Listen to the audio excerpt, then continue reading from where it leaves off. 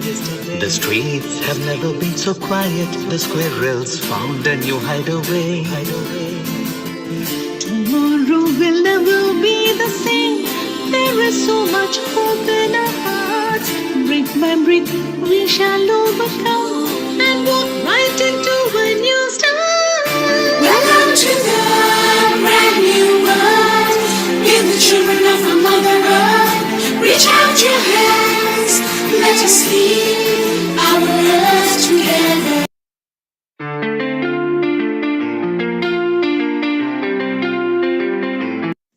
A global namaste. This is Dr. Lalit Sodha from Healing Our Earth.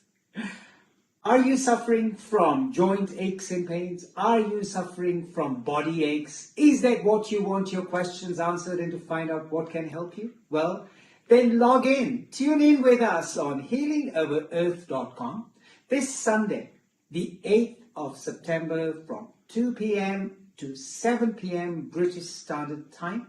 You will get a variety of speakers coming in, consultants coming in, addressing your queries, ask questions. There will be some good, amazing patient testimonies that are coming through. So don't forget to join in on Sunday, the 8th of September, healingourearth.com.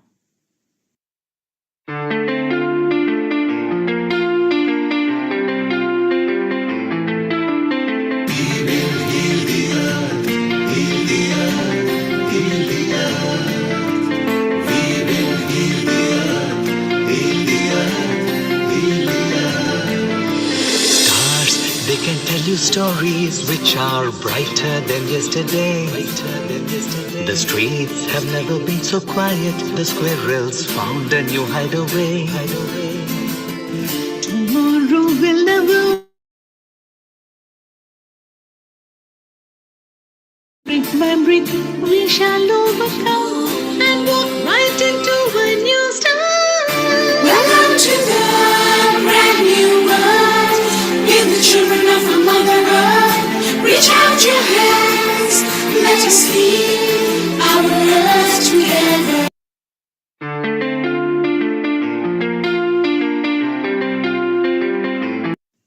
A global namaste. This is Dr. Lalit Sodha from Healing Our Earth. Are you suffering from joint aches and pains? Are you suffering from body aches? Is that what you want your questions answered and to find out what can help you? Well, then log in. Tune in with us on healingourearth.com this Sunday, the 8th of September from 2 p.m. to 7 p.m. British Standard Time. You will get a variety of speakers coming in, consultants coming in, addressing your queries, ask questions. There will be some good, amazing patient testimonies that are coming through. So don't forget to join in on Sunday, the 8th of September, healingourearth.com.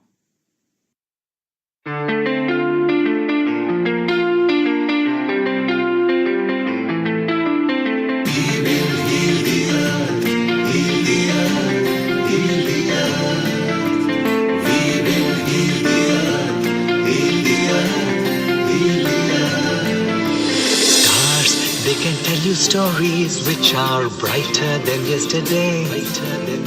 The streets have never been so quiet. The squirrels found a new hideaway.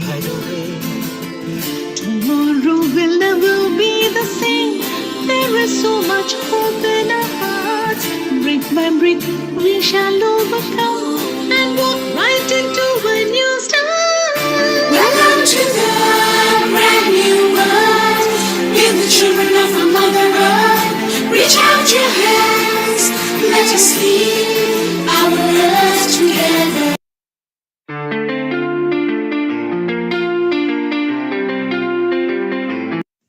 A global namaste. This is Dr. Lalit Sodha from Healing Our Earth.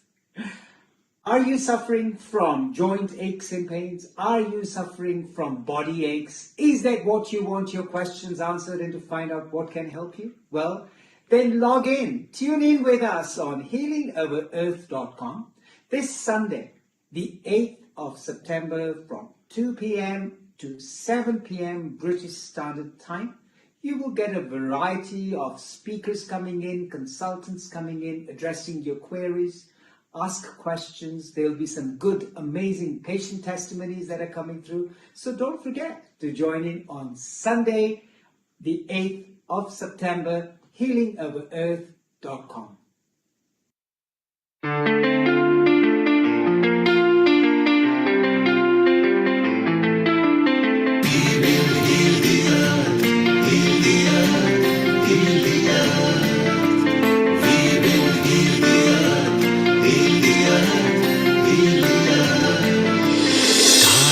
They can tell you stories which are brighter than yesterday.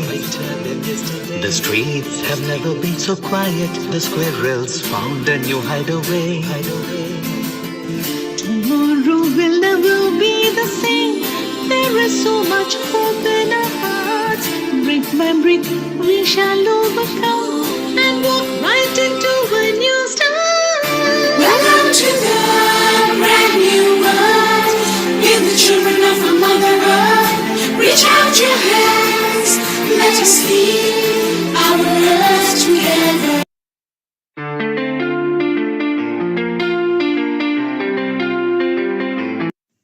A global namaste. This is Dr. Lalit Sodha from Healing Over Earth. Are you suffering from joint aches and pains? Are you suffering from body aches? Is that what you want your questions answered and to find out what can help you? Well, then log in. Tune in with us on healingoverearth.com this Sunday, the 8th of September from 2 p.m. to 7 p.m. British Standard Time. You will get a variety of speakers coming in, consultants coming in, addressing your queries, ask questions. There'll be some good, amazing patient testimonies that are coming through. So don't forget to join in on Sunday, the 8th of September, healingoverearth.com.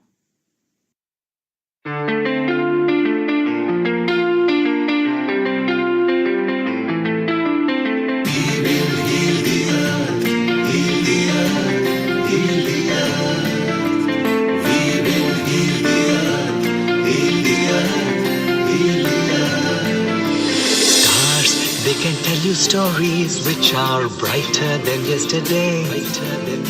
The streets have never been so quiet. The squirrels found a new hideaway. Tomorrow will never be the same. There is so much hope in our hearts. Brick by brick, we shall overcome and walk right into a new start. Welcome to the brand new world. We're the children of a mother earth. Reach out your hands. Let us heal our earth together.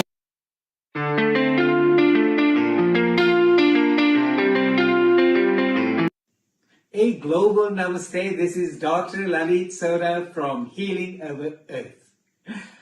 Are you suffering from joint aches and pains? Are you suffering from body aches? Is that what you want your questions answered and to find out what can help you? Well, then log in. Tune in with us on healingoverearth.com this Sunday, the 8th of September from 2 p.m. to 7 p.m. British Standard Time. You will get a variety of speakers coming in, consultants coming in, addressing your queries, ask questions. There'll be some good, amazing patient testimonies that are coming through. So don't forget to join in on Sunday, the 8th of September, healingoverearth.com.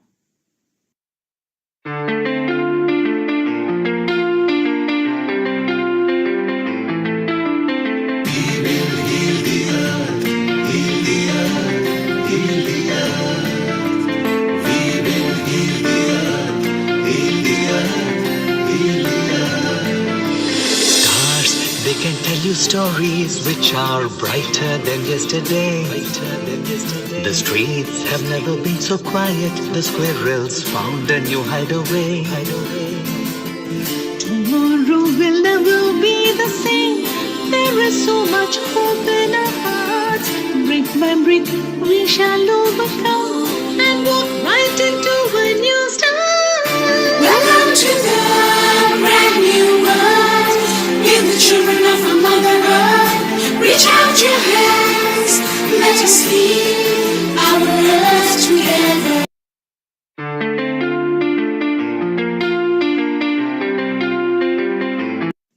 A global namaste. This is Dr. Lalit Sodha from Healing Our Earth. Are you suffering from joint aches and pains? Are you suffering from body aches? Is that what you want your questions answered and to find out what can help you? Well, then log in, tune in with us on healingourearth.com this Sunday, the 8th of September from 2 p.m. to 7 p.m. British Standard Time. You will get a variety of speakers coming in, consultants coming in, addressing your queries, ask questions. There'll be some good, amazing patient testimonies that are coming through. So don't forget to join in on Sunday, the 8th of September, healingourearth.com.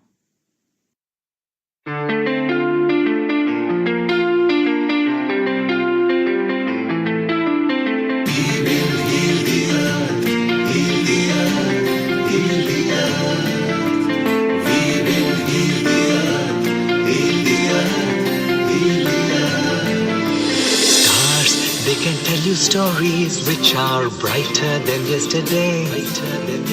The streets have never been so quiet. The squirrels found a new hideaway. Tomorrow will never be the same. There is so much hope in our hearts. Brick by brick, we shall overcome and walk right into a new start. Welcome to the brand new world. We're the children of a mother earth. Reach out your hands, let us heal our earth together.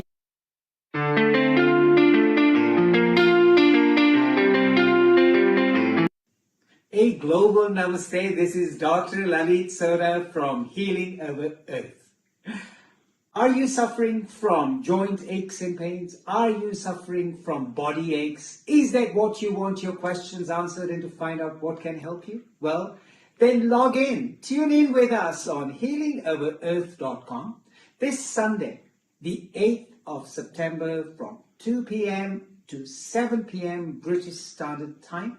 You will get a variety of speakers coming in, consultants coming in, addressing your queries, ask questions. There'll be some good, amazing patient testimonies that are coming through. So don't forget to join in on Sunday, the 8th of September, healingourearth.com.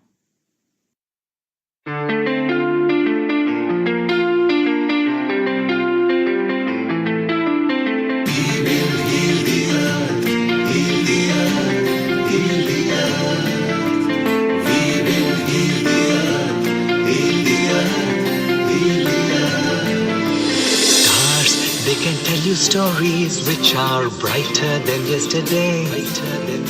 The streets have never been so quiet. The squirrels found a new hideaway. Tomorrow will never be the same. There is so much hope in our hearts. Brick by brick, we shall overcome and walk right into a new start. Welcome to the brand new world. We're the children of a mother earth. Reach out your hands, let us heal our earth together.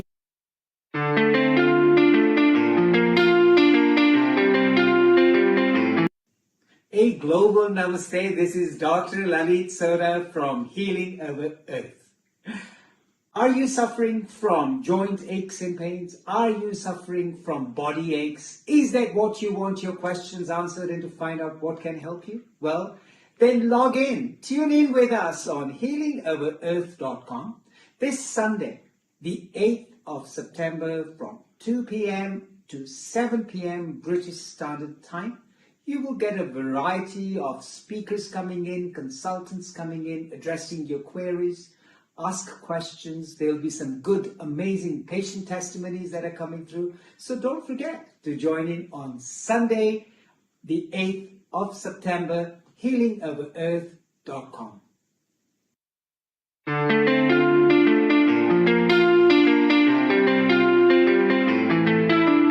Heal the earth, heal the earth.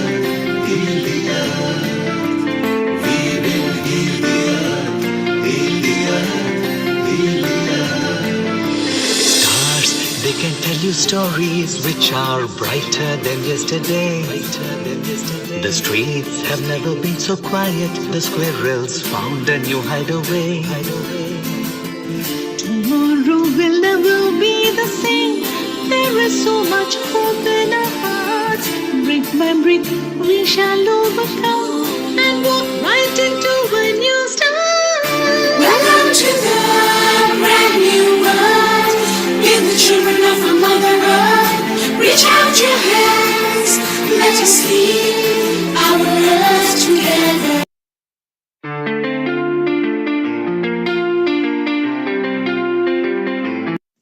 A global namaste. This is Dr. Lalit Sodha from 10, 9, 8, 7, 6, 5, 4, 3, 2, 1. Global Namaste. Good morning, good afternoon, and good evening to all the viewers of Healing Our Earth. This is Amrita Sharma welcoming you to another episode at Healing Our Earth. Today's episode is dedicated on one of the very important ailments as well as problems that worldwide everyone faces, which is bones and joint aches. And in today's Heal Thy Life, Healthy Life episode, we'll be talking more about it. But then, as always, it's time for Gayatri Mantra. You can hold any affirmation of your choice that you like.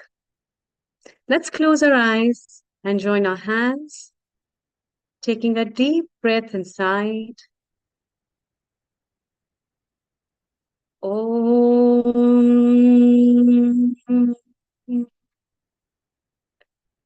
Om Bhurbhuvah Swaha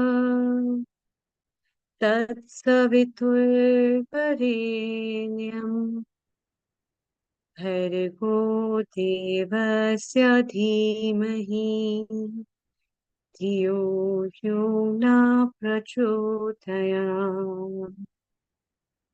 Om Bhurbhuvah Swaha Tatsaviturvarenyam Bhargo Devasya Dhimahi Dhiyo Yo Na Prachodayam. Om Bhurbhuvah Swaha Tatsaviturvarenyam Bhargo Devasya Dhimahi Dhiyo Yo Na Prachodayam. Om Shanti, Shanti, Shanti.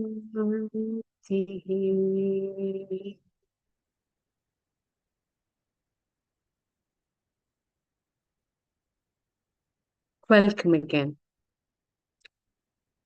Today's episode is specifically on one of the very critical problems of health, which is joint aches. Why do they happen? Suddenly our knee starts to pain. Sometimes we have a pain in our big toe. Sometimes when we get up in the morning, our joints are so stiff, and we don't find answers to all these questions. Well, today, for all our viewers who have any of these issues and are suffering from arthritis of any kind, we are here to answer all your queries. You can also put in your questions live and we'll be answering all that. We have with us a panel of doctors, experts, chiropractors, physiotherapists, who will be dive deep into the knowledge of why the joints start to pain, why there are achy pains, which pains are good and bad, and why does this happen. Sometimes we just take it for granted, but then these problems may be higher problems that may involve the whole body as well. We need to really take care of them.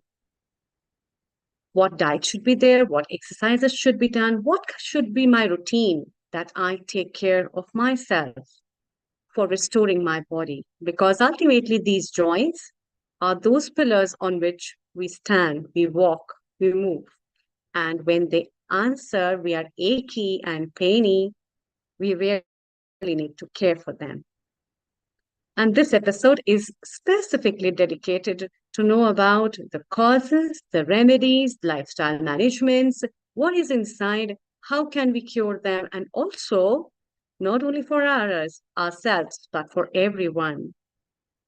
The oldest in our house, the younger children, the middle-aged who have no time to do workouts, still have these problems. We need to know about all these things.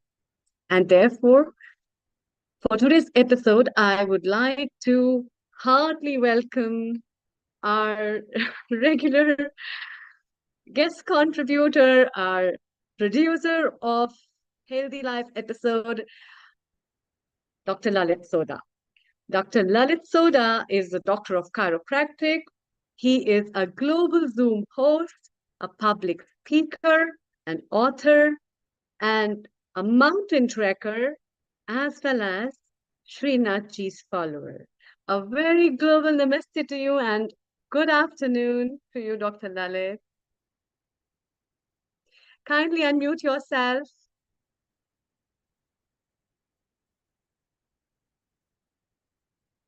So Dr. Lalit Dun, will dun, dun, be, dun, dun. oh, wow. Double namaste. Good afternoon.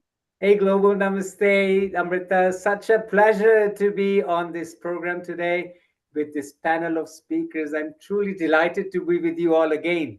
I haven't had a chance recently to come on, but I've been coming on as and when. But today is a special day, and I'm so happy, so happy to be with my Healing Our Earth family broadcasting this globally.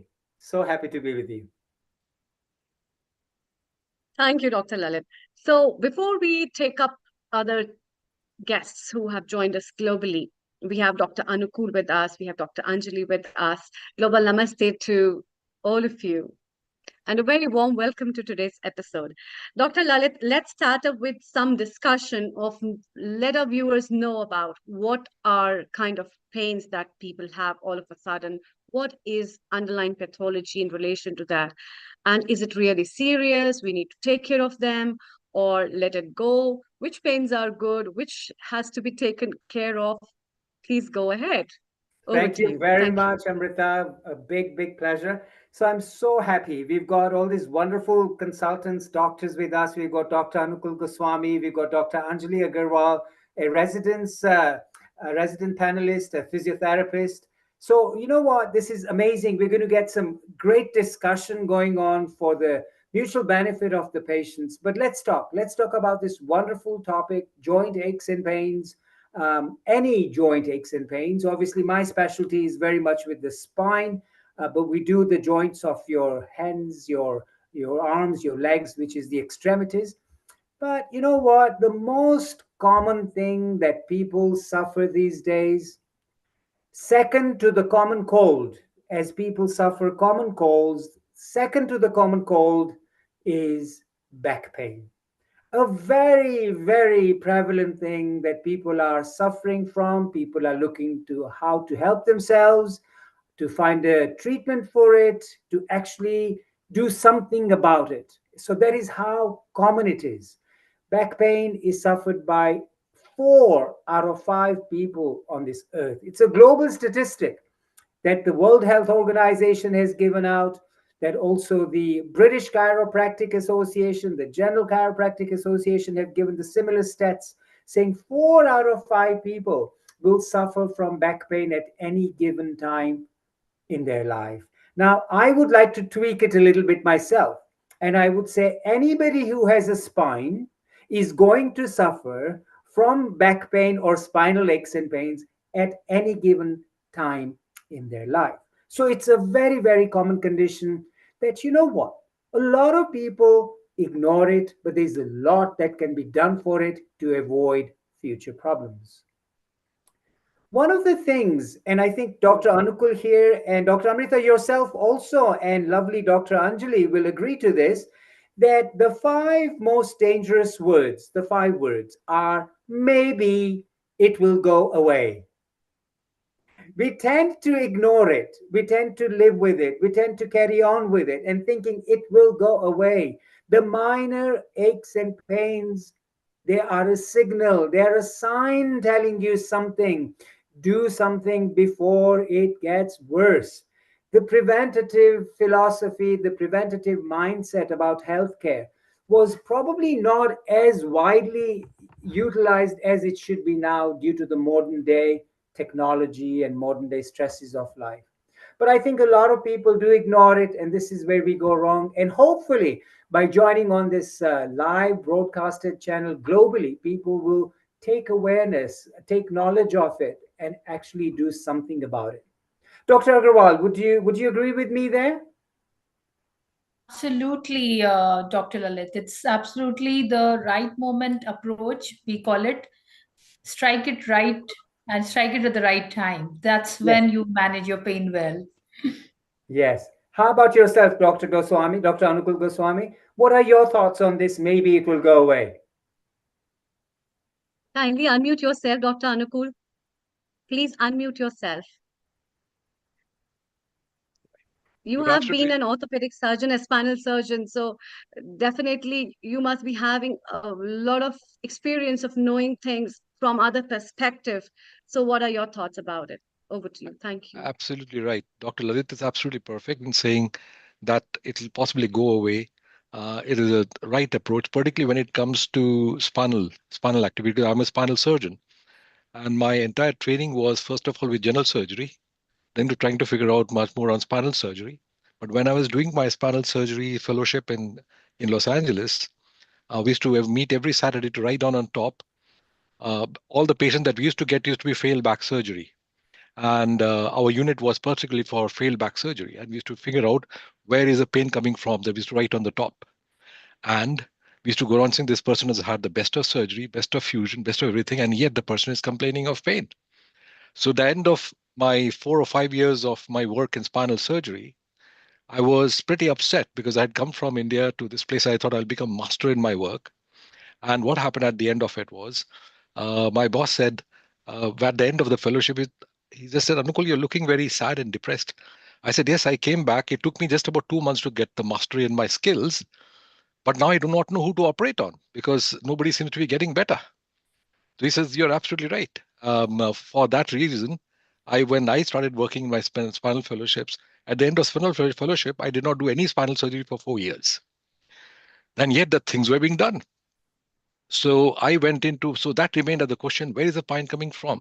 So one of the best sentences I ever got to know from Kirkcaldy Willis, who discussed the concept of degeneration in the back was, if anybody knows where the pain is coming from for a back pain, you should be shunned away, both as a clinician, as a friend, and a colleague in every possible way. And interestingly, I'm one of the members of the Back Pain Research Society. We had exactly the same meeting that after 50 years of Back Pain Research Society, where are we? And we are nothing great from whatever that particular Kirkcaldy Willis statement is. That there's much more to just pure tissue related issue because I was doing endoscopic surgery and my main interest to question was where can I put the knife to get the thing sorted? And it does not work out that way. It just doesn't work out that way. So it has to be much more global. So obviously I do something more differently. I'll talk much more about it later on. But Shravanam Maranam Nididhyashanam. In other words, you're going to listen to it very carefully, discuss about it very well, try to understand your lacunes, and it is much more global. And I was talking to Amrita in the morning today, the same thing that happens that we are we have to move away from the Newtonian concept of medicine to much more global, which is what you call the quantum concept, that we have got to move away from that particular. So, going to take many things into account. You're perfectly right. All the best. Go ahead. Thank you. I think that was wonderful. You mentioned this Kirkcaldy Willis. Is it the same gentleman who's written the two radiology books? I think it's the same gentleman you're talking about. He's a radiologist. Is that correct? No, he was an orthopedic surgeon, but he is the person who discussed the disc degenerative changes. I'm talking of 1920s. Ah, Kirkcaldy Willis, but it was very, very. You're absolutely right. He used to be doing. Did a lot of radiological studies as well. That's true. uh, I remember studying his books on radiology, which was the Kirkcaldy Willis radiology, skeletal radiology is what he had printed out. One of Yes, the yes, top books, the best books for any radiologist who wants to look at pathologies and look at the normals and compare them. Wonderful author. Yes, his statement is also wonderful in saying, look for the cause of the problem rather than just that's right. treating it. Wonderful. That was a very, very wonderful concept that you brought in, Dr. Anukul. You know what? There are some different ways which I have personally experienced treating the lower back or the spinal aches and pains or joint aches and pains. And you know, a lot of people believe, and I'm talking about massage therapy. A lot of people believe that massage therapy is a luxury. Now, I disagree with it. I think it's a necessity. And we're going to be talking to one of a very much a specialized massage therapist, a sports therapist, a football coach who implements his work with muscles and how he reduces these aches and pains, or even when caused by a sport, how does he treat them? So we've got a wonderful gentleman with us here, Ron Seal. He's an expert with his hands, working on the muscles of the joints of the body and healing people. So welcome on board. A global namaste to you, Ron, and welcome on Healing Our Earth. Thank you very much. Pleasure to be here. Hello, everyone. Hope you're all well. Yes.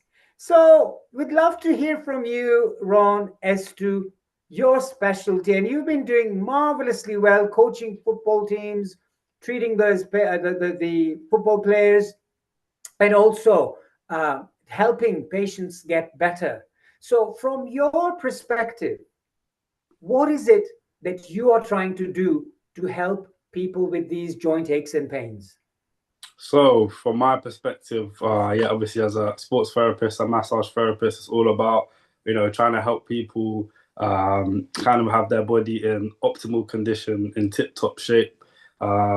So basically from the muscle perspective, we're looking to have like physiological changes, such as, improved blood flow, improved circulation. We're trying to reduce muscle tension and stresses throughout the muscles. And you can't really look at joints as, just bones, two bones connecting at a joint. There's other tissues, soft tissues attaching into the joints as well, such as tendons, ligaments, and the muscles also attached there too. So by us targeting our muscles, through massage and, deep tissue treatment, the manual therapies, we can basically alleviate pains that you might be feeling in your joints from, other areas around your body, such as your muscles, Okay. Now, Ron, one quick question I want to ask you. Besides the sports injuries that you treat and the causes of joint aches and pains through sports, what are some of the most common type of conditions that present to you? To me, I deal with a lot of osteoarthritic patients, whether that, rheumatoid arthritis as well. A lot of sciatic patients, people with postural issues, a lot of desk-based sitting. I deal with a lot of elderly who kind of have lost a lot of muscle mass or bone mass, due to old age, but also a lot of young footballers as well, who get their sporting injuries, such as, your ankle sprains, your knee sprains, these lower extremity injuries that I deal with also. And yeah, kind of working with, younger children as well. We deal with a lot of growing pains and children that really have tight muscles that haven't quite caught up to, the growth of the frame of their bodies. Wow, that's wonderful. So you're talking about a wide range of age population that you see, from younger children to the middle-aged with sports, postural ailments, to the elderly with what you would call arthritic, osteoarthritic, rheumatoid arthritic joints. So there's a huge range of population that you see. Is that correct? Definitely, yeah. From the very young all the way to the very old. Sure. And now, when it comes to massage therapy, a lot of people think it's hands, and you rub the oil and you do a little bit of chopping on the mat a little bit of thumping on the back and maybe pinching a muscle. Mhm. Is that exactly what it is? I mean, how do you do it therapeutically for the benefit of the patient? Maybe you can share some different techniques that you use. Yes, definitely. It's very dependent on, you know, the person I'm seeing, what they're presenting with.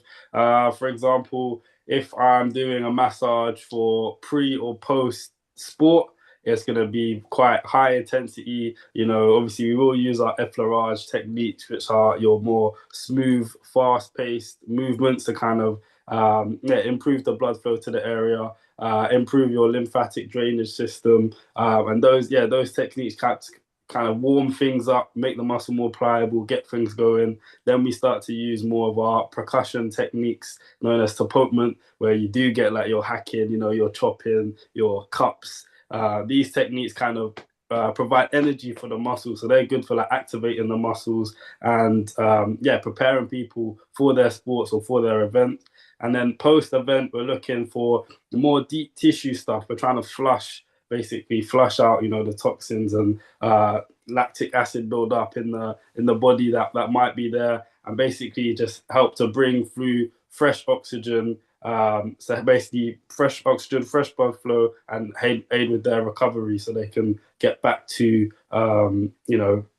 performing again at a high level. When it comes to more of the middle age, you know, the kind of the working population, you know, who might be coming to me for, you know, a lot of desk-based sitting, a lot of time sitting down or hunched over with the wrong setups for work. We're looking at more deep tissue massage. We're really trying to get in with some kneading effects, you know, trying to release muscle tension, get knots out in certain areas. You know, often you do present in the same areas: upper traps, upper back, shoulders, neck tends to be, you know, the most common cases. And then when we get high into patients such as osteoarthritic or, you know, rheumatoid arthritic patients, it's a lot about working directly onto the joints. You know, we're trying to soothe the area, we're trying to relieve any muscle pain that might attach into those joints, as we were talking about before, but also that helps to release synovial fluid in the joints, and this is basically just like a lubrication in the joints, helping it to move more freely, glide more easily, and that basically, you know, treats some of the symptoms people might be feeling when their bones are, you know, arthritic and rubbing against each other. Sure. So, you know, this is what a lot of people perceive, that you're just rubbing on their hair and the back. But a lot is happening at a physiological level. A lot is being changed. A lot of it is being worked on for the body to function better. Is that correct? That's correct, yes. Yeah. Now, there's also some of the things that I read on your profile, Ron, that you also use various different techniques besides just your hands. There's a technique called cupping. Is that correct? Yes, that's correct. How does that work for, say, for an elderly patient who's coming with joint aches and pains? How does cupping help them? So for an elderly patient with joint aches and pains, I would use cupping, kind of on the musculature around the joints, not directly onto the joints. Cupping basically is like a suction effect, which helps to release any adhesions in the muscle fibers, helps to really get into fascia, which kind of coats muscle, and just getting into this soft tissue with the suction of the cups helps to, you know, release that muscle tension and can ease aches and pains for many people. There are different techniques you can use with the cupping. You know, you can cup onto the muscles and just leave it there and allow the blood to be kind of drawn out, any stagnant blood to be drawn out into the cups. But then there's also a sliding cupping technique where you can slide the cups kind of along a larger muscle belly, and that really helps to, you know, get into those muscle fibers and kind of iron out the muscle as such. So it's where you hold on to the cups to the muscle, and then you'll end up with those wonderful bruised circular patterns or patches on your back. Is that correct? Yes, that's correct. They can. Ron, that is something that people worry about. Oh my God, I've got bruises on my back. Is it normal to feel that? Yeah, I mean, the cupping bruises, they can, you know, linger around for up to a week. But yeah, it's just kind of blood bruising. it's never really too painful for most people. But yeah, often you might see many athletes, you know, particularly in the Olympics or, you know, even at the highest level, that they all get, you know, stuff like cupping done and massage and treatment done, and you all see these kind of bruises all over their backs and their shoulders and such. Yeah. So if you were to tell our viewers, now just to let you know, viewers are a global audience. They're logging in, signed in from various different parts of the world. So we would really like maybe 2 points that you would want to share with the audience globally about the benefits of massage therapy. 2, maybe 3 points, whatever comes to your mind. About 3 points. Yeah. Yeah, I feel like massage therapy is very holistic. So people may often, you know, think that it might just be, oh, you go on holiday, you know, you might just have your relaxing massage in the spa. And obviously, yeah, these massages are good, but you know, massage can have a really, you know, important effect on your day-to-day life, you know, can affect you, you know, in the long run, especially if you can have regular treatments. It's really important to look after your muscles, making sure they're in tip-top condition. It's okay coming, you know, to get treated once you are, you know, in pain, or, you know, you have an issue going on in your joints or your muscles, for example. And yes, you know, massage can help to alleviate this and treat this. But if people can often, you know, treat massage as something as an essential, you know, part of their daily, not daily routine, but their lifestyle, then I really think that they'd feel the effects of this. You know, I'd often kind of compare it to, you know, going to get an MOT with your car. You do that on an annual basis to make sure your car's in, you know, the best condition, running optimally. You should do this with your body as well. You know, regular check-ins, regular treatments, make sure your body's working at the best of its condition, and then you'll reduce the effects of having, you know, problems down the line. That's wonderful. Ron, just hang on with us because I have a couple more questions, but I would like to bring in Dr. Agarwal from India. She's a resident physiotherapist, and I would really like her view on what you've just said on the benefits of massage and how the other part of the world, I believe Dr. Agarwal is based in India. Is that correct? Right, Dr. Lalit. Yes. So that part of the world, do we all share the same thought process, Dr. Agarwal? So, being a physio, my viewpoints about massage therapists would be a little varied form. Sure. Was I would generally think about the structural integrity of the skeletal system, how, because your muscles are attached from skeletal joints to the joints. So if your skeletal system is operating well, so your muscles would definitely have the facial integrity to perform well too. So that's what, but massage therapy definitely would help in cases of sports therapy and cases of managing acute pain, which has come immediately to manage any kind of sudden pain after a session of gymming or workouts or any kind of activities which are accumulating more of lactate or lactic acid induced workouts. So I would say it would really help in those cases. Yeah. Yes, wonderful. Thank you for that point of yours, Dr. Agarwal. Coming back to you, Ron, couple things I wanted to ask you was, when you're massaging a patient, is there a time frame that we would like to have a massage session for?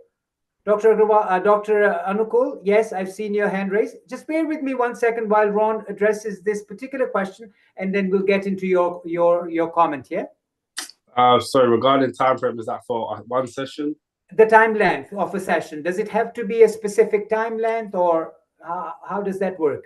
So yeah, I mean, depending on the muscle group and the size of the muscle group, I would kind of, you know, from my own personal experience, I spend about 15 minutes per muscle group, you know. So depending on, you know, what's being treated, if we're doing a full body or whether we're doing, you know, just the back or a small portion of the body, then it is dependent. However, I would definitely recommend kind of at least an hour massage, you know, for targeting the full body is necessary, just so that you are spending enough time on each muscle group and each area to get the best physiological effects. Thank you for sharing that. Dr. Anukul, you had your hand up. You're unmuted. That's wonderful. Yes. What's your viewpoint on this? Absolutely. In fact, I want to take some advice from Ron about there. I get lots of patients with chronic pain, huge Mhm. number of patients. So that's what my spinal surgery work, most of them get around. Of course, many of them have fibromyalgia, chronic fatigue syndrome, multiple sclerosis, and a whole lot of other problems. Now, interestingly, there are a proportion of people who benefit immensely with the massage therapy, and there's a small proportion of people they say that it's gotten worse. Now, in the very first sentence that you said, there's something very important you said, and that's where I want to actually extract the material out based on the person and what we saw. I think the very first sentence you said, Mhm. depending upon who I'm seeing, then I decide what type of treatment is going to do better. Mhm. Now, it is there I want to really target and figure out who would be the best person to going for what, and my basic interest is to figure out the mental makeup of that person, because Mhm. that's where I want to work on as to what aspects of the physiotherapists, other people very often say pain avoidance behavior. Now, if you expand the word pain avoidance, pain is a huge subject by itself. And pain avoidance behavior, you got to figure out what the pain is all about and how the behavior of the person is being changed based upon what is the thing that is causing the pain. So Mhm. these two aspects may be something that I would like to draw your information from. Yeah. So yeah, definitely with massage, there are different ways of treating, many different things. However, I would say particularly the general thing about massage is when you are working on someone, the sensory effect of having that touch with a person, the regardless of what they're kind of going through, giving them that kind of mental relaxation, and something called the pain gate theory, where you're taking your that sensory action that you're giving them is taking their brain, is distracting the brain away from the pain that they might be feeling with whatever condition they have. So yeah, obviously massage can help everyone as a general effect, but also yeah, particularly let's say people coming with stiffness or frozen shoulder, for example, in that joint, being able to directly work into those tissues can also alleviate, pain for them, being able to provide that range of motion. But in addition to that, a big factor for pain is inflammation, and the pressure that the buildup you get in certain parts of the body or joints, for example, due to inflammation, is a big cause of pain. So being able to flush that inflammation out, reduce it with massage, does tend to help also. Dr. Lalit Sodha, if I may come in over here. Yes. Global namaste to you and namaste to Ron and Surgeon Anupul. It's getting exciting. So now social media is asking some questions. Okay. This one I like because it's a question that has been asked in a different format. So Frederick from South Africa wants to know, as does others who have asked, but in a different way, backache is something that's common to both the genders and anybody, anytime. There is no particular cause that is identified as such. Frederick is asking a nice question. When you get a backache, and it is the answer for UK will be different because first person you go to is doctor. But those who are private, when you get a backache, who should you consult first? A physiotherapist, a massage parlor, a chiropractor, or a spinal expert? Lovely question. I like this. So where should we point them? That when you get a backache, who is the first, if you're going private, where should you be spending your money and who should you go to? Now, let's go around the table over here and ask each one of you. So Dr. Lalit Sodha, you go first. Aha. You're telling me to go first. Yes. You know what my answer is going to be, Mr. Neil Kumar. Well, I'll tell you what. I will only address that question with a question to Mr. Frederick in South Africa, that if you have the car mechanics that have gone wrong, where would you take your car? You would take it to a mechanic. Well, let me tell you one thing. Chiropractic is dealing with a lot of biomechanical back pain.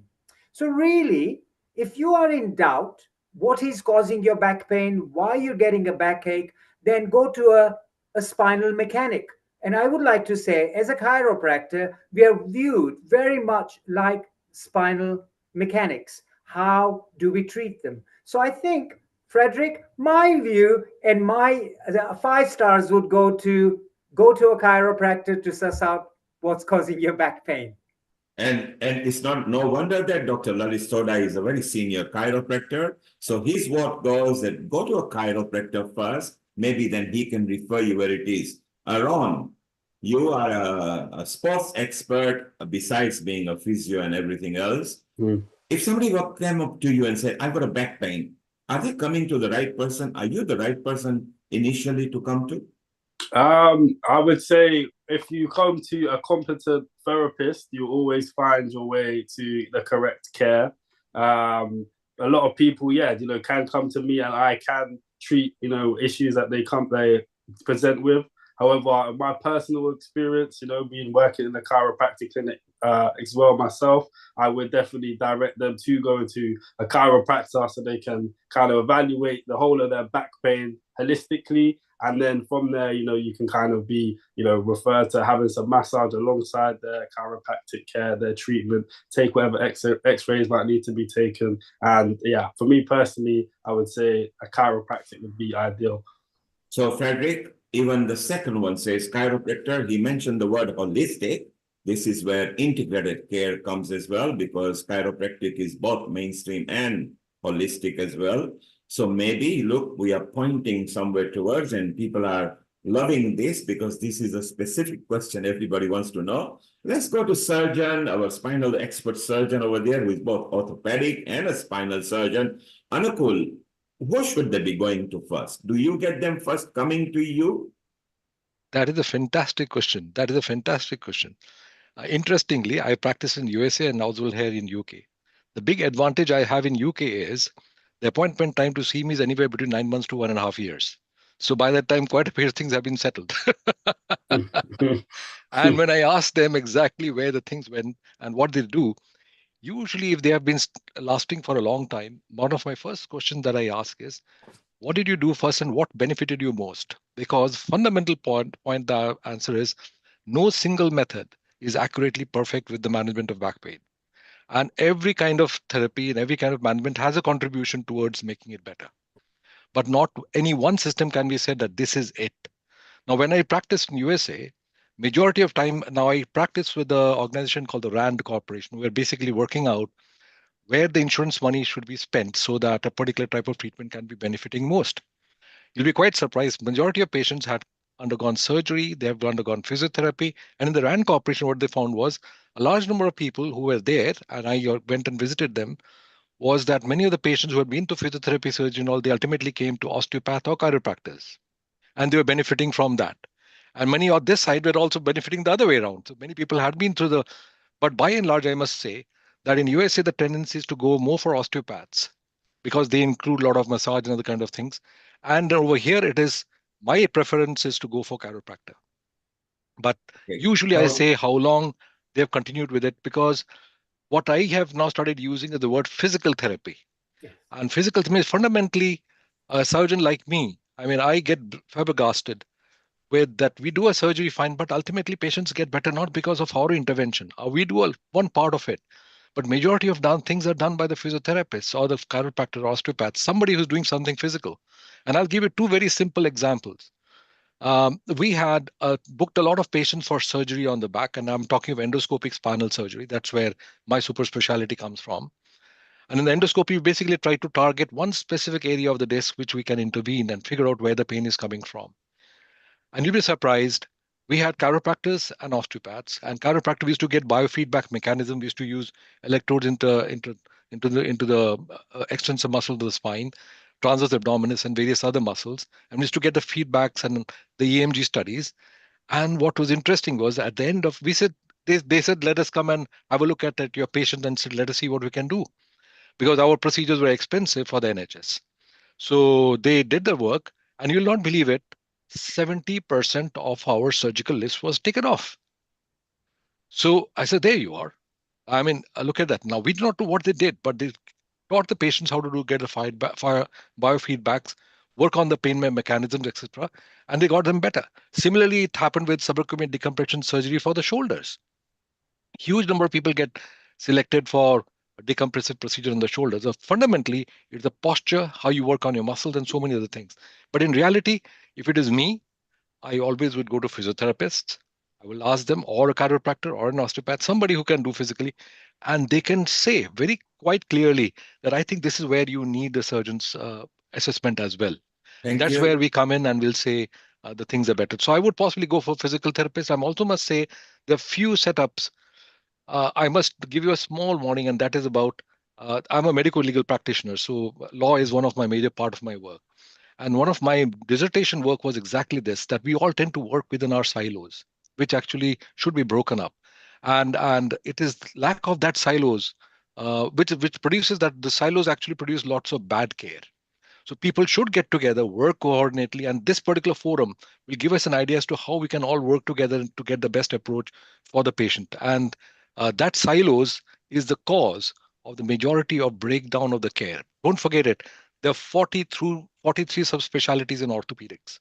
And one person does not talk to the other person. He will let, I just work with my hands. I don't work on the foot and ankle. And guys like me have exactly done the other way around. I've done my general surgery and did everything in orthopedics, and did spinal surgery, and also back to this everything in orthopedics. So by and large, I would go to anybody who does physical therapy and say, tell me what you can do. When you can't do it, then we'll work out our own ways. Thank you, Surgeon Anukul. So the surgery maybe is a last resort for both people like chiropractor or physiotherapist. Anukul brought osteopath there as well, so we are expanding our horizon. Lalit Sodha, before we come to you, we just want to take opinion of our super consultant who is a physiotherapist there in Hyderabad. Dr. Anjali, who would you refer, or who do they come first to you? What should be the line of action for both men and women? Over to you. Thank you, Neilji. Global Namaste. But I think the majority of my patients would come to me directly. Reason being because they don't want medicines. They don't want to be bedridden. They want to get back to sports and running and doing all their work independently. As far as postpartum mothers are concerned, they also want to be out of pain soon so that they can take care of their babies, because of which they also have back pains. So majority of the times, the pain can be physiological, pathological, neurological, structural, so many aspects to pain, infection-induced pains. So as a physio, we definitely rule out the several mechanism of lower back pains or shoulder pains or ankle pain or foot pain, just biomechanics of the person walking into the room. So I've been known in Hyderabad to prevent surgeries. So Dr. Anukul, you did mention one thing is we are bringing down the surgical rates for all our orthopedic surgeons. And most of the orthopedic surgeons refer to me patients just because I want to avoid surgeries. So my first bet is to not make the person just bedbound, get them active, get them moving, and sort out the basic needs for them to be active enough to go get back to leading a healthy lifestyle. That's the most important thing. But addressing nutrition is also one important aspect which I look at. Nutrition deficiencies, again, play a very important role in the structural health of your bones. Also, the mental health of your condition of your health. So, if your mental health is challenged, you'll always think about pain, and that is also coming because of nutritional deficiency. So, we look at several aspects to pain management. So, I would say they come to me, that's fine. Then I kind of, point it out and have a team with like orthopedic surgeon, then Dr. Lalit, like chiropractors, massage therapists. We all form a team and we can always refer them accordingly as per the patient's requirements. Thank you. Thank you, Dr. Anjali, for those people who are connected to us on the YouTube, Facebook, our website, and other social partner mediums. So this is the answer so far. We are pointing both to chiropractor and physiotherapist. Surgery should be a last option over there. Dr. Amrita Sharma is someone who believes very much in integrated care and health. What do you think should be the line of action, and who should we be going first to? Yeah, I think a lot has been answered for this question. But when patients with back pains come to us, uh, general history is very important. First of all, gender is very important. Females have very different kind of back pains that can be related to urinary tract infections, to reproductive health, to vaginal health, to a lot of other things, anorectal problems. A lot of things are involved. Stress-related backaches are very common, as Dr. Anjali mentioned. Nutritional deficiency, calcium, vitamin D3 deficiency, iron deficiency has been found to be very big cause of lower back pains in many girls, adolescents, as well as women. And your lifestyle in one way has also made a very big difference in creating back pains of different kinds. So when patient approaches to us, the history becomes a primary guider that will guide a patient. So in Ayurveda, we have an integrated therapy called as Panchakarma, where we give all the massages of different kind of oils, as well as there are different kind of treatments which are given, clubbing up with the. We also have a physiotherapy college next to us, so we club up the sessions with Panchakarma and physiotherapy together, which has marvelous results, along with the medications that are required. And based on that, if there is a surgical intervention that is required for an individual, we refer the person for the surgery. So it also depends upon place to place. In India, the scenario is very different. There are vast amount of patients with lower back pain. They don't have money. They are very poor, and especially females with unavoidable pregnancies and with so many infections. They mostly have lower back pains, nutritional deficiencies. If you find in women, a lot of women and girls are anemic and they've got low back pain. So there are huge amount of reasons for the lower back pain in individuals that we need to address when we consider all these things, factors, and then we guide what should be the line of treatment. Thank you, Dr. Amrita Sharma. That was an integrated care health there. Dr. Lalit Sodha, shortly we'll be going to Gary and Tony just for a while. You can now put your comment and let's say a nice thank you to Ron. So over to you, Dr. Lalit Sodha. Thank you very much. So I think everybody has touched on the essential points that we need to, but I believe in one thing: when a patient comes, a thorough consultation, a history should be taken that is telling you whether you are the right practitioner or not. A thorough examination based on orthopedic neurological findings. Chiropractic examination is slightly different. We do that. Based on the examination, we then decide if there is any testing procedures that are necessary, whether it's a blood test or an X-ray or an MRI. Now, based on the consultation and examination and the report findings, whether it's X-ray, blood, or MRI, that will determine a lot where the patient should be going. So, Frederick, if you're listening, this is what 3 things are essential. Go to a primary healthcare practitioner. They will do these essentials. They'll consult with the patient, examine the patient, do the relevant testing procedures, identify what the care is or what the cause of the problem is, and then treat it accordingly. So obviously, biased opinion, as I'm a chiropractor, I would say come to a chiropractor. But yes, the reality is go to somebody who will be able to guide you the best way and then refer you to the appropriate therapist. And I think that in a nutshell, everybody has said the same thing. Ladies and gentlemen, this fast takes us to our next 2 wonderful guest speakers. We've had Ron, who's a super specialist in massage therapy, and Ron's going to share some details on the messenger or the messages on Facebook as to how, if anybody wants to connect with him, they can connect with him and take advantage of his services. And he's got, I'm sure, a coffee with a massage. I think, Ron, am I giving that away? Yeah, that's right. Yeah. So, guys, do get in touch. Before we say a wonderful goodbye to you, Ron, I want to say a massive thank you from Healing Our Earth. And the last tip from you would be, if anybody wanted to contact you on Instagram or something, what is the best link for them to connect with you? The best way to connect to me is through my business profile on Instagram, which is rstar.ig. So that rstar.ig on Instagram. Thank you very much. Thanks for having me, guys. Appreciate it. Wonderful. Thank you very much, and have a lovely Sunday afternoon. A global namaste to you, Ron. Okay, thank you. Yeah, now we have got these two wonderful individuals who are actually patients at the chiropractic clinic, and they would love to share their experiences. And I'm going to go back and forth to each one of them.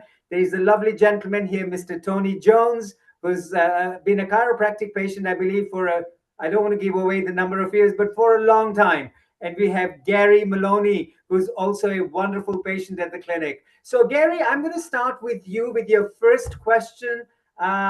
First of all, a warm welcome on the Healing Our Earth, a global platform that is spreading health, wealth, yes, wealth in many ways, in knowledge, in experience, but health, wealth, and love, and lot of peace and lot of communication globally with a lot of people. So, welcome on this wonderful online platform. And Gary, the first question comes to you is, how long have you been going to a chiropractor? Can you all hear me okay?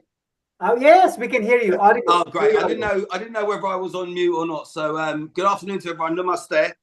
I have been a patient kind of on and off really at the chiros. Obviously, yours, Dr. Sodha, for probably the best part of maybe 4 or 5 years. But I've been consistently going for probably, how long would you say? About the last year and a half, isn't it? Oh, longer.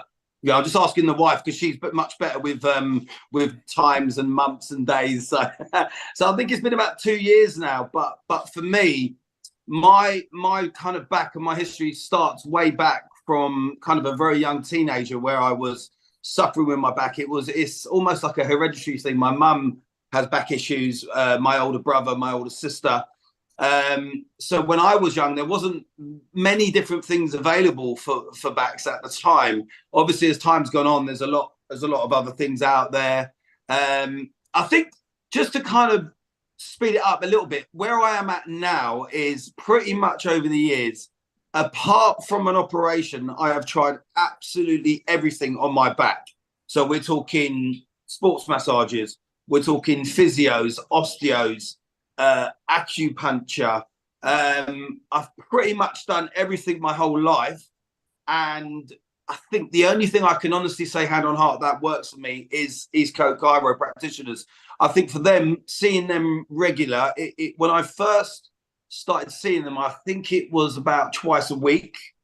Then we slowly brought that down to once a week, once every 2 weeks, and now once a month. For me, I have a very, very busy, active lifestyle. So I'm in the gym 6-7 times a week, very physical, a lot of heavy lifting, cardio, work-wise, I've got 3, 4, if not 5 jobs. So it's fair to say I'm on the go a lot. But for me, I've found, seeing a chiro once a month, and also every now and then I will have a deep tissue massage. But I think I more lean towards the chiro because I think the adjusting side of it for me is what really helps. Because my back, over the years, I've had lots of MRIs, I've had X-rays. There is a bit of deterioration on the discs. There's bulging discs, L5, L6, S1. But I think a lot of it is muscular and very much the sciatic nerve. But I will say now, I'm pretty much pain-free. I do still take medication. So I'm prescribed cocodamol, which I take if and when. So most days I will take them. But my quality of life now is probably percentage-wise is around 90-95%. And when I went back to East Coast and first started seeing them, it was probably 15-20%. So I do owe them a lot. So yeah, that's pretty much me in a nutshell. Thank you, Gary. That's wonderful. But lovely to hear a few comments that you've actually made. You've been to acupuncture, you've been to different forms of therapy. And this is for the global audience also, that you know what, sometimes some therapy may not be suitable for the type of body that you have. Yeah. So guys, it doesn't mean that that's a good or a bad therapy. It's just something that hasn't worked for you. It's like, just when personal. you're trying different antibiotics and they're not working for that particular infection, and you try one and it works. So great. I think it's also very nice to know that patients have the options of trying various different therapies to find out what's actually working for them. So thank you, Gary. Stay there. Stay there, because I want to come back to you again. But we have this wonderful gentleman, Mr. Tony Jones, who's also been a chiropractic patient for many, many years. And if I can get a viewpoint from yourself, Mr. Jones, as to how chiropractic has made a difference in your aches and pains. Because I know one thing, you run a lot, you cycle a lot, you're a physically very active person. And with that activity level that you have, just like Gary has, the byproduct of that is aches and pains. Yeah. How do you deal with them? Yeah, well, just a little bit of background. Similar to Gary, I had sort of back problems developing from sort of 17 onwards, mainly shoulder and neck. We used to just call it, you've slept awkward and you've got a really stiff neck, and usually sort of 3 to 5 days it would improve. But over the course of the years, as years went by, it became more frequent. I started to suffer from like really bad headaches and migraines, like literally every week. And it got to the point when I got to 30 where my neck locked up, the shoulder locked up, like frozen shoulder, like tingling down the arm. The arm was going dead. And it was like an emergency, really. I didn't even think of going to the GP. I just thought I need to find a chiropractor quick. So it wasn't Dr. Sodha at the time, but that was when I was 30. That was 25 years ago. I saw a chiropractor intensively for 5 years. And I was going, at first, having to go 3 times a week just to release the back every week and the shoulder. But as time went on, it probably took about a year really to be, I mean, I was in a lot of pain when it locked up as well. And it probably over the course of a year, I could feel it improving, but the pain would always come back. So it was regular appointments, three times a week, 2 times a week, and it dropped down to once a week, and then twice a month, and then we got it down to once a month. And I've been once a month for probably the last 21, 22 years. 20 of those years, I think it's been with Dr. Sodha.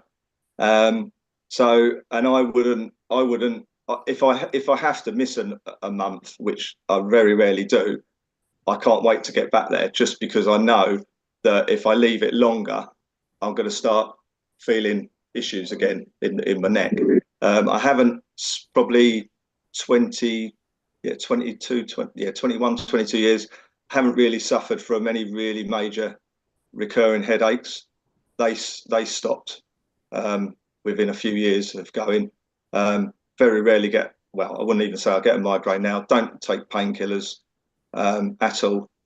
I have to be a little bit careful with my posture sometimes, because that can irritate my neck. Also, my job, I work in engineering, so my neck is like down quite a bit, so I have to move around quite a bit to keep my neck free. But yeah, I am very active. I did do a lot of cycling from the sort of teens up to 30, 35.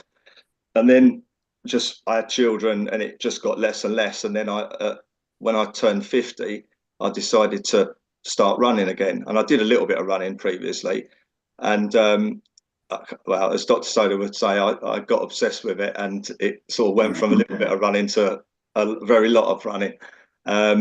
And without going to the chiropractor, I don't think I would have been able to achieve what I did achieve from running, and just keeping my back, and not just my back, like mental health as well.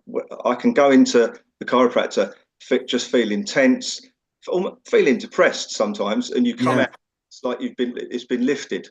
And that's one thing I've tried to sort of tell people about when people say, "Oh, it's all that money, isn't it? Just on, you know, your back and that." I said, no, it's not. It's like I don't regret a single penny I spent on my back, because it's sorted out a lot of other problems as well. So I mean, I also had another problem, which I did go to like NHS GPs about, which was I had a lot of acid reflux, and it was around about the same time. But I never thought for 1 minute that it was ever connected to my back. So I went down the other route of going to GP. I had endoscopies, I had barium meals and MRIs, and they basically said, unfortunately, it's the shape of your spine is pushing against your esophagus, and it's probably something you've been born with, and it's just progressively getting worse. And when I started going to the chiropractor, obviously the main issue was my neck and my shoulder. So I kind of put that on the back burner and didn't really think anything was going to happen about that. And I don't even think I mentioned it at the time because I didn't think it was going to be able to be resolved. You know, they said it was genetic or, you know, whatever. But as the years went by, it actually improved to the point where I'd forgotten about it. I'd forgotten it even had the issue. And it had got really bad to the point where some nights I couldn't sleep properly because it felt like I was almost choking on the acid reflux. And touch wood, I don't have a problem with it now. It's completely gone. And it was becoming a real problem where I was having to take medication for it. And it was really uncomfortable for a lot of the time.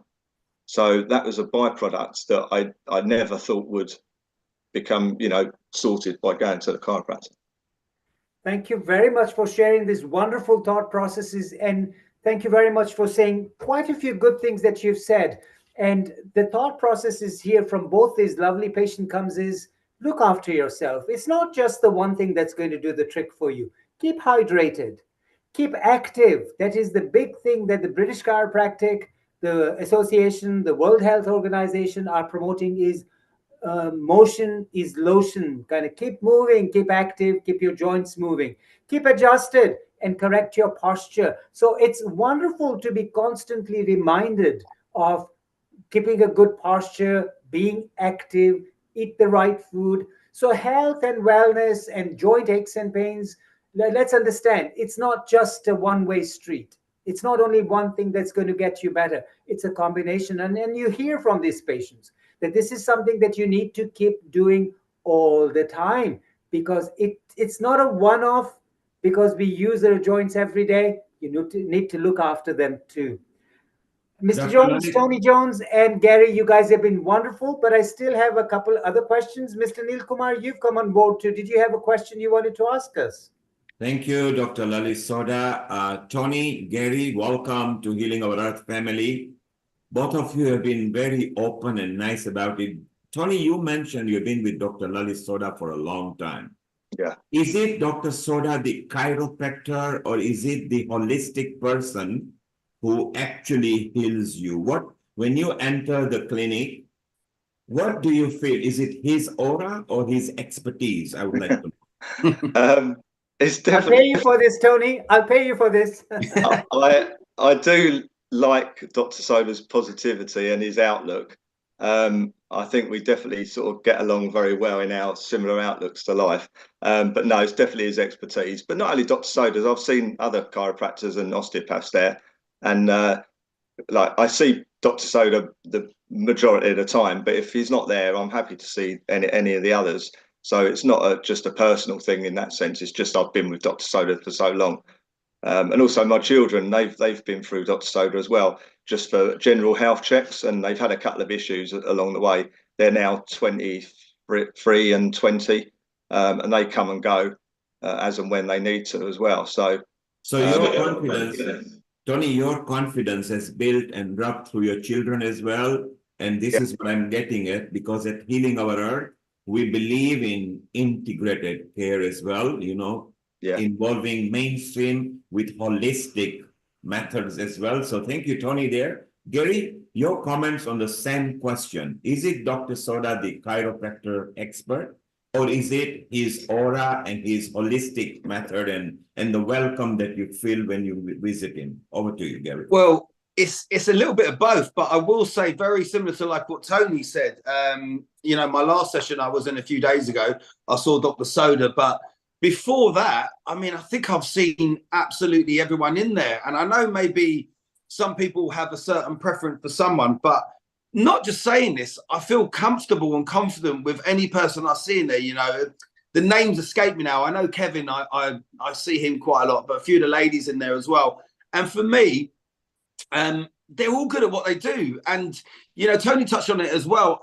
It just amazes me that people will be like, oh, you know, I tell everyone about, you know, the chiros and Dr. Sodha and everything down in East Coast. And when I tell people in the gym, like, oh, yeah, but it's expensive. And I think, what the amount of money they're spending when they're going out at weekends and then they're in the gym every day and they're complaining about their shoulder, they're complaining about their back, and they're limited of what they can do in the gym and out of the gym, but yet they won't spend a little bit of money on the chiros. I find it absurd, really. I think it's crazy. But look, each their own. But for me, I mean, this is a great example because I tell people this and they almost don't believe me when I say it. But my back went last year, and it's the only way I can really explain it. When it goes, it's sciatic nerve, I collapse and I'm in absolute agony. So I cannot walk. I'm on the floor. I'm screaming. I'm crying. You know, I'm not embarrassed to say it. I am, you know, Tony touched on depression and your mental health, which is a big part of when you're suffering with pain. You know, my back has been something I've dealt with for the best part of 30 odd years. But on that particular time, the week leading up to when my back went, I went and had acupuncture.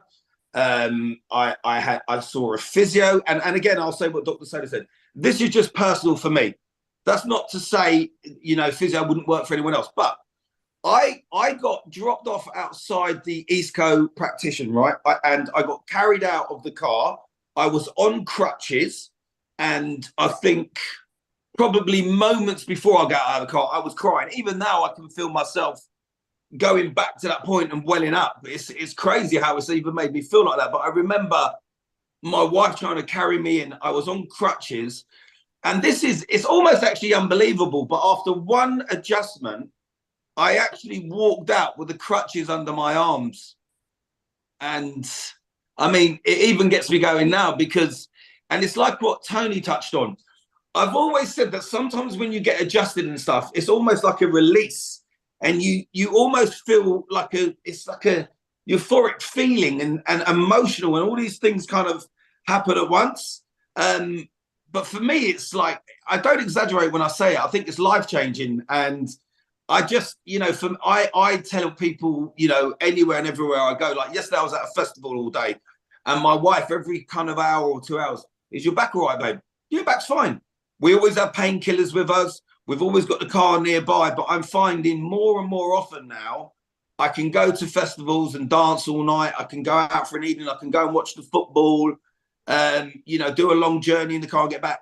And actually, I can wake up in the mornings and I'm not crawling out of bed in agony, which for me, I mean, you can't really put a price on that. The fact that people would be concerned about, and I get it, look, not everyone has spare cash. I get that. You know, times are difficult now. We're in a cost of living crisis. But I just think to myself, with something as severe and chronic as pain should be, I mean, it's one of those things that you really want to try and get some help for. But for me, the chiros has been amazing. The other thing I'll just touch on very quickly, Dr. Sodha, because you said about what works for some people and doesn't work for others. For me, ice and cold has never, ever worked for my back. But what I do every evening, without fail, is I have a roasting hot bath, and I lay in that bath for a good while. And for me, that just kind of relaxes my whole body. And it's my time to chill out and relax, because other than that, I'm on the go. I'm ADHD. I'm 25 million miles an hour. So it's a time where I kind of relax, chill out, and also just calms all the sciatic nerve and the pain down. And for me, the chiros and heat, and if and when I need a bit of pain relief, I will take it. I prescribe cocodamol, and a lot of people are like, no, you know, anti-painkillers and everything else. But it's what works for me. And by doing those three things, it means the quality of my life is so much better. Then I'm more than happy to do it. So, yeah. Thank you, Gary. Sorry, Mr. Nilkumar. I'm just going to interrupt a little bit. Thank you for sharing that, because, yes, you're very right. It's very individual what works for patients. Sometimes, as you said, cold packs and cold therapy does not work for you. No. So again, for the audience, it's very important to know that these things are available, and we've got to do that to experience it and to then see what's working for us. So thank you for sharing that. That's wonderful. Yes. And Tony and Gary, thank you very much for sharing your, like Dr. Lalit Sodha says. So here, those people who are listening to us on social media and partner channels where we are beaming live right now, remember, don't suffer in silence. If it's persistent, go to your chiropractor. Here are two testimonies from two people from our resident expert, Dr. Lalit Sodha. And if you like to know where his clinic is and what it does, here you go. You just connect to this, what is being shared right now, the chiropractic clinic. And there you will be able to meet the resident expert, Dr. Lalit Sodha. You can call, you can contact via email, you can connect, and there is the clinic over there.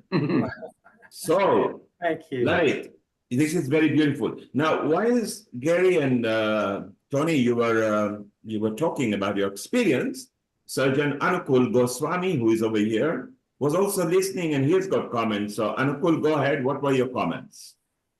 In fact, what I wanted to ask you is exactly what you asked asked Tony about.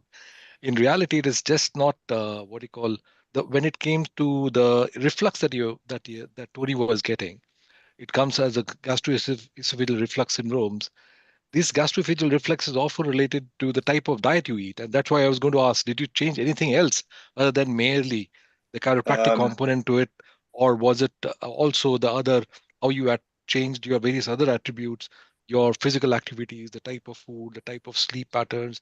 So usually they are very much more meant to be holistic. And I'm sure I just wanted to ask you that: did you make any other changes? Yeah, no, at that time I made no other changes. No, I was just eating the same, drinking the same. Everything was exactly the same, other than I started going to the chiropractor for the back and the neck issues and the shoulder issues.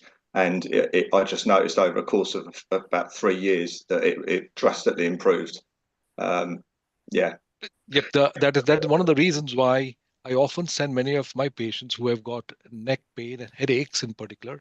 We call it a cervicogenic headache. And I was going to ask Dr. Lalit Sodha about whether I also have many of the patients who have got associated dizziness and so vertigo and things like that. And for them also, it is interesting that how some of the chiropractors often use even acupuncture treatment for management of the occipital neuralgia, as we call it. So usually I add up amitriptyline with them, but also I use it to the chiropractor. Please try out whatever you can to address the cervical vertigo, as well as cervicogenic headaches.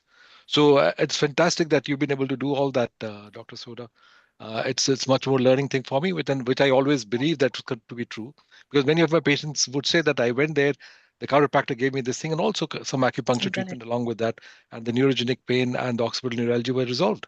I said, fantastic. So we don't need to give amitriptyline anymore. So that's the way it is. Thank you, Fantastic. Surgeon. And the same thing.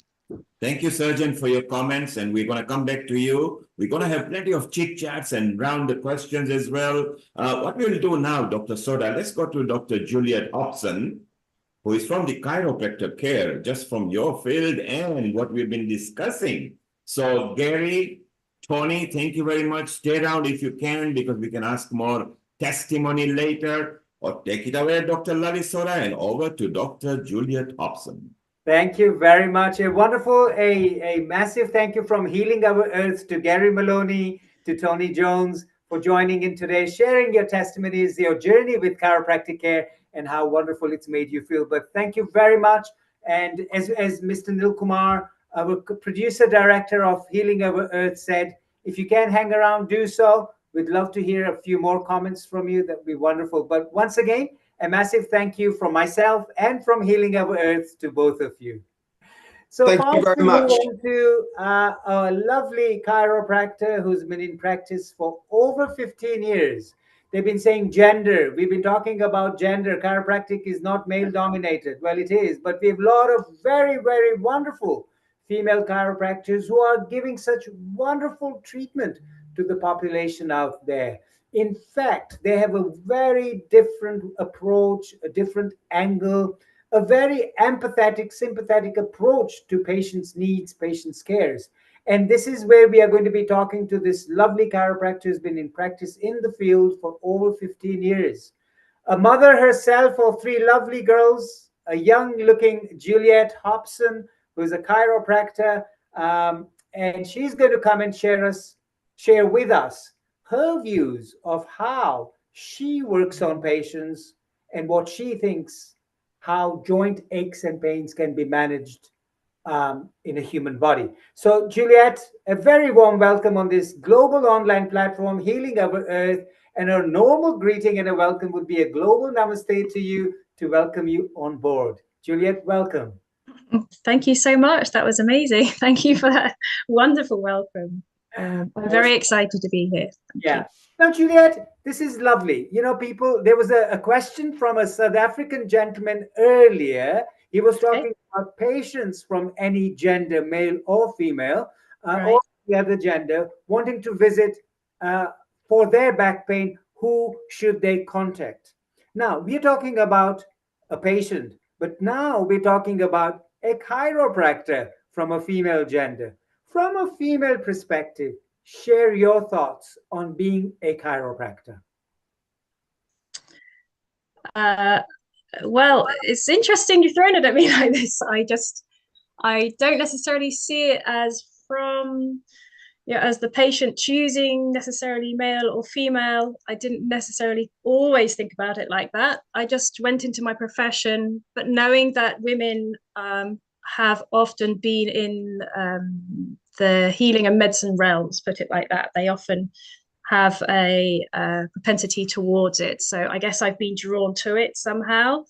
And that's how, I do what I do. And I hope that, I bring that to the table. Definitely with female patients, those who are female, I can empathize, I guess, more with what they may be going through because I am female myself. And that definitely would help. But that doesn't mean that I would favor a female patient at all. I very much view the way I treat to zoning into the patient and who they are at that particular time. So yeah. Yeah, that's wonderful, Juliet. However, I think being a female, being a mother, being a housewife, being a practitioner yourself, you can understand those body joints and aches and pains that another mother how they creep in. who's coming in with you from your similar background. So you can obviously relate with them a lot more. Absolutely, yeah, definitely. So what sort of advice are you giving to these patients who are suffering from aches and pains in their joints, in their body, in their spine? What sort of some of the advices that you offer to your patients? A lot of my advice goes around posture awareness when people are carrying out their activities, whatever it is, whether they're in the home or whether they're out and about, whether they're in the office, whether they're driving, and whether they're enjoying their hobbies or whatever activity it is, then I give a lot of advice regarding posture so that they're aware of how their body is moving. Yeah. Good. So advice on posture is also very good. Are there any specific testing procedures that you go through when a patient comes to you to identify what the causes of these joint aches and pains would be? Yeah, massively. So if they're coming in with a specific joint problem, whether it's their shoulder, elbow, or wrist, or whether we're talking about hips, knees, ankles, feet, I will specifically do the range of motion probably for that joint that they're actually presenting with, so that I can look at that, see if there's any changes in away from having full range of motion.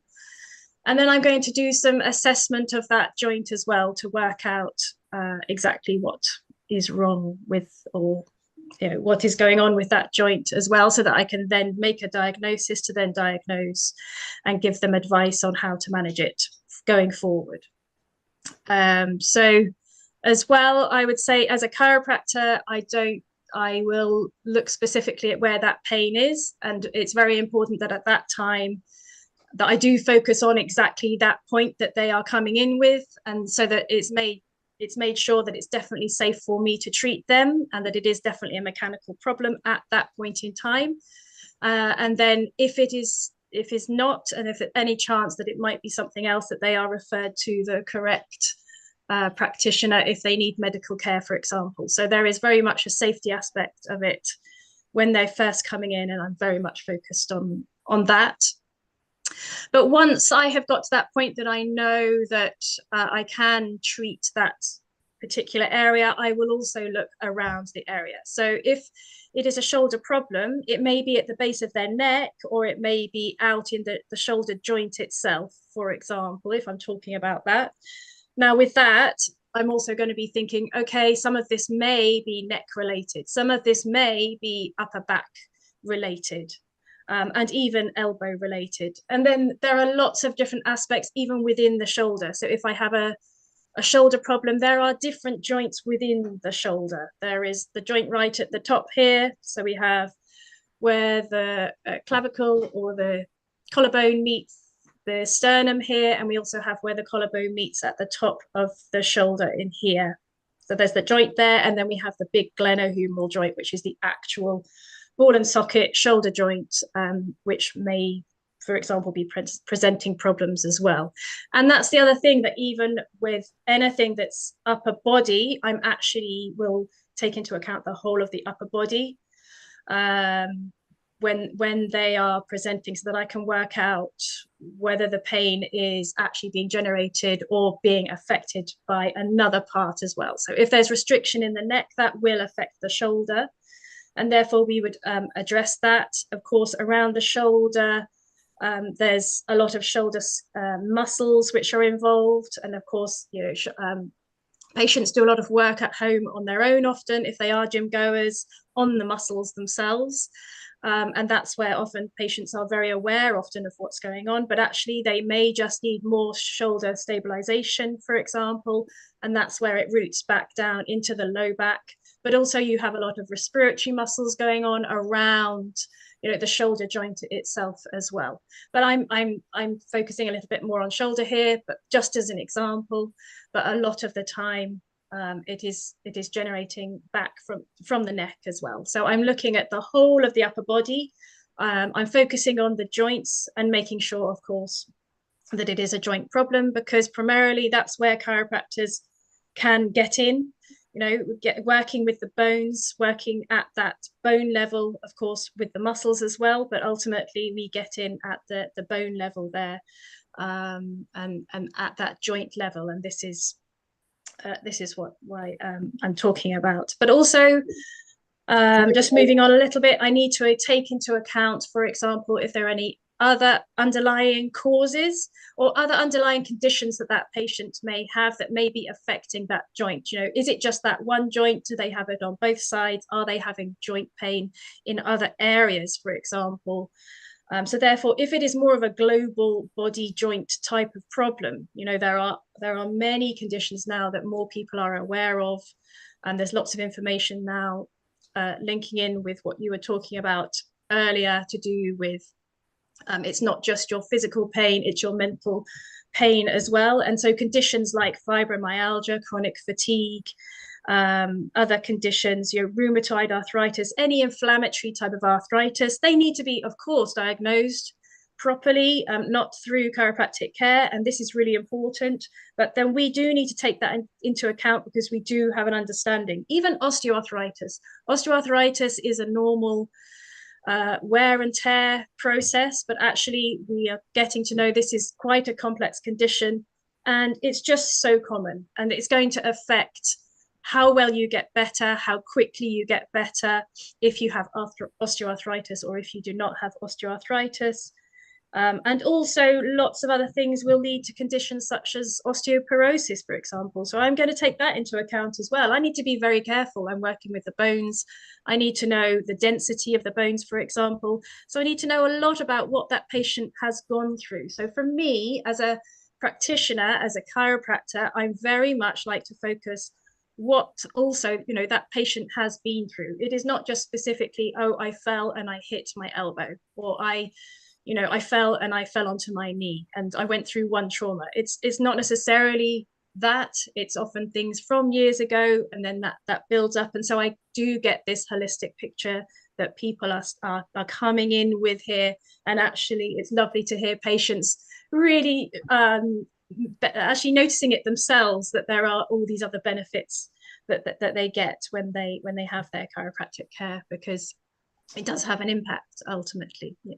Good one, Juliet. Just listening to you, it's so amazing that you're going so holistic. You're not just looking at one area, the problem area, but you're also exploring the one area above and below to make sure that particular area is looked after thoroughly well. So That's something that's very, very nice and very unique about Juliet, who just doesn't go to the problem, treat it, and let it go. She'll go right into the condition and research, examine, and Yeah. treat accordingly. And I think Yeah. that is where the holistic approach comes in, because working with the body as a whole, and I think you do that extremely well, Juliet. What are some of the techniques that you're using to help these joint aches and pains in your practice? What kind of treatments do you use? Mainly, I use diversified chiropractic technique. That was what my main training was in when I went to college in Bournemouth. I do use some other more gentle techniques sometimes. We use sometimes a device called the arthrostem, especially for conditions if the patient is more sensitive, for example, if they do have, for example, the osteoporosis, or if that joint is actually just being very very tight and it's actually very difficult to get into, then I will use the arthrostem as well. So it just helps to get that impact in there, get it moving that much better, and restoring that range of motion in the joint. I do have a background of doing many other techniques, which I occasionally bring in with the patient depending on them. And sometimes I will use a muscle test, for example, especially with an extremity, for example, an elbow. I have used, for example, AK, the applied kinesiology muscle testing technique, before I then actually adjust that joint, because it's just a way of making sure I'm checking that I'm adjusting the right joint, because sometimes you can't even feel exactly, it's not necessarily that, oh, that's definitely out of place. So it's not something you can see, and often a muscle test will actually clarify that. So it really is going up to the neurological level and using that to test as well. Wonderful. It's these, the silent side in the nervous system. So Wonderful. Now, I think what we have is a panel on my screen here, oh, and we wow. would love to get some wonderful answers from these lovely people who have come onto the panel discussion right Great. now. There's Dr. Thank you. Amrita Singh, there's a Dr. Anjali Agarwal, who's a resident physiotherapist. But before we get into them, and while you're all on the screen, I have this question that I'm going to pose to all of you, and also Mr. Neil Kumar, and then we'll get on to him. Yes. My question is, in every part of the world, we have very, very legitimate practitioners. And Dr. Goswami, you're also listening on this, so it would be nice to get your viewpoint on it too. We have very good, very qualified practitioners who are very well regulated by their governing bodies. Yes. They are authorized, they are properly qualified, and they have been given a license to practice with their competency level, with their oath that they take, that they are doing it for the well-being of the patient. And so basically to say they're all legitimate. Now, one of the things we all do go through in all parts of the world, where there are practitioners who are not actually properly qualified, is the blunt way to put it. And they are practicing. They're chopping people's bones. They're cracking people's spines. They're massaging people's muscles. They're prescribing medication where they don't have a clue what they're doing. So a question to each panel member here would be, how should one, this is for the global audience, how should this global audience find out the right kind of person to go to? So the first question, Juliet, I'm going to pose it to you. How should a patient be inquiring to say that this is a legitimate person, a legitimate chiropractor that I'm going to? One of the ways is to check the initials at the end of the practitioner's name. So, for example, chiropractor, the DC does mean that they've gone through the lines of qualifications. But ultimately, you can check with the GCC. This what is stands the GCC? for this stands for General Chiropractic Council, and this is our main registering governing body, and they regulate us. They actually are making sure that our practice standards are keeping updated every year, and they are there also to help the patient, especially as well. so that the care that we give is always being the best possible care for the patient at that particular time. Perfect. Thank you so much, Juliet. Dr. Amrita? And Dr. Lalit Sodha, before you move forward on this, Yes. Because each country has got different rules and regulations, Yes. basically, to all the people who are listening, you must do a research in whichever country you are from, approach the appropriate authorities and check out if the person is registered over there. Do check on the website. So I'm slightly diverting here, Dr. Lalit Sodha.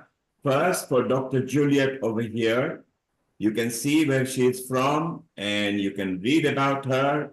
And again, she's from a chiropractic clinic. She is there, she's registered. You can read all about her. It's there, you can call up. So this is the website. You go to the chiropractic clinic over there. So whoever you are in, whichever country you are, you will be governed by different regulation. Dr. Lalit Sodha, if I may, I'm bringing this special women few minutes in the moment because we've got social media asking in a different format, different question. And we will go back to Anukul, who is also from a legal compliance, but we'll go to him a bit later. Bringing back the women over here, Dr. Lalit Sodha, a lot of people are asking question, but Athena in Greece, she's pregnant. She's happy. There's nothing wrong. So congratulations, Athena, from Healing Our Earth. What she's asking is a very nice question. And Anjali actually touched up on this about women and pregnancy. And Amrita will be here because us three men, we can empathize, we can sympathize. But do we really know what women go through? Getting that bump and the backaches and everything. So now we are going to ask questions over here. First question from Athena. She's healthy. She's pregnant, 4 months pregnant. And she wants to know any advice from a holistic point of view and professional point of view from all the women experts over here. What ought to be she practicing on?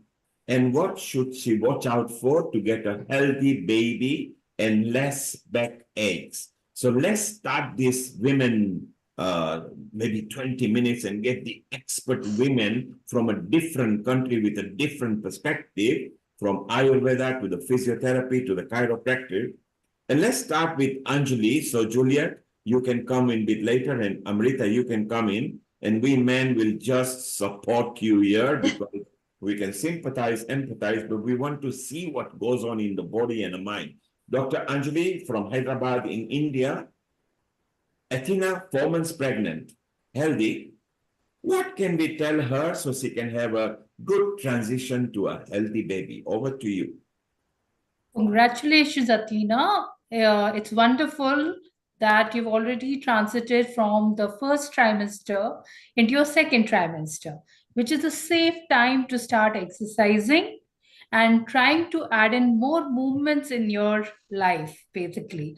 So pregnancy is a time which you should enjoy. You should be doing basic exercises, which involves a little bit of cardio, which can be walking for at least 40 to 45 minutes.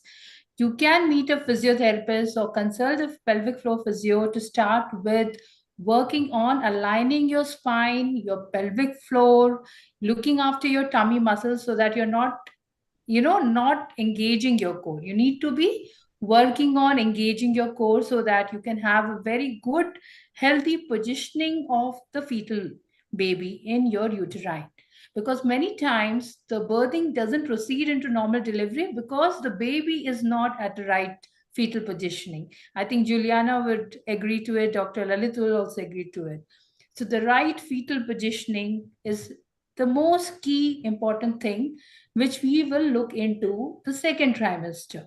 Also, listen to some meditative music, also into, harmonious surroundings around your house, eating well, not eating for two. So there's a myth about pregnancy is eating for two. You're eating for yourself, you're eating healthy, and include all the natural ingredients in your diet. It doesn't always means that you're including supplements all the time. It can be, beetroot, pomegranate, everything which is good in nitric oxide, provides good amount of blood flow to the baby. Important posture recommendation is avoid large, big steps while climbing the steps. So you go one step at a time. That's very important. Don't cross your feet when you sit. As a preggy mom, the first foremost thing you would also want to look at is how you are maintaining your bowel health or, urinary bladder health. So don't hold your pee. Whenever you want to go and pee because you are not forcing your bladder into having any kind of infection. Secondly, you're not affecting the pelvic floor. Third important thing is if you feel you're constipated, look at your diet, also look at your position of the spine. And majority of the times, second trimester is the wonderful period because women never have pain in this time period basically. It's always the first trimester, the third trimester, when preggy moms will complain of pelvic girdle pain, pubic symphysis pain, and early onset pain of the lower back pain or the tailbone pain. So engage in some exercises with the advice of your gynecologist or your physiotherapist, and definitely go for simple exercises as of now. I think. Thank you. Thank you, Dr. Anjali. So that's her perspective. She is a consultant physiotherapist, but a women expert as well. She carries out a lot of outreaches there in Hyderabad area and globally as well when she's online. Let's go to Amrita in Jalandhar in Punjab. She is our senior admin, senior anchor. She's an expert from Ayurveda, but also Vedic knowledge. Amrita, from a women's point of view, you've been a mother as well. You also teach and guide people if there are any pregnancy issues. Number one, do you resonate with Anjali? Then what are your tips? And then we'll move to Juliet, who is a chiropractor care practitioner. So we get three different perspectives. And this doesn't just apply to Athena. A lot of other people are asking questions about diet as well. And is pregnancy better in certain race, which means certain countries, or is it just general? Every women go through the same motions. So Amrita in Jalandhar, over to you. Thank you, Neil Kumar. Yes, I totally resonate with Dr. Anjali. She has put up very key points on thinking about that. Being a mother, I also think that every pregnancy is unique. Every individual is very unique. You have a very different experience, which others might not have. And therefore, it is also very important to take care of certain things as and by your trimesters move on. As the second trimester is pretty safe, and maybe in the last trimesters, most of the women have aggravated lower back pains as well because of the fetal growth and other kind of things. But yes, exercise is very important, and especially you can go for prenatal yoga classes. I also would like to address the question that Dr. Lalit Sodha has asked me about affiliation. So basically, you will come to know about an individual from his affiliation as well as his degrees, where you look and Google into things, which institution is he or she affiliated. So if there is a registered institution, that means they are registered medical practitioners, whether they are physiotherapists, chiropractors, any other practitioner, or medical or holistic grounds, whether even the massage therapist, they are also certified massage therapists. So there would be a very clear-cut mark on that, and as a consumer you have a full right to know about it. And definitely it is very important for a consumer to be aware on these grounds, because consumer awareness and this part has a very key role on addressing what should be my practitioner like and whom should I choose for the right treatments. And this will also come with awareness and education. Coming back to the part of the women, different kind of prenatal yoga exercises are very good, in which you have hip opener exercises, as Dr. Anjali told about pelvic opening, because pelvic strengthening is very important. As your muscles are increasing, the fascia is stretching. So a lot of changes come in all those things. With that, I would also suggest anxiety is one of the very big factors that comes on the way. But before all that thing, gynecologist opinion is utmost important, because based on the sonographic records of how the placental position and the fetal position is going on, and the progress of your pregnancy is, that will make a huge difference in deciding what all kind of works. But definitely light workouts, light exercises, jogging, running, not extreme, but then walking, brisk walking is really very good. Foot massage yourself with somebody else is also really very good. And I also recommend some sesamic oil or cedar oil to be massaged, which has been very helpful for me. I also recommend herbal teas to be taken, because herbal teas have got antioxidants. They are vitalizers, as well as you can use them. And your diet must be more with a fibrous diet and nutritive diet on all panels. Not the quantity, but the quality of food makes a very big difference in all those things, which again may have a cultural diversity debate depending on the place you are and the availability of food and the conditions. And hygiene and sanitation is too important for a women. Most of the women get urinary tract infections, they get vaginal infections, they get anorectal problems because of bad bowel habits, bad habits of not going to the pee for a very long time, or even if you have little bit discharges, you must contact your gynecologist immediately. That can also be a cause of back pain. So if the back pain is very severe, it is very intense, and also it depends upon what kind of back pains. Is it radiating towards the front? Is it just on the flanks? Makes a very big difference on understanding what is the problem. Sometimes the back pain may be due to some other infection. Sometimes it can be stress related, which might go away with rest and light exercises. So watching your pains in your body is also very important guide for healing by yourself. And that's what I have to say. Thank you. Thank you, Dr. Amrita Sharma. Alternative view there, but we have agreed that on the third slot of a pregnancy, you will get more backaches. It is biological, so it is normal. If it becomes medical, that means then it's serious, then you must seek your gynecologist or a doctor's opinion. Whatever you do with your diet or something, do seek an opinion. And coming back to how do we establish whether the person is legal and registered, then you contact the state licensing board. Whichever country you are, you've got a state licensing board. They can verify if the person is qualified and their expertise, because anybody can put degrees anywhere and you cannot establish, but you can go to the state licensing board. So this is very important. We are getting somewhere. And now let's go to Juliet from a chiropractor's point of view and pregnancy. And Athena is happy. She's healthy. She's 4 months old. Your tips, Juliet, and what you can talk about women pregnancy. Over to you, Juliet. Okay, so firstly, I would like just to start right from the beginning and talk a little bit about bone structure. So bone structure of the woman is very different to bone structure of a man. And the main difference actually is the shape of the pelvis. And that shape of the pelvis is wider.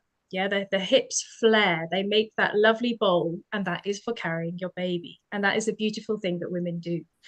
So this is one of the main differences. So therefore we will treat the joints according to that.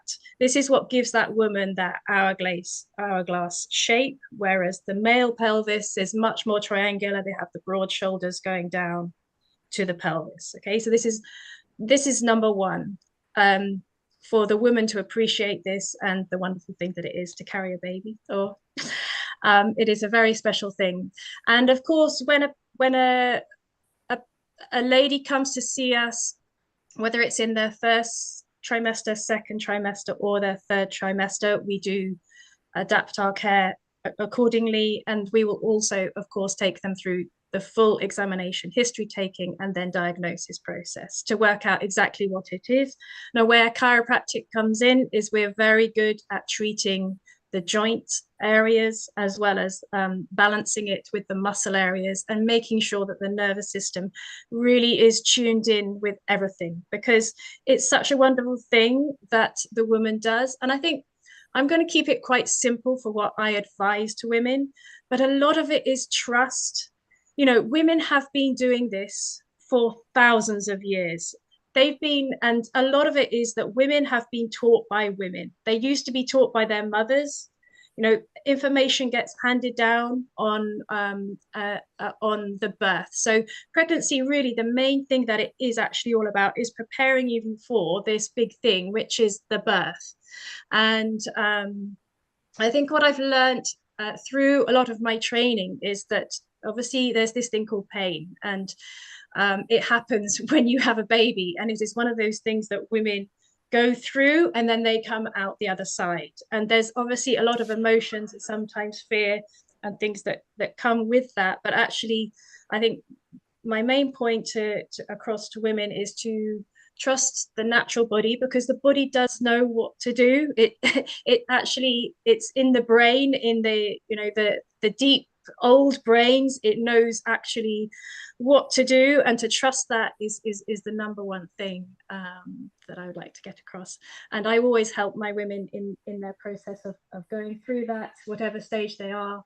Of course, they may present with low back pain. Yes, I totally agree with what's been spoken about with all the things, diet, all the other advice, and the exercises that you do. These all help you, and you tend to choose whatever you want. And that's the, you know, the beautiful thing. It's all about feeding that woman, feeding her soul as well, and who she is, and who she wants to carry, and who she's going to bring into the world to make the world a better place. But I'm going off a little bit on one. But it really is a wonderful thing, and often it is just a matter of getting the pelvis joints, maybe the pubic symphysis joints, the hip joints, going up into the back. Naturally, the low back will increase its curvature a little more with carrying, and this is a normal, natural thing. And then it's just because the hormones are going around our body. This is the big thing. The hormones are there, you know, and they give us a wonderful feeling. That blooming feeling you get, that's the progesterone. The men don't get this. This is the amazing thing that often, you know, I'm going to go off on one now, but also even for the birth, we produce naturally a lot of morphine. Girls out there, you know, you get a natural shot of a lot of morphine when you actually give birth. And you know, the body does it. It is there. If you're finding it too much, if you go into more of a stress response, then there are people there to help you. And I'm, you know, 100% behind having a medical intervention when it is right, and all the rest of it. But I try to help my women go through the birth as naturally as possible. But that doesn't mean that I will only do that, because it's not about that at all. I very much appreciate that we have a balance going on, and it's what's right for the patient at that particular time. Thank you. Thank you, Dr. Juliet. So look, all three people are saying, don't worry, biologically, God made us so that we naturally know how to take care of ourselves. Yes. If we feel there is a medical condition, Yes. well, seek expertise immediately. Exactly. And then it will help you. And for men, if you want to know how women feel, well, put a 6-pound weight in your belly, walk around for 1 week. Yes. Do a fast circle at 60 kilometers for 1 minute. Stand round and you will feel the dizziness, the nausea, and see if you can sustain. And that is what women go from after 5, 6, 7, 8 months. Am I right? Is that right, Juliet? Yeah. I mean, it is very much a new weight that is coming in, and it's very much a relationship, you know, between the baby that affects you, and they need to, you know, you've got a relationship going on right from the beginning, and it's going to affect you. And sometimes it hits you quite hard, and that's often, you know, when nausea comes in and you have to really slow down, or often we have a scare, you know, and that can happen. And sometimes it's just bringing you back to yourself so you can rest and you can get in tune again, so that you know that then you're able to carry that pregnancy and carry on from there. So yeah. So all the men, if you are listening, I suggest you support your partner, whether it's your girlfriend, your lover, or your wife. And if they are pregnant, don't force them to make you feel nausea or how it feels when you carry a baby. Just support them. Don't try to go and rule them. Just support, because women know what they are going through. Now, Lalit, you haven't been pregnant ever since I know you, and Uncle, you have never been pregnant that ever since I know you. Neither have I, and neither is Dr. Rajiv Gupta. Lalit, do you feel you learned anything from these three ladies?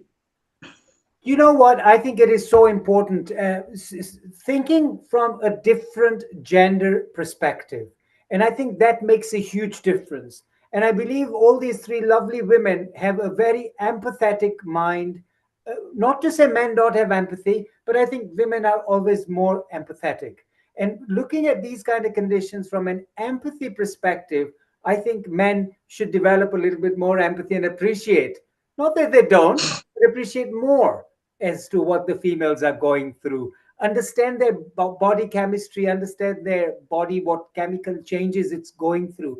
And I think you cannot fully understand it unless you go through it yourself. And unfortunately, men are at a disadvantage because they haven't gone through it. They may not be able to fully understand. But all three ladies were so wonderfully, I think, understanding the person rather than treating just an entity.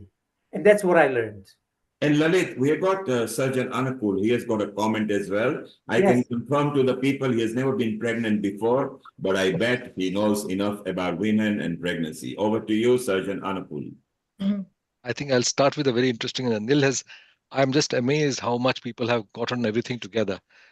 First of all, I must say that I do not know how much of you are involved in the Indian philosophical system, but women is fundamentally equated with Shakti. In the real life comes from women.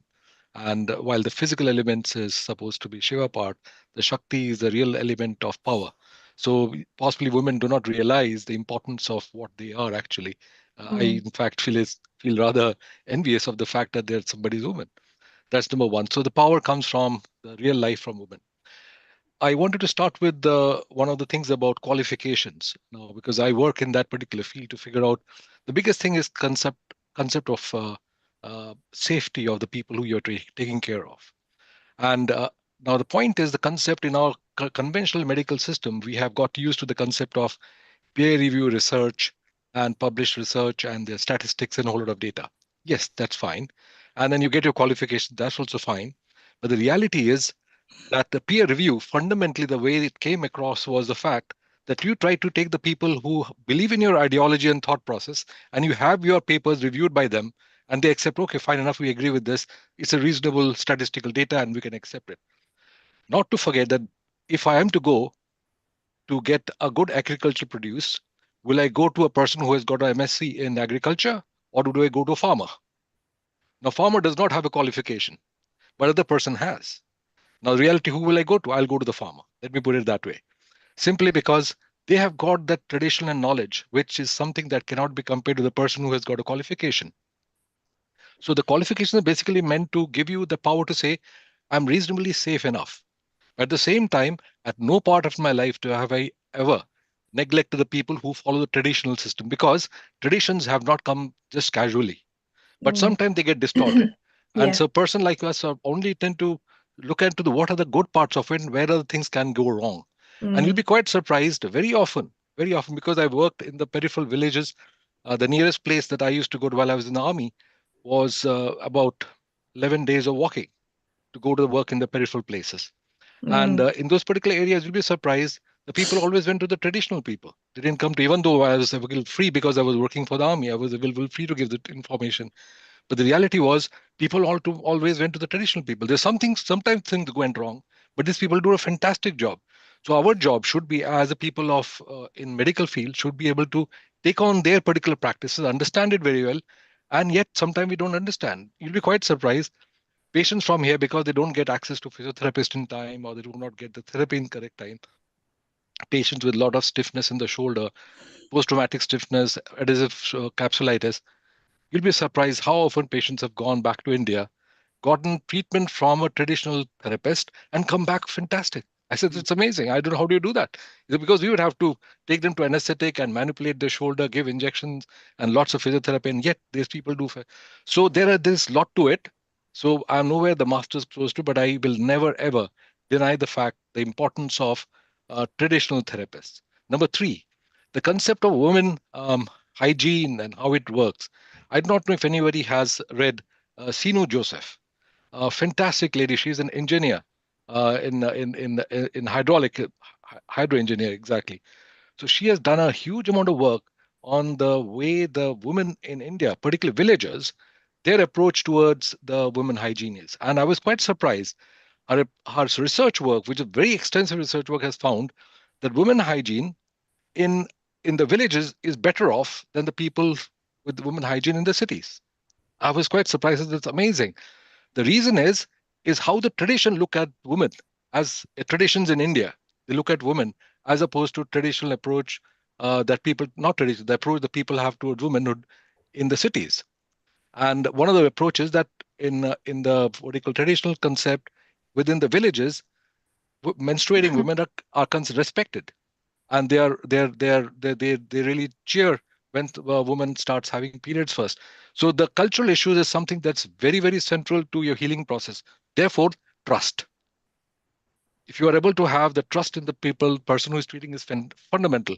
So a normal person in a village will always go to the traditional chap and not necessarily come to the doctor first. So if you can establish that trust is a very vital part of my care.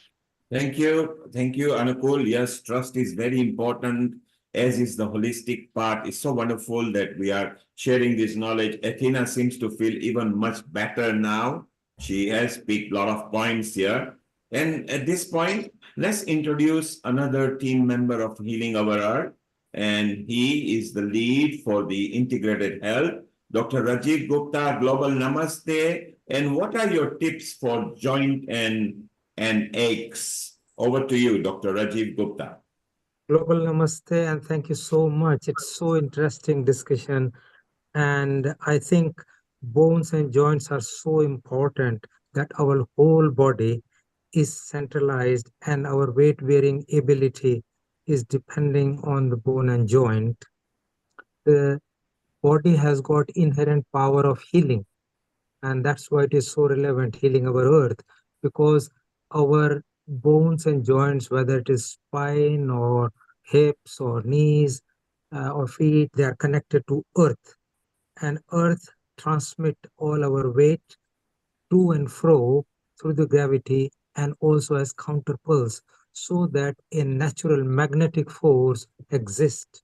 And many people do not know that that is a big part in healing. So all our bone and joints are under a constant wear and tear, particularly the joints. Every time we are just putting weight extra when we are walking, when we are jumping, we are doing exercise, even people who are doing athletics, there is constant wear and tear, and this is causing difficulties for the body. But Mother Earth is providing us through the magnetic force to heal it. So that is the first thing I would want to say, and that is connected to our main theme, healing our earth. The second thing is, and this is all scientifically proved, I haven't got time today, but I've written papers on it and I can share with people. The second is also the meridians of the body, and that has got a very important role to play. And all these meridians are constantly having a centralization.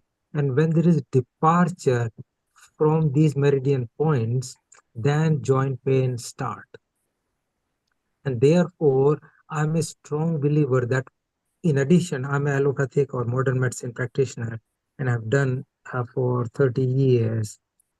But alongside, I've studied the Ayurveda, the yoga, acupuncture, Tai Chi, Qigong, and these are all important things. And when I was mentioning, I have read and have read paper on also acupuncture. The departure from this can be brought back to normal. And I had a backache, and I have used myself acupuncture because that's quite good in relieving the pain for sciatica or lumbar disc prolapse. Because what happens is that body has inherent healing power, and that healing power diminishes. But when we press these points, and there is a specific form called murmur points or murmur puncture, which is even higher level. And I'm working with a lady, Simi Godama, who does a lot of work on murmur puncture. That can be reset back to normal, and pain diminishes remarkably. This is something which I was not aware, and it does not exist in our traditional medical literature, but in the alternative medicine it does. And the same thing is osteopathy. And as Lalit was talking, that this all chiropractic is resetting the joints and resetting the position so that everything is normalized. Now, this is all when the things go wrong. If you want to prevent it, yoga is amazing, and so is uh, qigong. So then you do these things and you keep these practices so that the joints are lubricated normally, they are well oiled, and therefore the problems become less and less. And that is the preventative aspect. So I think that is amazing. Coming back to the last point of women, women has got more pain tolerance power than men. There is difference in the genetics, there is difference in the hormone levels, and there's difference in the reproductive physiology, which allow women to uh, in theory have more pain and acts, and that's based on statistics. There is more pain in women, but on the other hand, they have got higher resistance to tolerate the pain, and therefore, as we were talking earlier, that pregnancy 9 months of pain, which is there, and having something extra into the body, that is because there is instant bond, which is through the oxytocin and other hormones. And this is proven that brain increases the threshold for pain.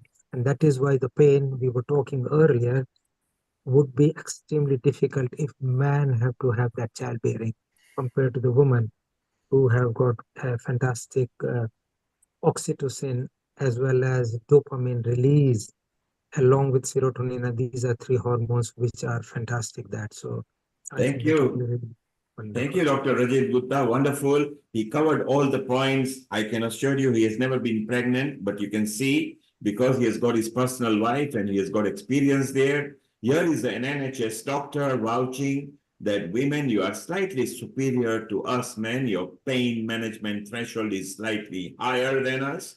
You are almost like God because you give a birth to humanity. And Juliet, what a wonderful soul you are. We are very proud of you. Juliet, stay around because Lalit is now going to travel to India to go to Dr. Neeta Vyas, who is a professor in physiotherapy. So what an apt person to go to. And Rajiv, later we will again chit chat and bring in physiotherapy with chiropractic and other alternative methods too, and see how we do before we go back to Rotarian Lal Goyal. Let us welcome Dr. Lalit Sodha. Let us welcome Dr. Neeta there in India and see what she has got lined up for us. And Juliet, stay around and we'll be back with you shortly. Over to you, Dr. Lalit Sodha.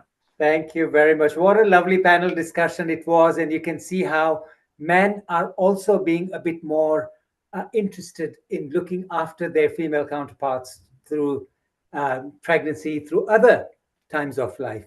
But it's all wonderful to hear. Dr. Rajiv Gupta, Global Namaste. Wonderful to see you. Juliet, you've been wonderful. Thank you for answering these wonderful questions from a very good, different perspective from a female mind. And that generated a good panel discussion too. So we are very pleased with that. So before you log off, but try to stay around if you can. I know you're busy today, but if you can, stay around. A warm thank you from Healing Our Earth, the whole team, and a warm thank you from myself too, Juliet.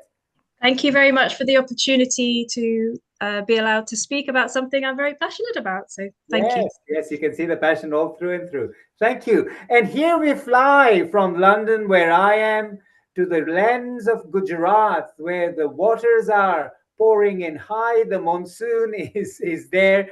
the crocodiles have come out on the streets. I heard that on social media. I don't know how much I want to believe that.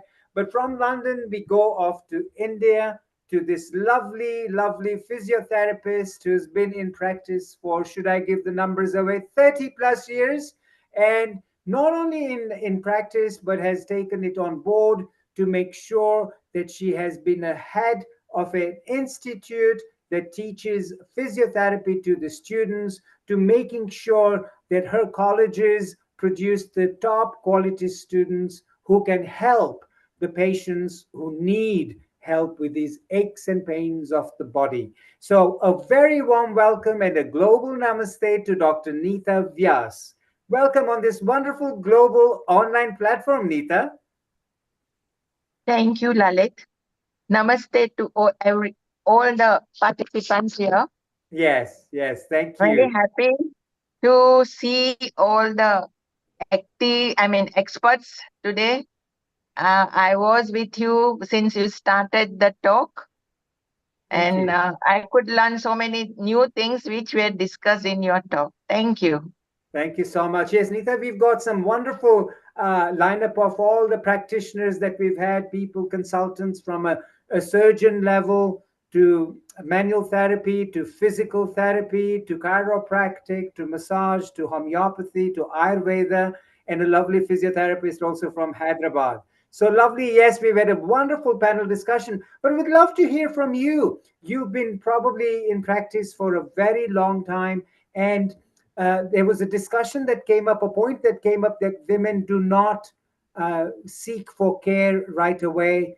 Particularly, let's talk about the women who are probably in India, probably slightly underprivileged in terms of finances, healthcare, lack of education. How do you see all that? How do you view that from your wonderful, vast 30 plus years of experience? Here in India, usually there are persons in rural area and urban area. Yes. So it's very difficult for us to talk to the person who is in the rural area. But in urban area, nowadays they have started learning that they should go to a therapist for some or other problems which they are facing. So they are very much they have good awareness regarding their pain and aches, what they should do and what they should not do. But for the rural area, what we do is we go there in the towns, small towns or the villages, and there we do some skits. So that is, we go for some awareness programs to those villages and make them learn that what is pain, how you should recognize it, and how you should understand, and you should consult the person from where you are in the village. So you're spreading a lot of education and awareness. Is that correct? Yeah. We spread lots of awareness for the rural area. Urban area, we don't do much. We do for most of the rural areas, villages, where most of the women, they are illiterate. So, and they are shy to tell about their pains and aches or whatever difficulties they have. So then we go to them, we try to counsel them, and then we can, get their details, what they are for, they want to know it, what they should do it. That is how we do most of the awareness and counsel programs. That's amazing. Now, is this trained people? As would you say, are they physiotherapists going into the field, or are they just counselors? Yeah, they are physiotherapists only. The teachers and the postgraduate students, they go, because most of the postgraduate students, they are doing their thesis work. So if they need, they go to those type of ladies. They can collect those details of their study, and they try to express, they try to counsel, and like this, these awareness programs are done, or they do the skit in the village. That suppose, first of all, let me tell you, today it is our World Physiotherapy Day. So happy World Physiotherapy Day to everyone. And that is how we celebrated since last 1 week. Our celebrations are going on, and that is how we go to the villages. We do lots of skits. We make them aware about what is low back pain, what is shoulder pain, what is neck pain, or what gynec problems they can have postpartum or antenatal, whatever. We try to do this type of skits and make them aware, and that is how they come to us for their problems. Very interesting to know. So before I carry on, a happy World Physiotherapy Day to all the physiotherapists globally. This is outstanding. Dr. Vyas, you were actually, when we spoke on the phone, you said you've been very busy celebrating this World Physiotherapy Day, not just for the day, but for the whole week. And that has been outstanding. Now, this is obviously spreading a lot of awareness, a lot of education for those people who are not aware of things that they should be doing or they have available for them to get done. So you said that today's theme, the World Physiotherapy Day theme, was based on low back pain. Is that correct? Yeah. And what kind of activities did you share with the people to make them aware that they should address their joint aches and pains? See, most of last whole week, my students, they prepared a skit like how they should work in the office, how they should, when it is a woman, how they should do grooming. I mean, here in the India, they do by themselves by just sitting on the floor and they broom it. But now they teach the woman that they should do by standing also. They can, all ergonomic advices are given to the patients that how they should do it, how they should work it, how they should pick up the weight from the floor, or how they should work, their workplace, if they have some problems for their chair, or when they're working on the computers, how they should have their level of the computers and all those things. So that is how we do, and we celebrated whole week in such a way. And Wonderful. today we had a walkathon. Today, last day, we had a walkathon, awareing people about what is physiotherapy and why walking is very much needed in these days. Excellent. So I was going to get into this managing the joint aches and pains through physiotherapy. And today you said you had a walkathon, which obviously you had hundreds and hundreds and hundreds of people walking, obviously celebrating the Physiotherapy Day, but also establishing the fact that exercise is important to manage your body. So that is one thing you're going through. So if you can shed some light, why is walking so important to manage your aches and pains or to manage your joints, period? See, walking is very much important because walking itself makes your whole body exercise, and it gives you mobility to your, your all the muscles of your body. And it is only one simple exercise that anybody can do it. If we tell them that you go to gym or you go to this type of workplace to do your exercises, might be everybody is not getting that time, or might be they don't have that much money to pay to the gym programs.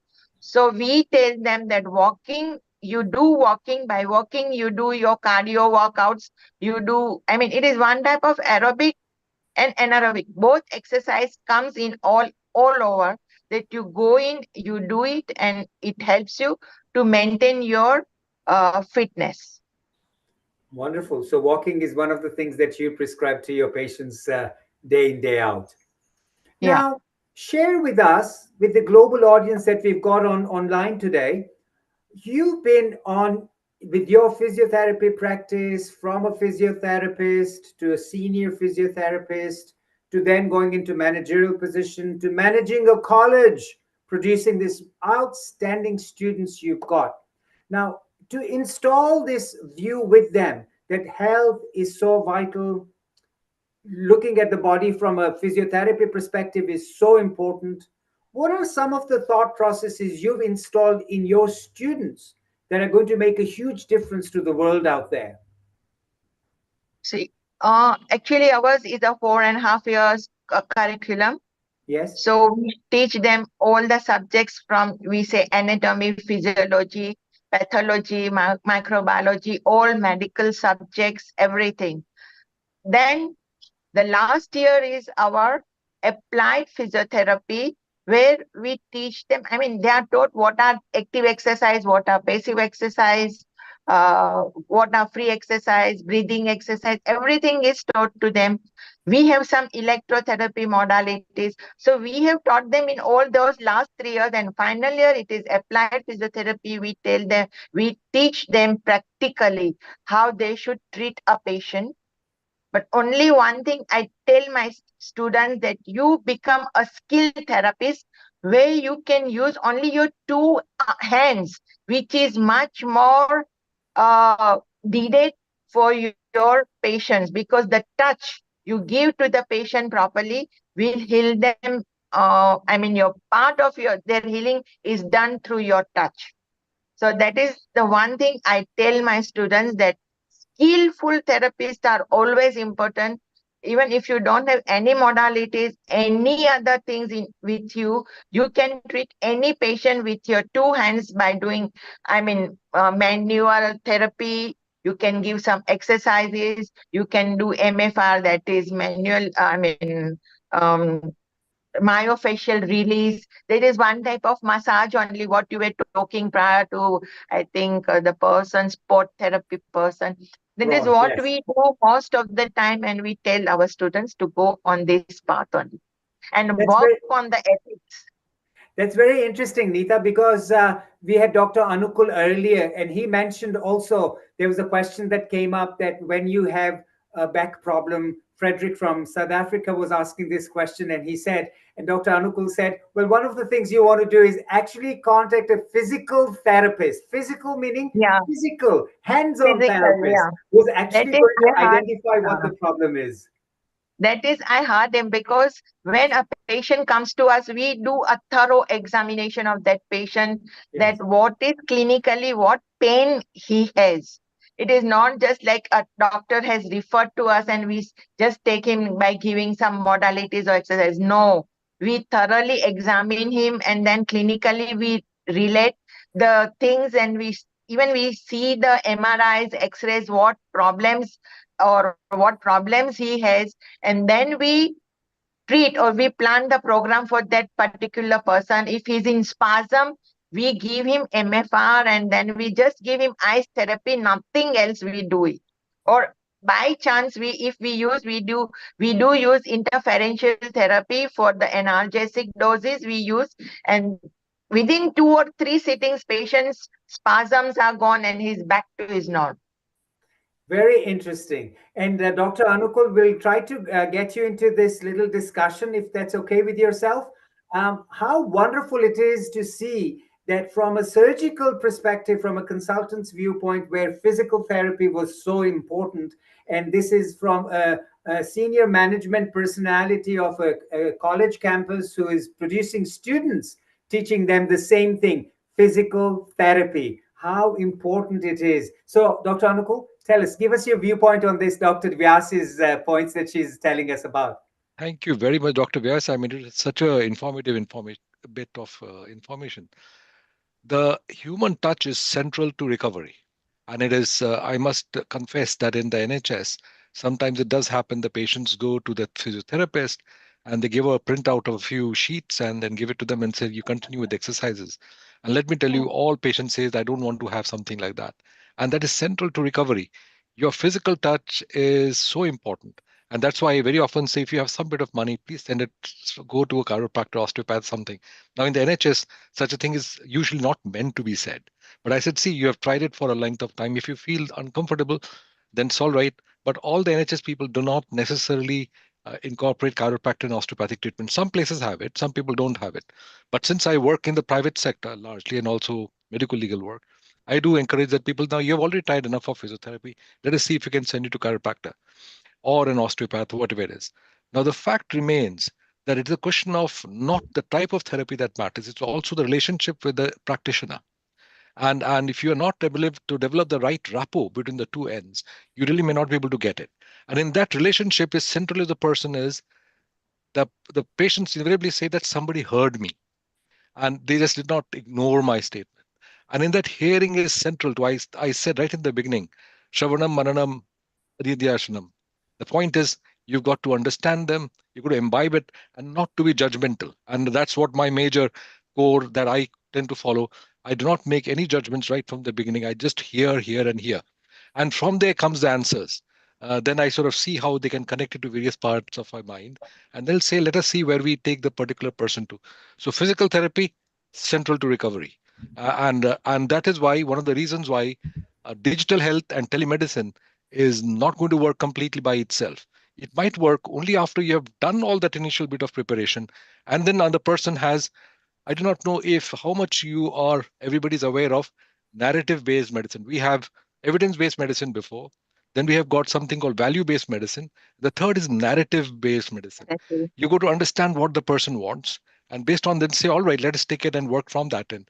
Once you're able to get that particular kind of contact with the person, then you will say, let us work together and see how we can benefit it all.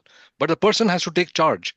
My main importance is to be able to get the person, the patient who has come to your help, say that you take charge. I'm going to give you all information as you want. Now you can take on and go ahead with life.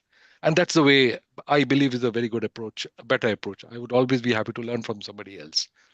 Thank you so Yeah, much, Dr. Anukul. This is outstanding coming from a consultant viewpoint who's actually said so true about the exercise handouts that are being given and no physical touch. The power of healing comes from your hands, and the energy that comes from your hands, nobody can beat that. So, yes, there's a lot of, I think, revamping that we need to do in the physiotherapy department, particularly, I think, in the United Kingdom, where I think there should be more hands-on approach. Very good. Thank you for sharing that wonderful comment. Now, Dr. Anjali from Hyderabad, another lovely resident panelist, a physiotherapist who's been with us all through the beginning of the show till now.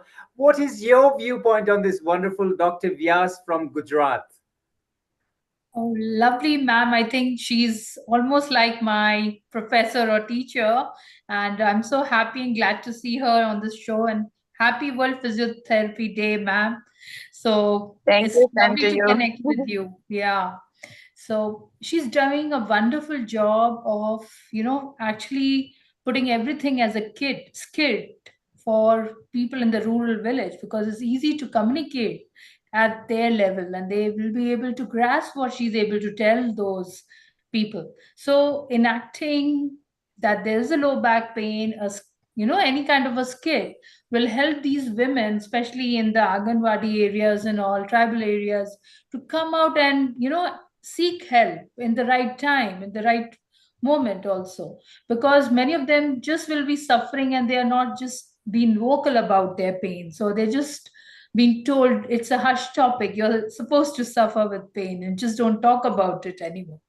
So thank you, ma'am. Whatever you're doing is excellent. I think I should definitely come sometime to your area and look after some of the things. Sure, you are welcome anytime. Thank you. Dr. Vyas, what hospital are you at exactly? Please, can you tell us, or the institution?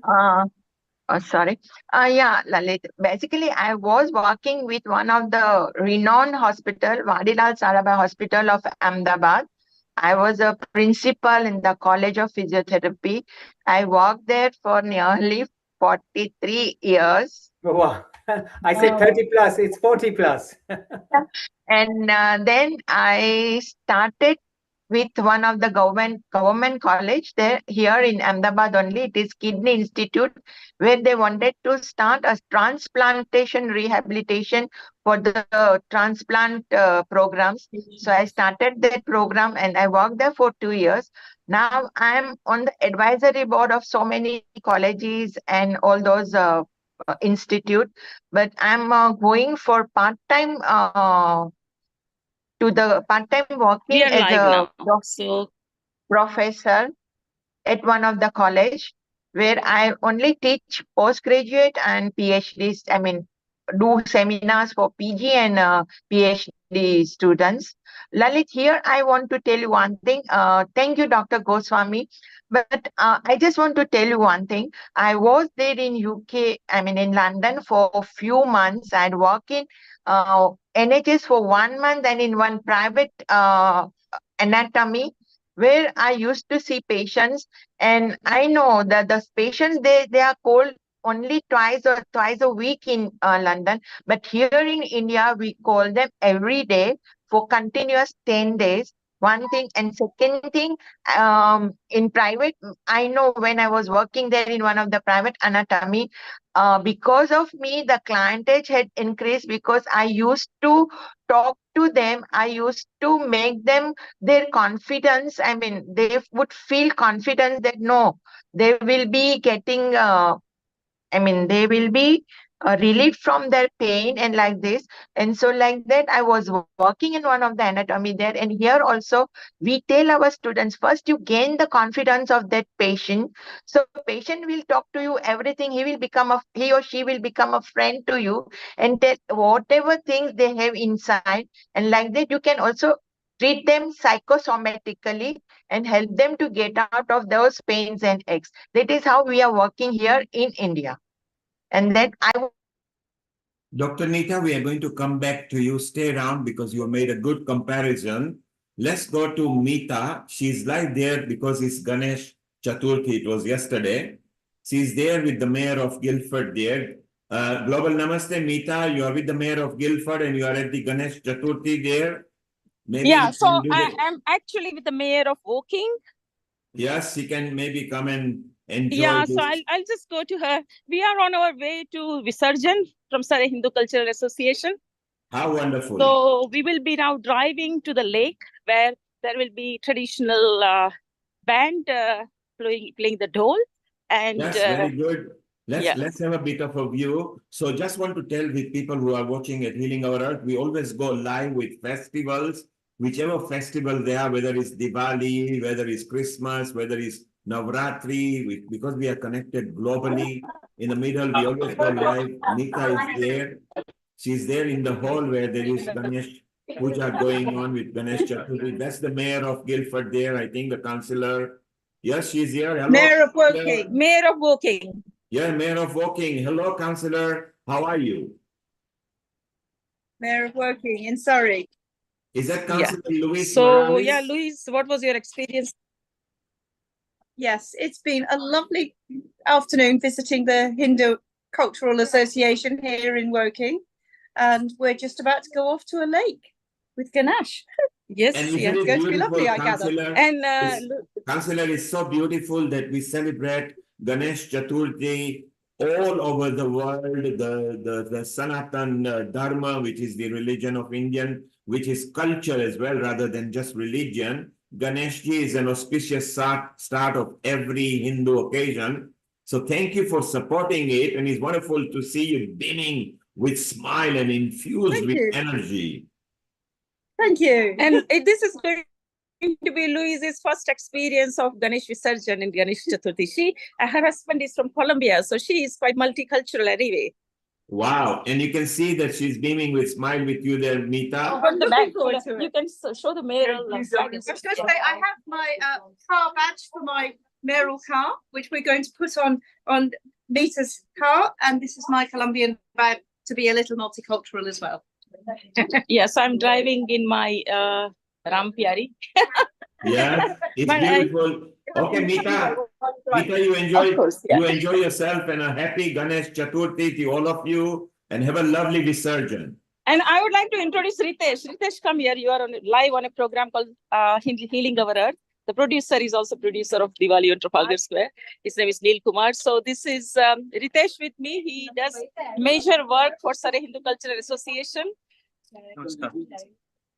Ritesh, say something about your, how do you organize this festival and what is? Oh yeah, Ganesha is our trademark festival because Ganpati is like our guardian god, and it's a very special time of year. So you can see the community, like it's going to be very festive now. Thank you for talking to us. Have a lovely day. Thank you. Thank you, Meeta. Meeta, and we'll come live to you back again after 1 hour when you are at the Visarjan, okay? Yeah, so once we reach there, I will, you will, if you have time, we can go live again. Thank you. You can put your landscape on and we'll connect to you after an hour. Take care and have a lovely Ganesh Visarjan. Well, there you are reporting live from another part of London over there. So Dr. Lalit Sodha, Dr. Neeta Vyas was making a very good point that when she was here in United Kingdom a while back, here the people don't get as many opportunity for visit, where in India she encourages on a long-term visit so that 10 days maybe could give a better time to analyze and help and guide. Is that right, Dr. Neeta Vyas? Yeah. Beautiful. So, Dr. Lalit Sodha, it's nice. It's nice that we've got a different perspective. Dr. Neeta Vyas, I believe, is in Gujarat state. Is that right? Correct. From And Ahmedabad. she mentioned very clearly they actually run outreaches in the rural areas. Correct. Where people may not be that educated. So, Dr. Neeta, do you feel because when you go, do you think they open up to you and then discuss better than as opposed to some city hospitals or men? Is that right? Yeah. What it happens like when we go to those villages now, those ladies are illiterate, and when you talk to them, they feel very shy. They will not even talk to their mother-in-law or any of their sister-in-law. But then gradually what we do, we try to become friendly with them. We talk some other things without all these physiotherapy or medical terms. But then gradually when we talk to them, we become friends. Then we say what problem you have, then how you are coping up with those problems. Then they will start telling that they have this they have backache or they have knee pain or they have some gynec problems. So then we advise them what they should do. If it is a backache or if they have knee problem, we try to help them out. But if they have some gynec problem, we just refer them to our PHCs and some of the clinics nearby where they can go. And many times I send my students with them to talk to their doctor, so at least they feel safe that they are not they are very much with the safe hands in the medical programs. Okay, Dr. Lalit Sodha, maybe we can wind this sector because shortly we are going back to India again, where our senior anchor, Rotarian Lal Goyal, is waiting. So what a wonderful session we've had, Dr. Lalit Sodha. What a lovely producer you are as well. What are your thoughts so far? I think it's been a wonderful session with a outstanding discussion from all the guest speakers we've had. I think to sum it up, we know one thing, that physical therapy is the way to go first.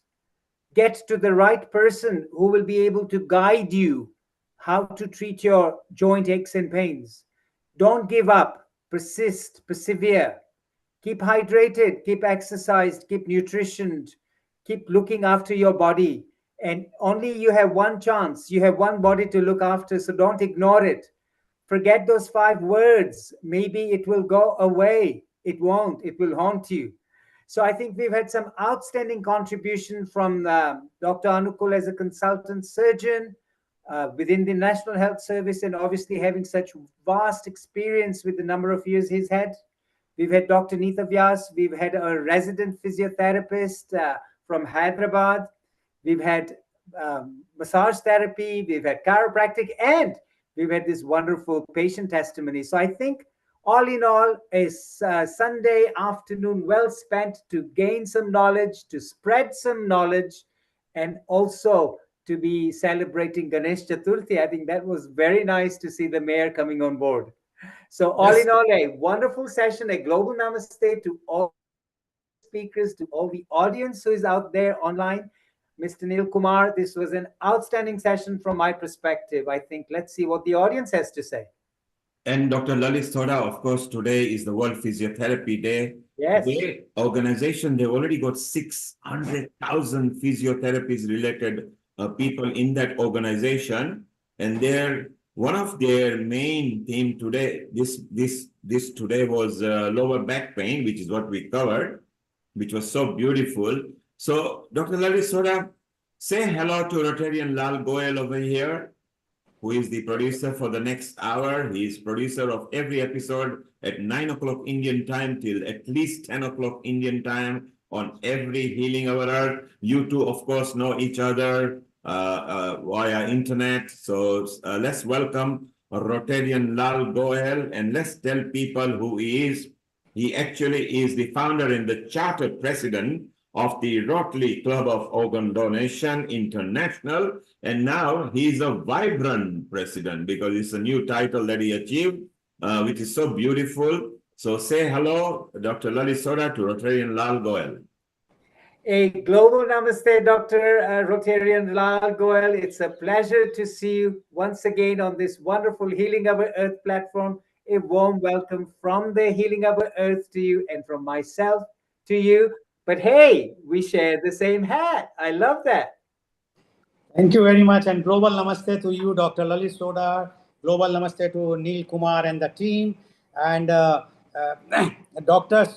Lalit Sodha, although we spoke to each other when he was visiting Mathura last time, and I think it was a holy time and we could not meet. But this time, whenever you are coming to India, please let me know in advance. So we will see to it that we can meet each other, and we will be able to plan something big for our Healing Our Earth. So I look forward to meeting you. Yeah, thank you very much, Dr. Sodha, for the compliments and for the cap of which we both are wearing the same. I like that. I like that. Okay. And we've got a wonderful panel, Dr. Lal Goyal. We've got a wonderful panel. Dr. Anukul Goswami is there. Dr. Anjali is there. Dr. Supriya Khandelwal is also there. Most welcome on Healing Our Earth, Dr. Khandelwal. That's a very, very nice guest contributor. I love that.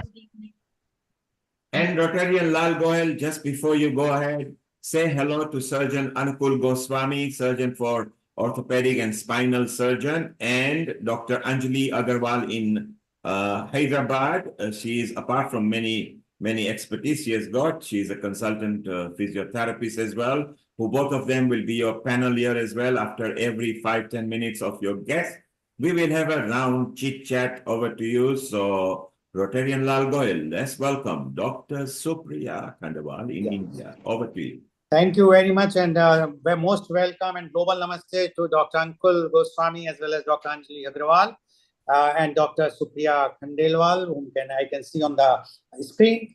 And today is a very happy day because the world is celebrating the World Physiotherapy Day. So first of all, happy World Physiotherapy Day to all of you, to all our viewers, all our participants. Today we celebrate all the incredible physiotherapists who are transforming lives through their work. World Physiotherapy Day, observed annually on September 8th. This year, the theme focuses on lower back pain, empowering prevention and elevation through physiotherapy. Lower back pain is one of the most common health challenges worldwide, but physiotherapy can be a true game changer in both prevention and management. With the right guidance, physiotherapists help individuals regain strength, mobility, and confidence in managing their back health. Movement is the best medicine for lower back pain. Physiotherapists empower people by promoting exercise, mobility, and manual therapy techniques that alleviate discomfort and prevent further issues. Through education and personalized care, they help individuals take control of their well-being. Let's recognize the critical role physiotherapy plays in promoting a healthy, active future. After all, a healthy body is a happy body. So welcome all of our panelists in the show, and I would like to introduce my first panelist guest, and she is Dr. Supriya Khandelwal. Dr. Supriya Khandelwal is BPT, BSc, MPT. She is the pre and post ortho rehab specialist. She is the head of the Department of Physiotherapy at Ma Saraswati Hospital, Mathura. Dr. Khandelwal did her bachelor's in physiotherapy from IPH&H and master's in physiotherapy from Sanskriti University, Uttar Pradesh. She worked in RBTB Hospital, Kingsway Camp, Delhi, Sanjay Gandhi Hospital, Delhi, Physiotherapy and Health Center, Delhi, and Nayati Super Specialty, Mathura, before joining Master Swati Hospital, Mathura. She has experience of more than 17 years in the field of physiotherapy. Welcome, Dr. Supriya Khandelwal on our show. This show, which is under Healing Our Earth, is every Sunday. Their shows is for about 4.5 to 5 hours, telecast and broadcast on different media channels around the world. And the main person who is doing this service is Mr. Neil Kumar and his team, dedicated on doing on all the different topics whatsoever is for the betterment of human and thus the society and the nature. So Dr. Supriya Khandelwal, being the today is a physiotherapy day, congratulations and to you for on this very, very auspicious day, as well as we all are celebrating Ganpati in everyone knows in entire India and everywhere in the world now, wherever the Indian communities are there. So and you being a pre and post ortho rehab specialist, we would like to know your views on this very, very special day, that is the physiotherapy day. Dr. Supriya Khandelwal, please. First of all, Radhe Radhe to all, because in Mathura we always grace everyone by Radhe Radhe, and good evening to our international guests. Actually, in Ma Saraswati, we are doing pre and post orthopedic because it is a simple specialty center where we are looking after pre and post orthopedic cases, and lot of like now today's our topic is also back, knee and body and joint aches. So I will share you something about these points. Like most of the, like in Mathura, we are looking after patients which are housewives, and the male persons are also in, like they have shops, they have small scale businesses. So people having a lot of neck pain, joint pain, back pain, and Dr. Lal already said that today we are discussing about back pain. Back is our specialty today. So I wanted to share something. I made one short PDF and videos which I want to share with you all. It's very basic physiotherapy. So we are promoting, I am here promoting very basic physiotherapy, which is very helpful.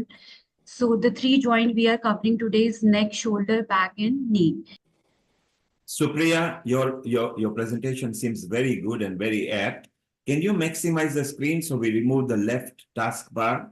So we just see the full screen, please. Over to you, Supriya. Thank you.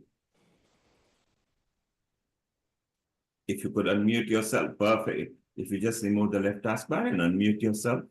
Yes, sir. So these are 3 joints we are. Yes, please go ahead.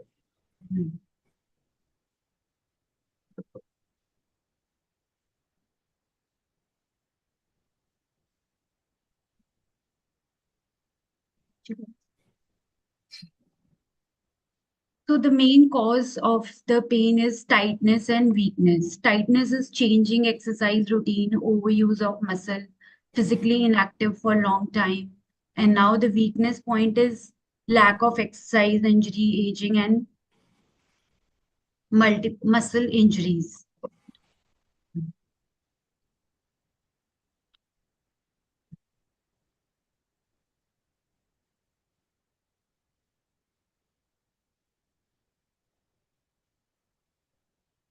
So how to fix these pain, like the massaging technique, the strengthening exercise, the postural correction, and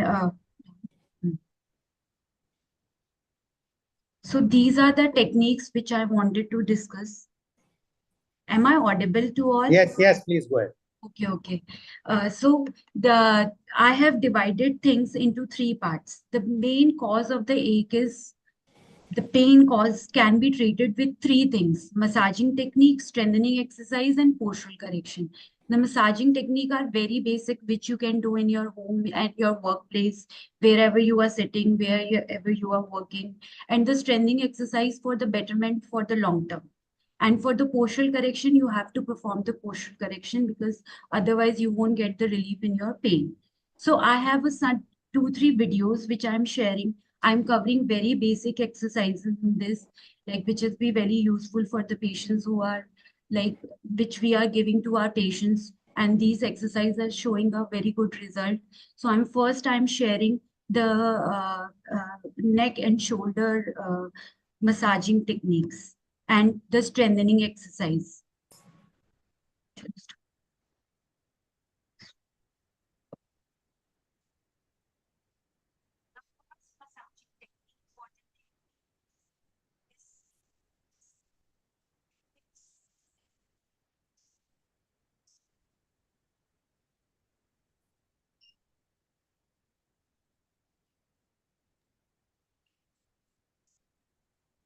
Supriya, we can't hear anything. You have not shared the sound.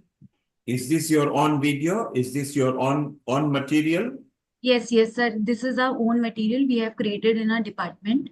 Okay, if you go back and before you click on, look at the bottom left, it will say join sound, play sound, connect the sound and then play.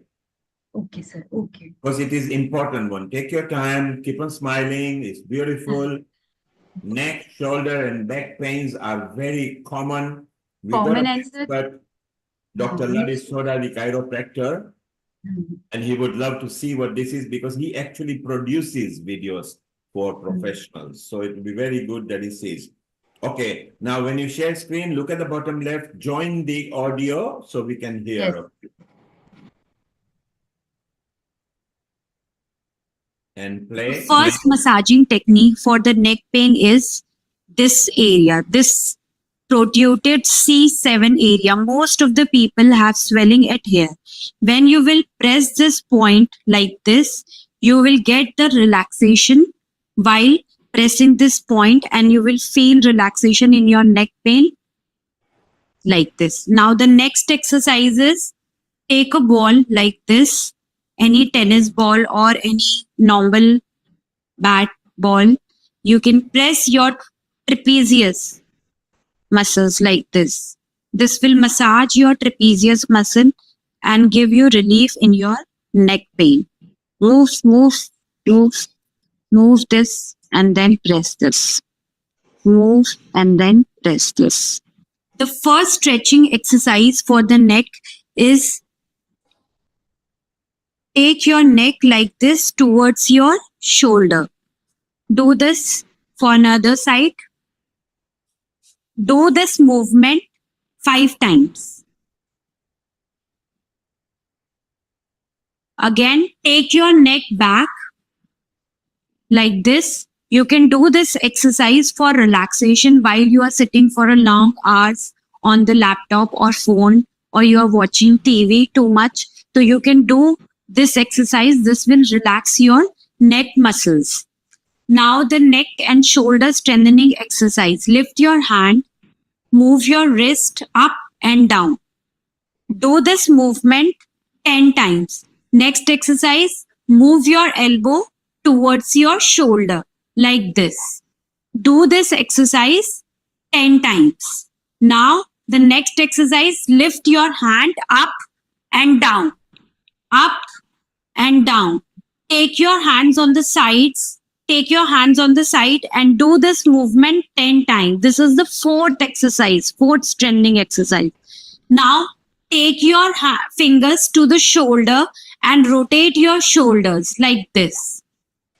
This will all strengthen your shoulder muscles. For shoulder relaxation, you have to move your hands like this and then come back. This you can do at your workplace.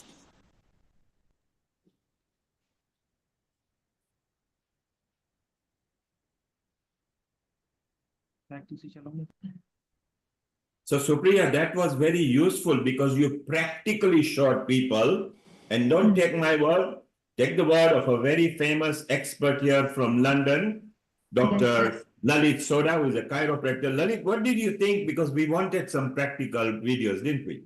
Absolutely. And Dr. Supriya has actually hit the nail on the head. Where she was massaging on the C7 spinous process, which is right at where the neck meets the upper back, is a very sore spot, because that's where the transition takes place in the posture that we sit with.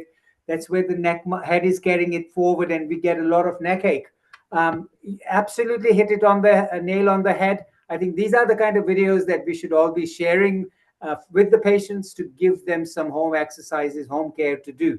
Wonderful, Dr. Supriya. Very well done. Dr. Lalit Sodha, that is where the slipping point is, because you shove the pillow there, and this is why you get restless nights. So it's very important to make sure that your neck is correctly massaged and tendered.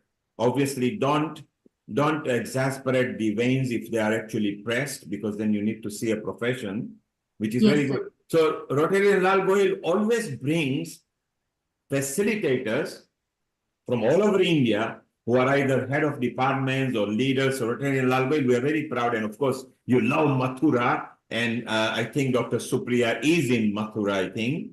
So isn't it wonderful when Lalit visits sometime? So let's carry on, Supriya, whatever else you've got, carry on, and then we'll chit chat again. And Nilkumar, because I belong to Mathura, I'm from Mathura, that is why I love Mathura. And you know, the Lord Mathura is a Lord Krishna's place, so everybody loves Mathura. Dr. Sodha also visited Lord Krishna's place and the holy. So Mathura is a really good place, and that's why I invited when we talked last time that please come to India, visit Mathura, and then you will realize the importance of how one can forget themselves once they reach to Mathura. So it is not just the land of religion and culture, it's a land of technology, knowledge, and health and well-being, wellness.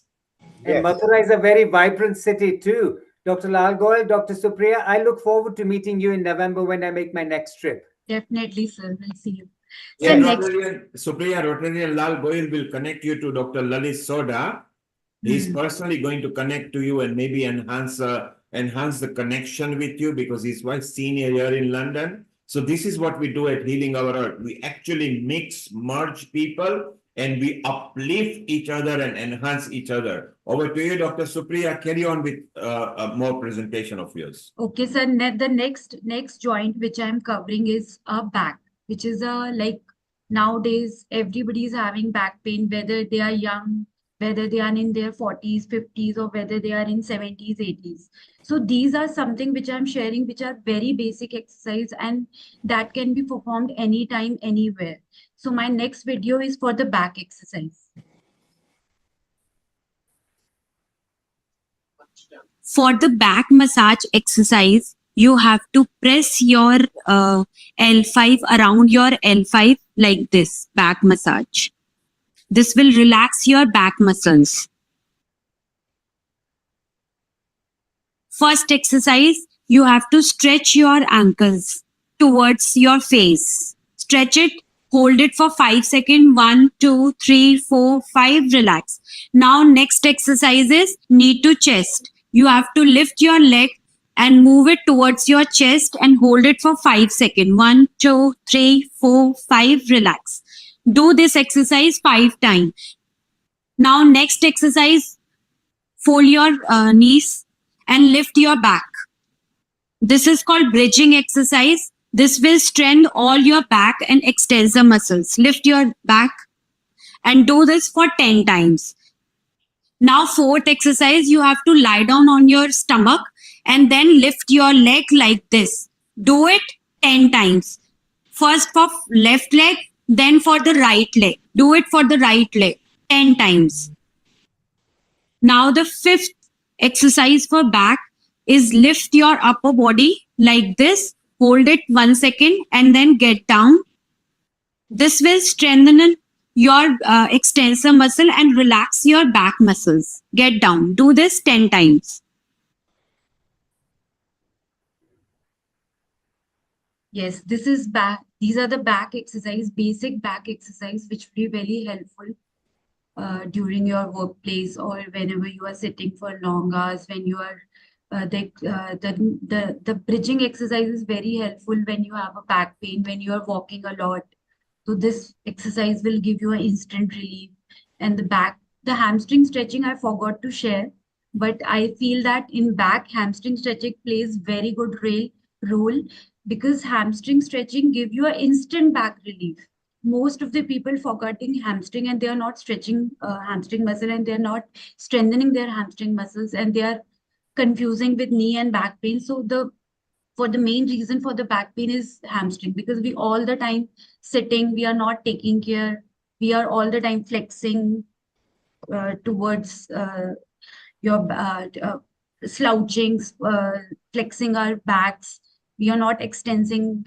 Extensor muscles are getting weak day by day, and most of the people having back weakness because of the extensor weakness and hamstring tightness. And so, Priya, you mentioned L5. Of course, L1, L2, L3, L4, L5 are all very dicey for the lower back.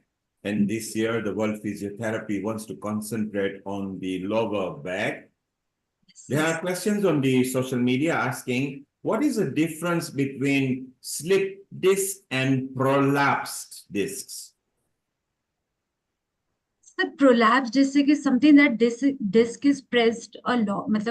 There are degree of prolapse, and there is a degree of prolapse, 1 degree, 2 degree, 3 degree. There are 4 degrees, and in the disc compression, there is a slight compression. Is because of the exertion, because of the longer sittings that get exerted, and that damage around the area, nerves, muscles, or around the back. So there is a difference, and prolapse usually happens with a jerk, or when you are lifting some heavy weights, that happens. And with like RTI cases, got a lot of prolapse things that can be relieved, like 1 degree or 2 degree can be relieved by the extensors exercise, instant extensor exercise. So, Supriya, let's take 1 minute quick reaction from Surgeon Anukul. Anukul, is prolapsed more dangerous and painful, or slip more dangerous and painful for the viewers? Over to you in a quick fire round question. Fantastic. The slip disc is a common colloquial term. It is not exactly descriptive of the true pathology. The pathology is that you have got 2 vertebrae and the intervertebral disc. An intervertebral disc is what we call as a sequestrated antigen. In other words, it doesn't come in contact with your blood circulation. So it's a separate disc, and there's something called the end plate, which separates it from the main vertebral body. So as the proteoglycans, or the type of proteins that form the disc, they start breaking down, a part of the disc tends to get separated from the main part of the vertebral body. The end plate starts breaking down. There's a very interesting zone of action activities over there. So when a part of the disc starts repairing and initially it starts bulging. Then a part of the nucleus pulposus can pop out. That's often called a slip disc, but that's a colloquial term. But in reality, it's a disc, what they call bulge, disc protrusion. That means the part of the disc actually pops out a little bit much bigger, and the disc extrusion, where the disc completely comes out and floats around in the spine. So we call it as a disc. Now the reality is, it is not the disc that comes out that really matters. 2 points are to be considered, and that's where majority of our gray zone comes. One is the physical pressure. Nerves can tolerate physical pressure. It's just a matter of how long that thing has been on. Initially, the nerve will be contracted, the physical pressure will go on. Now, the nerve is covered by a sheath. Nerve doesn't bother about physical pressure a lot. But it is the inflammatory reaction around the nerve that actually precipitates the problems about nerve pressure. So whenever we are asking this whenever we ask as surgeons, we are the knife-wielding guys. We like to go and take things out. That's our bread and butter. But the reality is we don't like to choose that, simply because even when the disc can pop out and put some pressure on the nerve, as the inflammation settles down, that pressure is no more of any consequence. So even when you go and see the MR scan later on, you can see the disc is still there, but the pain has gone away. The reason? The inflammatory reaction has gone away. So I was just going to, now there's a book that's about 500 pages of book of orthobiologics. It's about just the inflammatory markers. And there's 64 inflammatory different markers which come out from the disc, from the proteoglycans, various kind of other chemical products which are produced locally, and they irritate the nerve. So our interest is to figure out, should we operate or not? If the physical component is not there, and after a few days of inflammation settles down, matter settles down. But if it goes on for too long, then we might try out something like epidural steroids and things like that, cut the inflammation down. But in reality, if you keep on working on your muscles and keep them stable, you don't most of the time, you don't require surgical intervention. So by and large, keep the knife away. Thank you, Uncle. Yes, keep the knife away. Try to see if you can repair or rejuvenate or heal without surgery. Surgery is your last resort. Dr. Anjali, you had a question for Supriya before we move to the next guest. Yeah. So Supriya, you mentioned about the hamstring stretching. So this is the update which I want to really emphasize. We are not proposing hamstring stretching nowadays because hamstrings by default can be very elongated. And that means they're weak and elongated. We don't want to stretch further because that can change your position of the pelvis. It can either go into anterior pelvic tilt more or posterior pelvic tilt. So by default, it can be the position of your pelvic, which can determine your hamstring to become very tight. And it can also be a reflex action of your body and your foot dynamics, causing your hamstring to become tight. So many times by default, we keep stretching it, causing more load on the mechanical load on the disc of the spine too. So we always not propagate now hamstring stretching. All right. Thank you. Thank you, So Anjali. from one Dr. Agrawal to the another Dr. Khandelwal. Now the question, what she is saying, you have a, would you like to give some explanation on that, Dr. Khandelwal? Yes. Ma'am, actually, it's very usual that you can't go away from that tilting position. I'm saying that like while you are sitting for the, I'm not going into the pathology of the spine. I'm not going into the any of the tilting and hip factors. I'm only saying that when you are sitting for a long hours, you have a backache, you feel that you are feeling some discomfort or something. For that, I am saying ki hamstring stretching is very important. I'm covering the basic things. So this is the point. My point is that we are not going to the pelvic tilt, or like we will not be able to go. We will not stretch this much hamstring ki it will go till the pelvic muscles, pelvic. Thank you, Okay. Supriya. Do you have any other presentation, Dr. Supriya, or it's over? Well, Yes, sir. We have one more presentation for the knee joint. Supriya, Supriya, hold on. We'll come back to you. We'll go to the sec at the moment. If we got time at the top of the hour, we will, because after 40 minutes we go to USA. So just stay around. Wonderful presentation. We have done very well. Rotarian Lal Goyal, we got Sheikh here. So okay, so if you introduce, please. Yeah, definitely, because he was not getting the connection. So that's why I was wondering whether he's there. Yes, now I can see. So my next panelist guest is Dr. Sheikh Mohammed Sharif M. He is BPT, MPT, AIAP. Dr. Sharif is a musculoskeletal and sports injuries specialist. He's senior consulting specialist, Abha International Hospital, Abha, Saudi Arabia.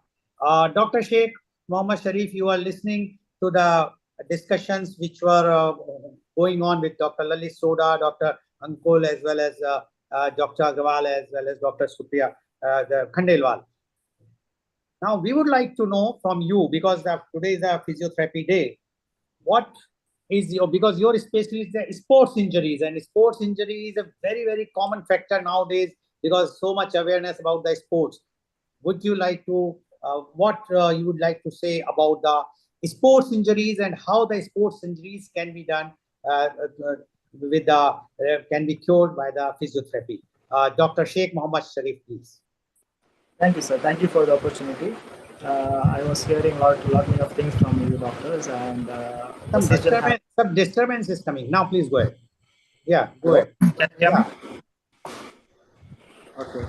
So I work with the sports population. So my area of expertise is musculoskeletal and sports injury.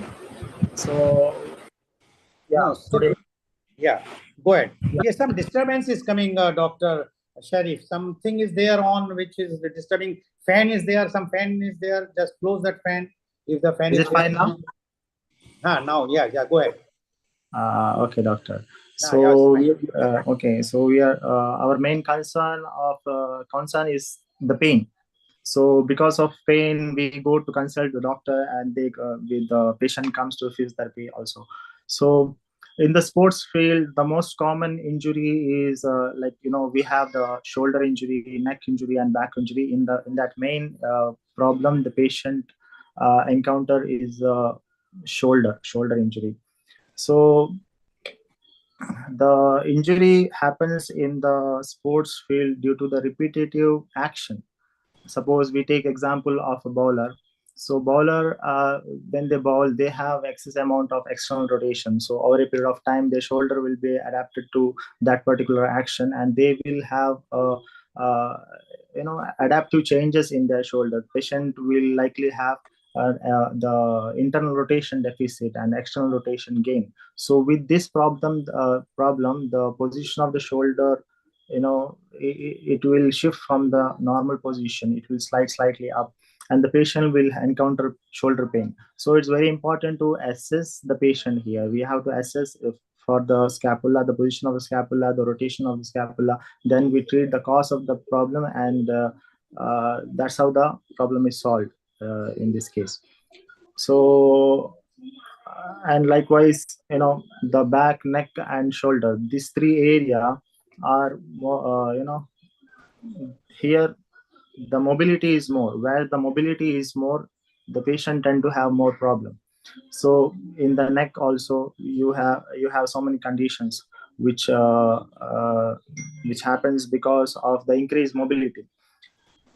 And similarly, the shoulder, the mobility is more, the stability is less. That's the reason the shoulder is one of the main area of concern. Similarly, the back problem. Okay, so that's about the pain. Okay, so you would like to so basically this is for the injuries because of the sports injuries. Yes. And would you like to say something about the muscular skeletal things?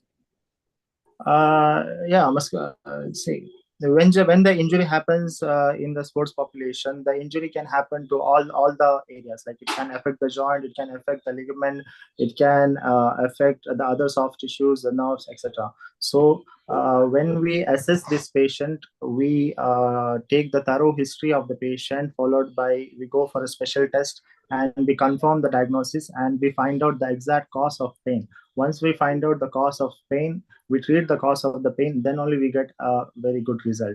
So that's how the way of treatment here. And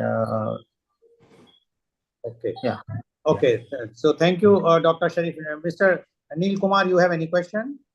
So Dr. Sheikh, can you tell us which are more serious injuries, the muscle bound or joint bound for the athletes or the sports injury?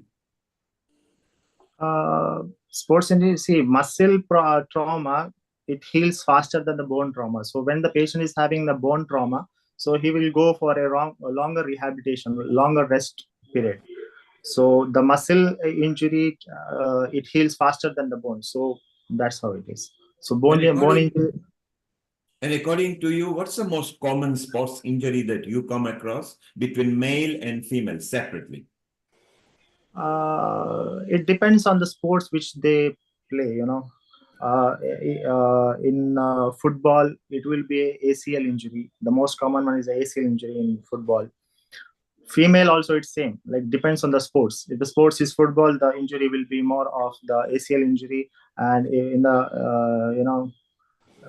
the tennis game, we have this tennis elbow. In golfers, we have this golfer's elbow, the pain in the middle, this area.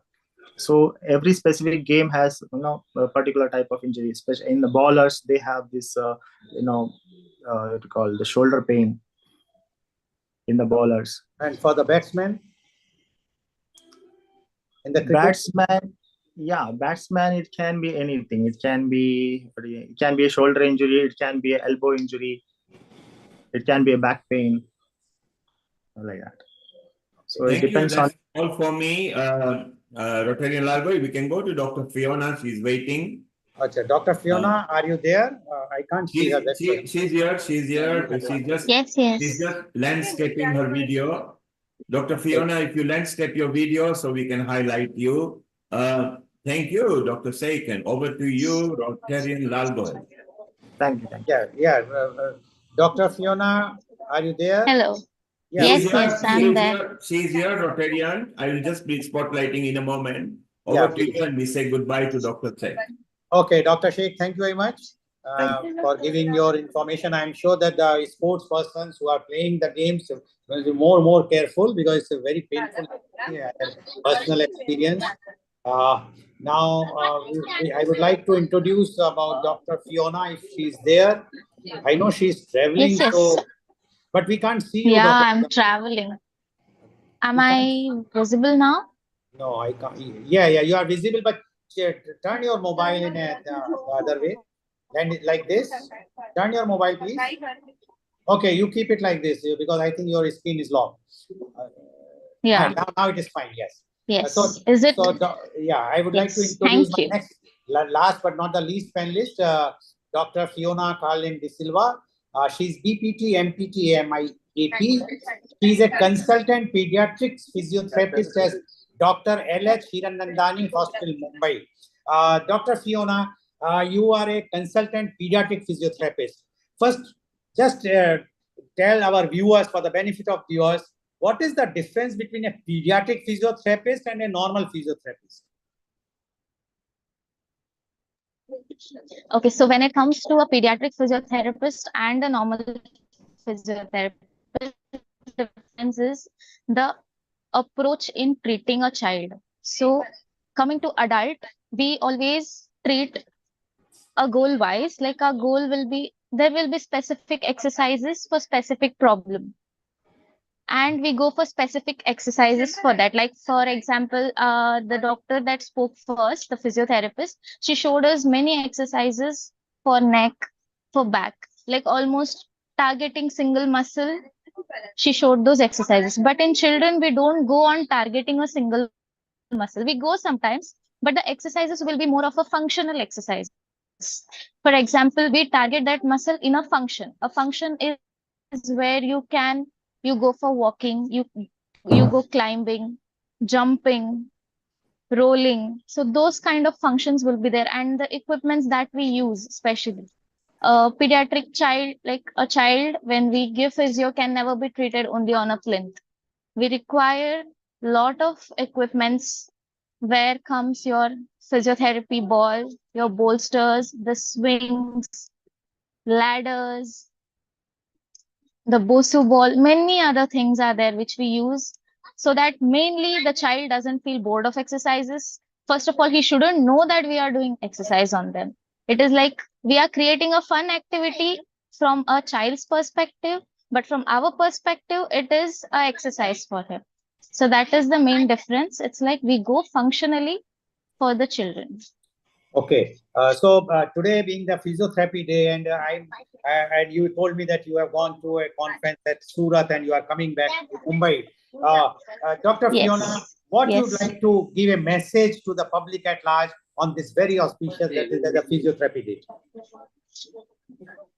Okay, so today the main message that I want to give, like our physiotherapist already spoke about back pains and joint aches and body aches. In that, very common thing was key. It is one thing about preventing those pains.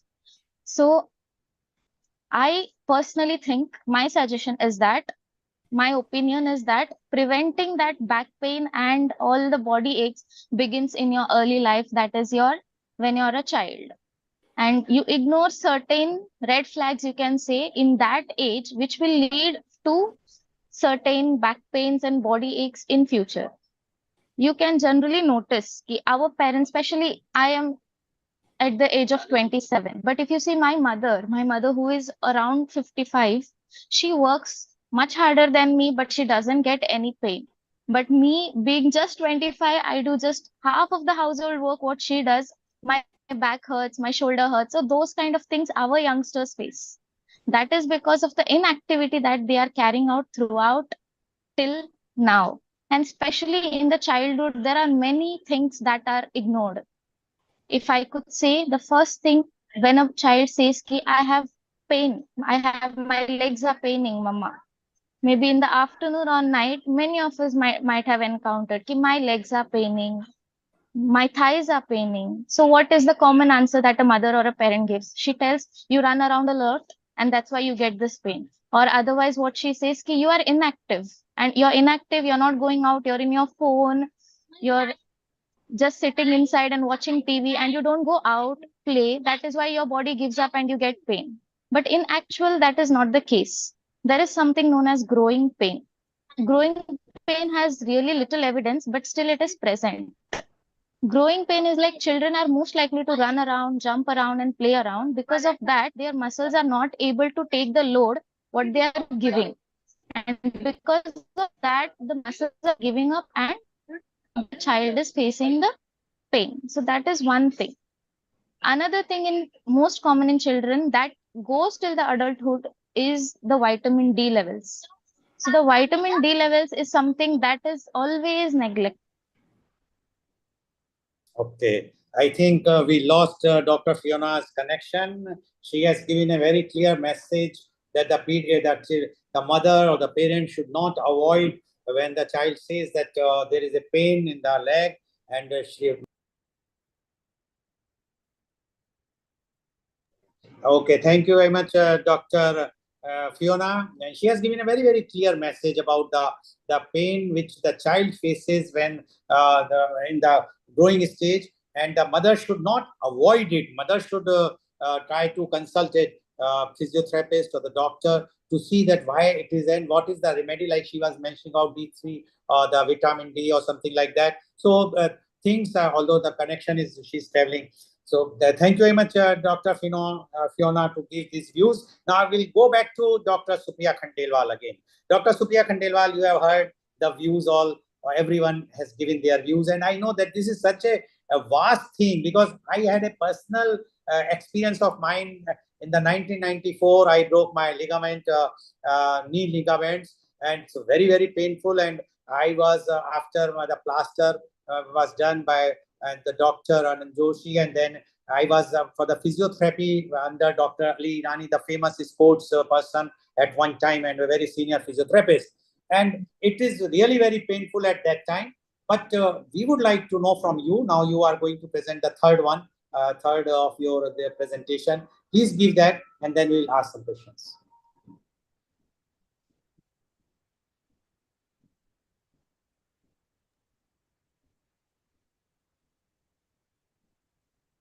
The first massaging technique for the knee joint is this medial area. Just below your this knee ball, you have to like move 2 fingers down, 1 finger down, and press this medial point. This is little protruded point, and if you will massage this point, you will get the instant relief. Because in the early osteoarthritis of knee, this point is the most painful, and if you relax this point, you will definitely get the relief from the knee pain. The next massaging technique for the knee joint is you have to lie down on your stomach, and from the back of the knee, you have to press this point, like the middle area of back of the knee, because the lymphatic system is also working here. When you will massage this point, your blood circulation will increase and you will definitely get the relief from the knee pain and from the ankle pain. Now the strengthening technique for the knee joint is, first you have to take a small towel and make a roll like this and put it on the back of the knee, and then press your knee down like this. You have to press your knee down like this, hold it for 5 seconds and then relax. Do this repetition 10 times. Next exercise, you have to lift your leg like this at the angle of 30 degrees and hold it for 5 seconds. 1, 2, 3, 4, 5, down. And do this movement 10 times. Lift up, hold it for 5 seconds. 1, 2, 3, 4, 5, down. Now the next exercise is you have to flex your knee like this. You have to move your leg like this and then get down. Don't lift your ankle. The ankle should be in contact with the bed every time. Do this movement 10 times. Now the other two exercise in a sitting posture, you have to sit like this, keep your hand on the couch and your thigh should be supported. And now lift your leg Hold it for 5 seconds like this. 1, 2, 3, 4, 5 down. Again lift up. Do this movement 10 times. Now the next exercise, the last exercise is lift your leg like this towards your chest, towards your shoulder. You have to lift your leg like this. Do this movement 20 times. This will strengthen all your quadricep muscles. The stretch. Well done, Supriya. So we had a neck exercise, backache exercise, and knee exercises where Rotarian Lal Goyal can vouch that it works actually. So it was very nice. Let's take a comment from everybody, Rotarian. Let's take a comment from Dr. Anjali before we move to Canada and USA and Malaysia. Dr. Anjali, what did you feel the way Supriya presented in a 3 simple steps, 3 separate parts of the body? Very good, Supriya. It's like a simple way to lead your life without much pain and discomfort. For people who have very basic pain levels, this would definitely help them to, keep their body and joints functional. But for more expert care, where the joint alignments are out, or the position of the patella is not at the right position, if the hamstrings are not firing up, we need to have a more extensive guidance for the patient. So I think it's wonderfully done, Supriya, for helping all the elderly, especially at home. And Anjali, let's go to our surgeon, our orthopedic and a spinal surgeon, Ankul Goswami. Ankul, your thoughts so far? Fantastic. I think there are some of the very basic therapies made for the back, for the neck, and the knee. Knee is so very commonly used over there. So understanding the biomechanics is vital to the recovery of the muscles, but also the various muscles and structures around the knee and the hip. One of the interesting things that I would like to just add, because it happens that because many of the patients are thought to be having arthritis of the knee, but they have not assessed completely the femoral nerve involvement, the pelvis and the tilt of the pelvis that you were talking of, but also various pelvic issues, because I get lots of patients who have been staying on coming to the outpatient clinics for several years, pain in the inside of the knee, pain in the inside of the knee. They undergo lots of investigation with MRI scan and X-rays. And ultimately, when you see that fundamentally it is an operator nerve involvement or the femoral nerve involvement, or they have got some simple thing like a lymph node in the femoral triangle, which is irritating the femoral nerve. Or it may be L1 and L2 lesion in the back somewhere, which is giving ilioinguinal, iliohypogastric nerve irritation. So there are very many interesting areas. That area is a very, very interesting part. Also, the people who have had things like endometriosis, surprisingly, endometriosis, pelvic disorders, PCOS, polycystic ovarian diseases, and pelvic surgery, the people who've undergone various pelvic operations, they can lead to problems along the inside of the knee and along the inside of the thigh going on to the knee. And I've come across quite a few patients who have had this kind of problems. But biomechanics, we use various kind of splints to arrange the what you call orientation of the leg. We also give various kind of insoles to alter the biomechanics, and that can alter your gait pattern and these things. It's amazing how you get the podiatrist involved, the biomechanics lab involved, and the various other people involved in trying to figure out where the pain is coming from.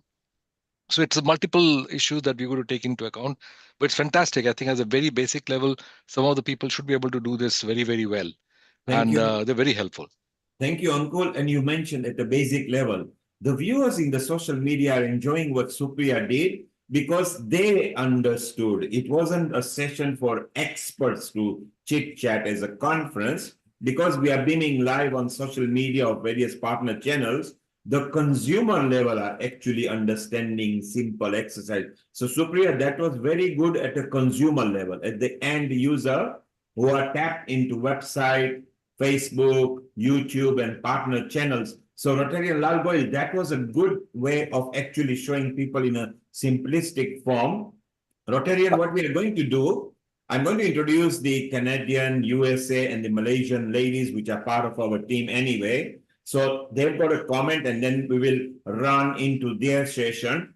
Global Namaste, Sharon, our senior host, our producer, there in Creston in Colorado, USA. beaming with a smile at the age of 75, looking 32 plus VAT only. Sharon, unmute yourself. Sharon has affinity both to India dancing. Sitara Devi was her mentor. She's not only an expert dancer, she is a very prolific movie producer. And Quantum Chi, if you have ever seen that, she is the producer over here. Apart from wearing just the dance hat and a producer hat, she is part of every episode at Healing Our Art at the top of the hour because USA is waking up in the morning. And a global namaste, Sharon. You had a comment, and before we introduce Bai Ching and Maureen, what are your comments on what Supriya did? Because you made a comment earlier on the chat. Global namaste to you all. It's such a pleasure to be here as always. And what we're going to bring forth today, and this has been just brought forth, are ways to prevent joint issues and ways to bring consciousness into the tissues.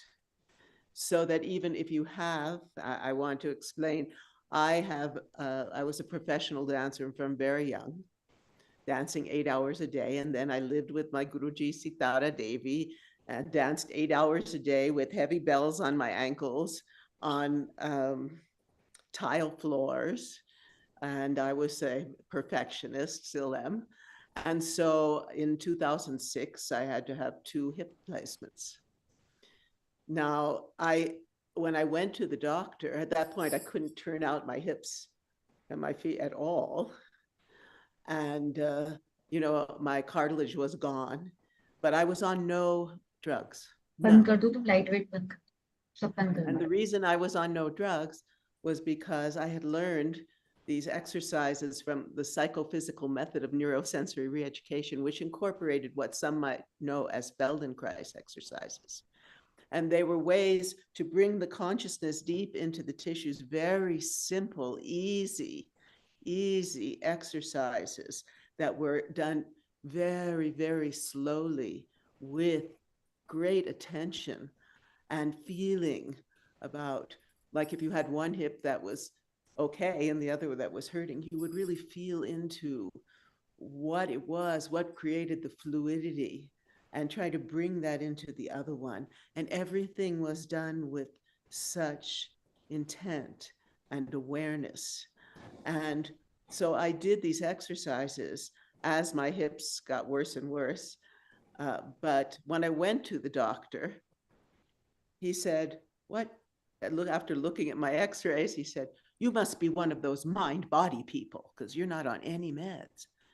And those exercises really, really helped me. And then they helped me on the recovery side as well, because when the physical therapist came, she told me that I knew more than she did.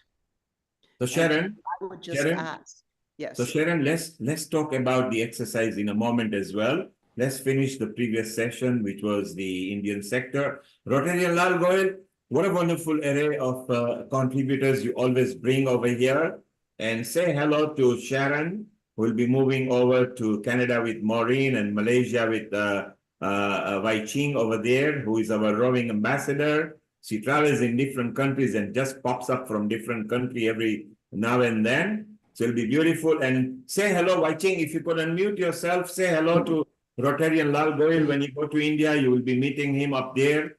And say hello to spinal surgeon Anakul. Maureen, unmute yourself. Let's say hello to each other. We'll say bye to Supriya and Rotarian Lal Goyal in a moment. Hello, Sharon. Hello, Maureen. Hello, Viking. See, before I leave, and I have to say one thing. The physiotherapy is very good, but initially, when I went after my ligaments or the fractures, I had fractures recently about my ankle, and then muscle was torn on my shoulder also.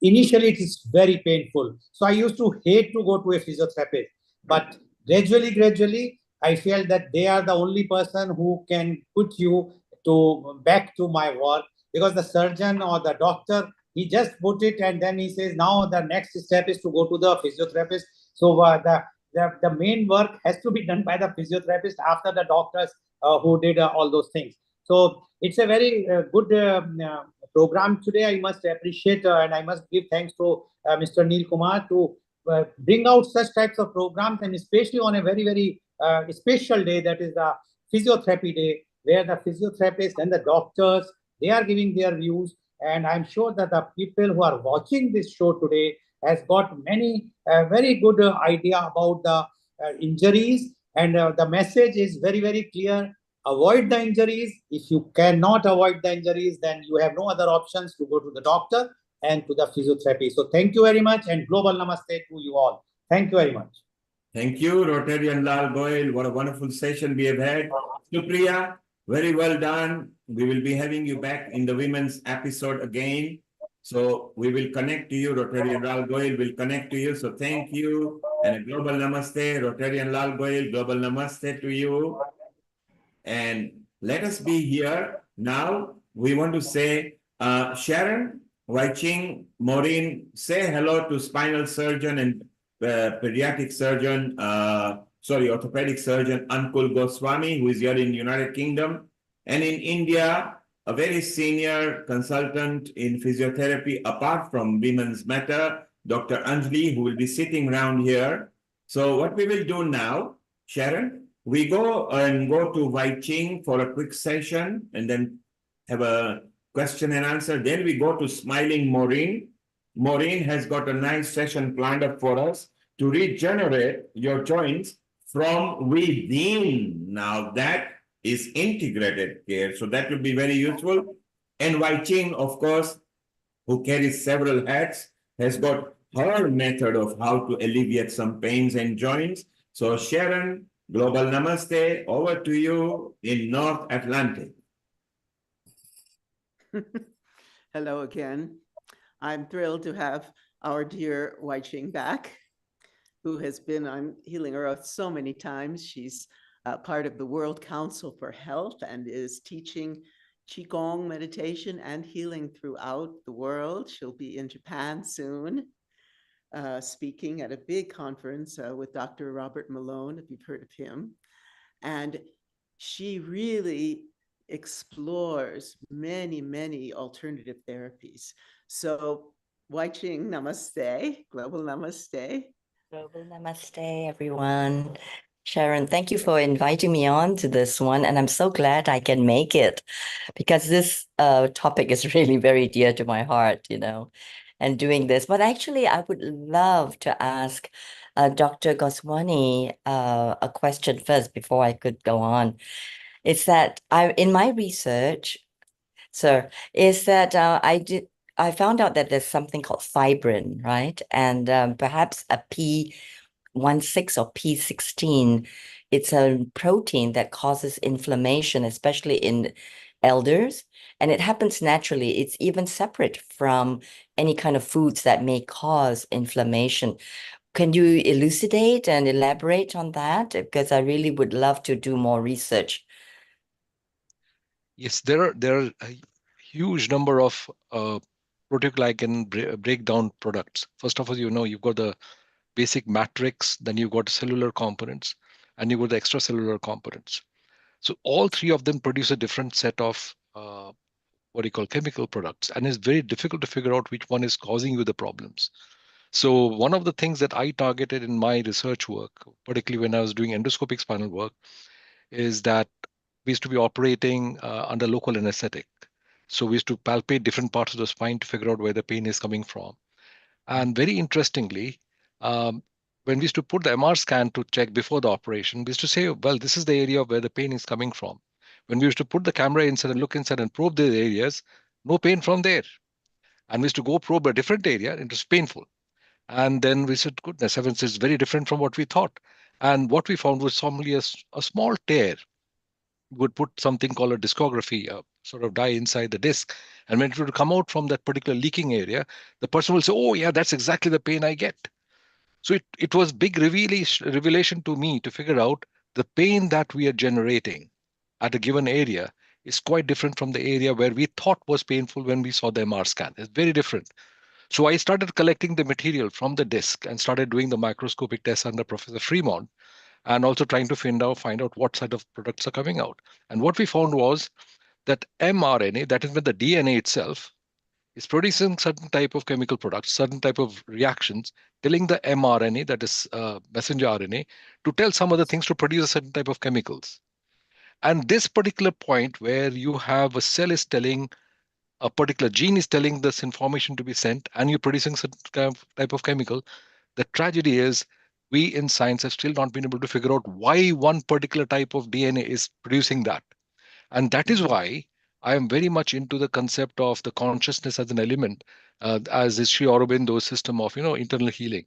So I have come to a central conclusion, and that is a very central part of my thinking process, is that yes, we have not understood the concept of consciousness. What exactly triggers an RNA to produce a particular type of chemical process?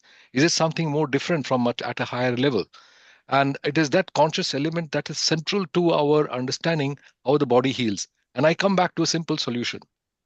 And I say, each cell of a body knows how to heal. So if anybody who says that they can make the things heal, as a doctor, I said, it is totally incorrect. The healing process is inherent in a cell. The question is, how can you make sure that all the factors are taken care of? Therefore, I go more into to. I was reading Sushruta Samhita. I don't know if everybody is conscious of it. Sushruta Samhita says that when you eat a food, we don't eat it for our own selves. We give it to the microbiomes, the bacteria in our intestines, and they digest it for you and give it to your body, which is acceptable to you. So, in other words, when it comes to pain and this thing, I not only change the physical therapy, I not only ask for the entire physical assessment with our physiotherapist colleagues or the other chiropractors, they look into it very carefully. But I said, listen, it's also a question of how you consider your pain is to be, how your body changes its characteristic based on the type of food that you eat. Are you really eating all things that's natural? And I also look into something called simple stuff, what we call is prana, life. The life is central to this thing. So we have to live on anything that's living. So we have to eat plants, or some people eat meat and all that stuff. But the reality is that you cannot make this body without prana. So life is central to that particular understanding. So my reality is that there is much more to what type of chemicals are produced, the genes, how they are activated, how they produce mRNA, how different chemical products are used, actually is to require much more element of consciousness. For example, I'll give you a simple thing. Um, Patients who have got the back pain is very strongly related to psychological factors, to hormonal factors, particularly in women when it comes to PCOS or when it comes to the endocrine methods of trying to develop ovarian cells and things like that, endometriosis and things like that. They all become a very important part of your psychological symptoms. At the same time, irritable bowel syndrome, very pelvic inflammatory disease, and GORD, the gastroesophageal reflux syndrome, they all are interconnected. And when it comes to my chronic back pain patients, they all are interestingly very interconnected with psychological factors and all put together. So I can go on for hours talking about this, but reality, there's lots to it. Yes, you're singing my song because I don't know if you know this, but I'm a Qigong teacher. Yeah, Yes, exactly. so I do energy healing. So this is Absolutely. really in total alignment, and how we can actually, through energy medicine, address what is still unknown in the cellular structure, in the DNA, the intracellular, extracellular reality, interstitial fluids, Absolutely. right? And how the prana interact with the sutratma, the nadis, the mama points, Absolutely. and the meridian system, and how that goes through the fascia to the muscular system, and then through the nervous system, which is what triggers the impulses to the brain to say, this is the sensation of pain. So, this. I've got one more addition to add, just too important. I do not know if you have Yes, read sir. anything called Kathopanishad. Have you read Kathopanishad by any chance? No. Well, Upanishads, and not this one, no. yeah, it's what fundamentally it's a concept of observer and the observed. It's a question of what am I? It's the correlationship between them. And majority of my patients who are chronic back pain patients on a lot of spinal surgery, other operations done, they've got multitude of issues. I spend a lot of time trying to figure out. I don't tell them in these very words, but in reality, I get them around those kind of alignment that this is, you might be so-called, you might be feeling the pain, but in reality, when you go back into their lives and the way they are looking into the world, you start sitting with them, trying to feel them in real sense, like what the agony they're going through. Once you connect yourself to that, then you realize these are the question of imbalances and how they can be changed. And once you start feeling their pain, then you say, oh, that's exactly how we can go around and try to make the changes. And it's surprisingly quite different from what we think to be medically correct. It is a Yes, very yes. different story. So, and that's where I think when they go to this different areas of secondary healing methods or other methods, I say stick to them. They're doing you much better than what I can do, because I'm a knife wielding surgeon. So it doesn't work out at end. It has to work out a different end. So thank you Yeah. very much for all your help and efforts. Your humility is beautiful. Thank you so much. I mean, we are all creating an integrated approach, right? So it's holistic. So we need a surgeon. I mean, when you think about surgery, I can't do it. These tools are my are my tools for energy surgery. So, and also just to let you know, the college that I went to in San Francisco is based on Sri Aurobindo and the mother's teachings. Yes, it's called Exactly. California Institute of Integral Studies. So just to let you know that. And also, I feel that the field that we are in, like with Sharon as well, the psychosomatic aspects are so powerful. So combined with energy, some of my clients, let's say 10 years of back pain in one session, it's gone because of that root cause of perhaps some kind of trauma. It could be an injury, even where we reframe the memory of that trauma, even an accident, a car accident. When we go back in time to clear that, it was very clear one case where I was working with someone, and while I was doing this work, he just wept and wept and wept. And that's because his daughter died in the car accident and he was driving. And so he hadn't resolved that in himself. So when he forgave himself, the back pain was gone. So, just wonderful illuminations like that. And yeah, so I have here actually in front of me, I don't know if I'm supposed to segue, but that I love to research and also in energy. So I have all here with me. My personal story is that my back went out twice. And also I could have had cancer in 1990. So I take good care of myself. I'm 67. So I just have a handful of homeopathics here, which I use for soft tissue healing as well as bone healing. I think it's amazing, from Arnica to Symphydium. So all that. But also very interestingly, silica that's with structured water.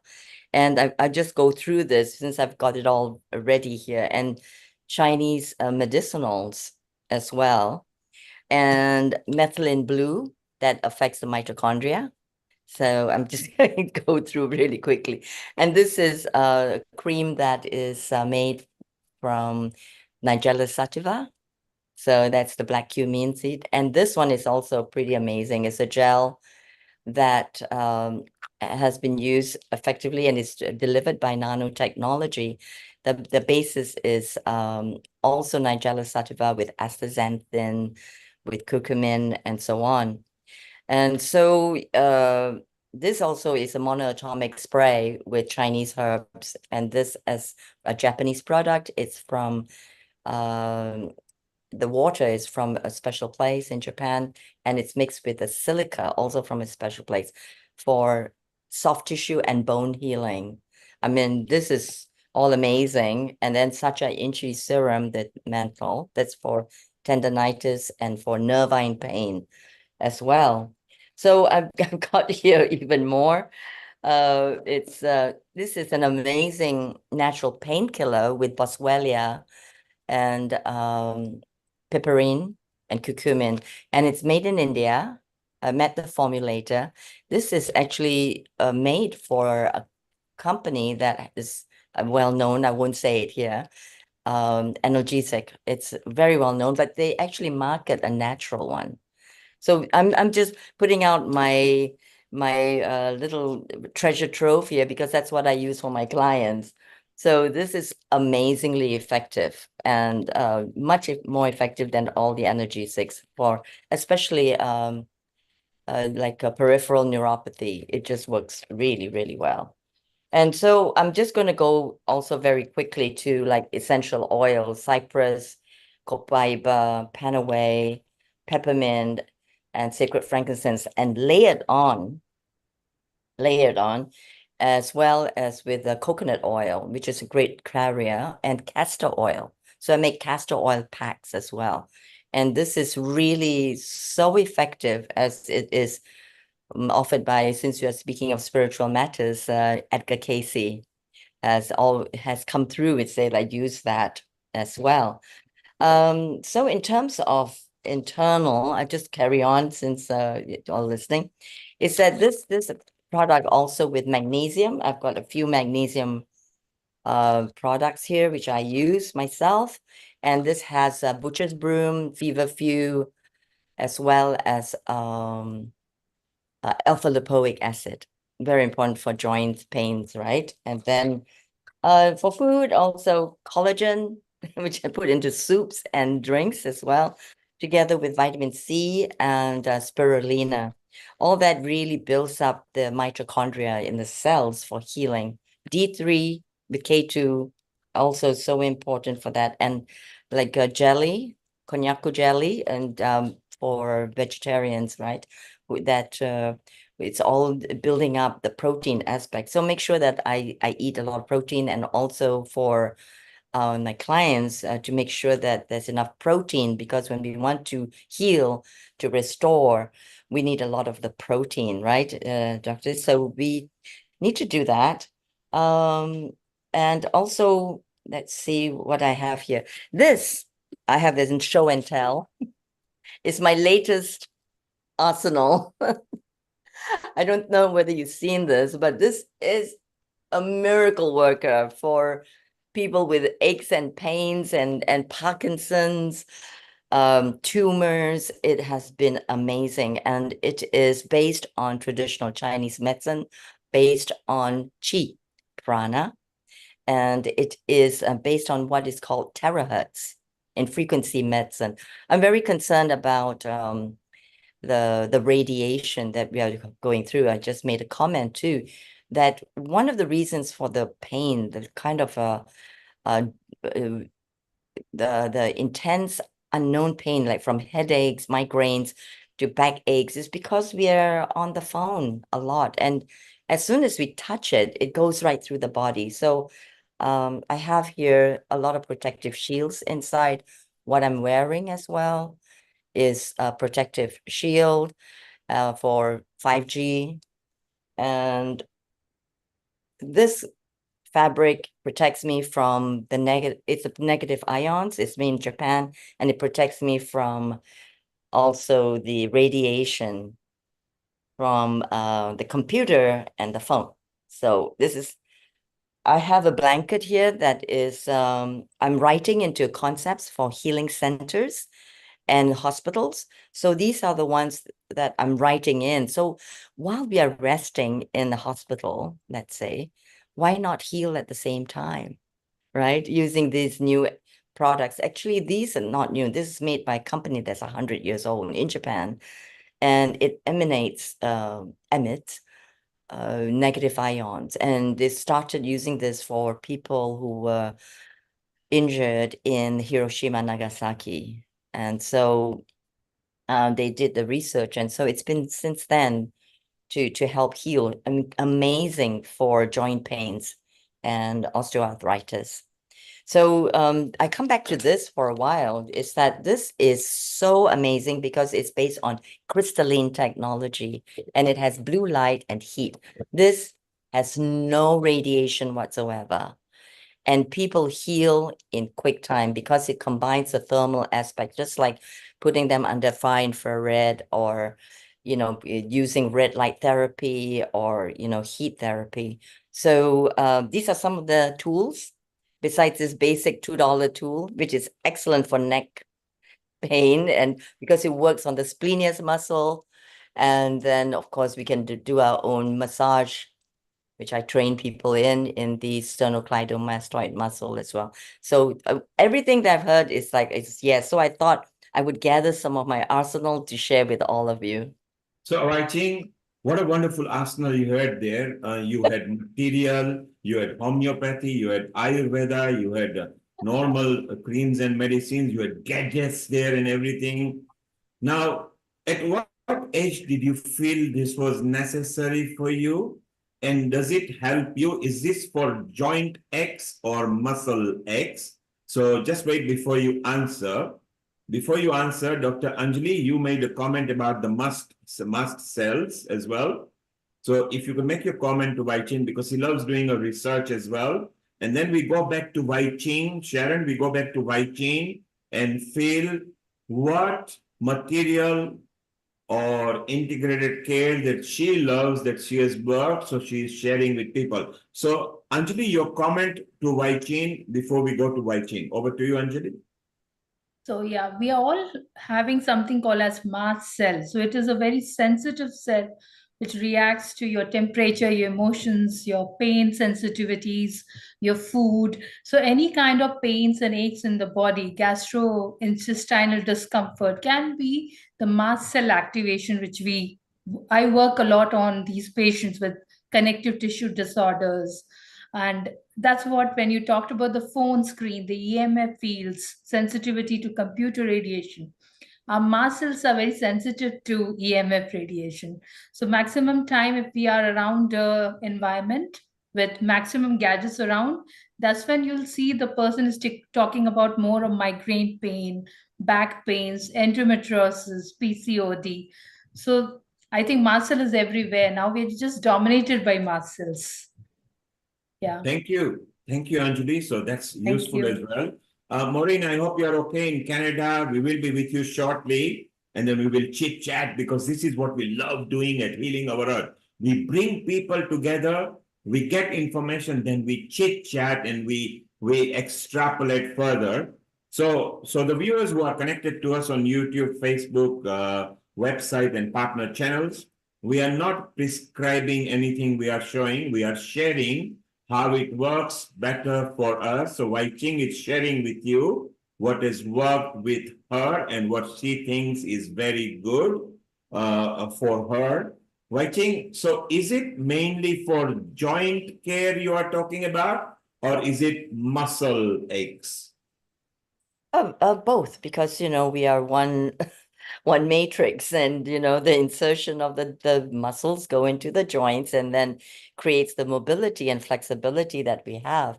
And of course, then we are mind, body, spirit. So bringing in the mind intent and sending the energy to heal in the cells, affecting the mast cells then, and everything, and then working through the musculature, and especially the pelvic area as well, because that we know that this is like the core of our physical consciousness, the Mula Bandha. And so it's everything as one, and it's working on the energy field first, I feel, is really important. And also the cellular structure, and the water that we are drinking is and the water, having enough hydration. I mean, let's get back to basics. Having enough hydration, and the right kind of hydration, that is with structured water, with cells that are small enough to be bioavailable. Most of the water we drink is not bioavailable, and also, charged with a lot of heavy metals and chemicals, dioxins from the leaching of plastic bottles. So we're drinking toxic water, basically, and we're not even purifying and structuring. So there are different ways to structure. Let's pause here. Yes. Let's pause here. Yeah. You Okay. brought in a very important ingredient in our life, which is supposed to be free. You mentioned water. So stay here for a moment. I want to go around the panel over here, and I want to ask a question. How important is the role of water in our life for our muscle aches and our joint aches? Okay, let's bring in Maureen. Maureen, because we'll come to your subject in a moment. Do you think water is very important part, and if we are dehydrated, we might get more aches and pains? How important is water in our life, Maureen? Essential. In one word, it's essential. It is the matrix upon which all the electromagnetic signals are delivered through the brain and the body. It's that basic communication of water that makes everything work. We are our brains are something like 80% water, bodies 70% water, and we know the importance of high quality water as we're hearing is so important. Yes, it's essential. That's my word. Maureen agrees that water is very essential. Approximately different parts are different percentage, but overall above 70% of our body is water. And if you don't believe in that, just stop drinking water for 24 hours and see the thigh muscle aches that you get overnight instantly. And water is very essential. Let's go to our surgeon there. And Anukul, how important is role of water? And when we get aches and joint pains and muscle pains, ought we not go to the first medicine called water, which is supposed to be free? Absolutely true. I think there are lots of muscle aches and pains and detoxification can occur with water. That's important. But also something more interesting than that is what type of water you have and when. It's just not merely cold water. With our normal attitude is when it's hot and you tend to take water which is ice and other kind of stuff, which is almost everywhere in the world we try to do that. But that's not necessarily the right way of managing the energy system within our body. At the same time, when you have to have the water, it should be have it what quantity of water in the morning, what in the afternoon, what at night. I remember when I used to go for what we call LRPs, that is long range patrols. So we used to carry one bit of glass of water in our water bottles. And as an army officer, we used to be walking along the mountains. And we used to go out for 20 to 28 days of patrols with no contact with the world. And we used to be a group of 10 or 12 people just walking right through the mountains. And there used to be no habitations anywhere. And while walking up and down, we used to go and we used to, the instant we used to see a small rivulet of water, the first thing we used to do is go fall flat into the water and just drink it straight from it. and that's the way it was because you were so thirsty. And that thirst, you'll not believe it, how, it's all parched, you can't breathe and it's all choking. And you get body aches and pains and cramps. So we always have enough water bottles, but we always try to keep it reserved to be taken only when you're desperate for it. And we are not allowed to have more than just one sip just to get rid of the parched feeling in the throat. But you can come with very serious cramps in our body because of this lack of water. Another experience I had was when I normally work, I just work around right straight away. I normally don't have anything. It's been a part of my life. I've never had breakfast. I usually start my work. I work right through the day. And one fine day, I just started work, kept on. I started getting lots of headache, a huge amount of headache. I was wondering where is this coming from. And so I just, after about 2 3 weeks of continuous headache, which was very bad, I just told the radiologist that I'm just coming for a MRI scan of the brain, and I want to see what is going on with my head. So, of course, jokingly, he said, well, there is no head there because it's meant to be, as an orthopedic surgeon, it's meant to be in your knee. And I said, well, fine enough, let us have a look at it. But he said, no, everything is fine. So then, and my nurse, it's a very nice chap called Joseph. And he said, Mr. Goswami, you're just not, I never see you eating or drinking the whole day. I said, no, I don't. I normally don't do anything. So he said, no, you better start. After every 2 patients, you would just give me a glass of water. And it was amazing. In just 2 3 days, the headaches went off. So I said, goodness heavens, that I'm talking this is just about 10 years ago. And that tells us how important the water is. And in our normal day-to-day work, we tend to completely forget how much of water we need. But it's important to keep on having a certain quantity of water, keep your systems clear. How it works, I think Ayurveda people and the general people will tell us much better. because I'm a typical orthopod. When I'm at work, I'm just working, but I can suffer with lots of body aches and pains, and drinking water does help a lot. There's no doubt about it. Thank you, Anakul. So Anakul, you agree as well that water is important. One of the things that I particularly coach people with is very simple. When you are not well, are you breathing correctly and are you taking oxygen? Number two, are you drinking water correctly? Are you standing up and gulping it very fast? Take it easy. Water is to be enjoyed. Let it mix with your saliva. Sit down so it doesn't go down directly straight fast. So you need to ebullience. Don't put ice in your water. Try to drink it at the room temperature if it's comfortable. And if you are in a room which is minus 50 degrees, then you are dead anyway. So be in a room and a room temperature, because your body will have to make sure you brings the water to the body temperature. So the organs will have to work hard.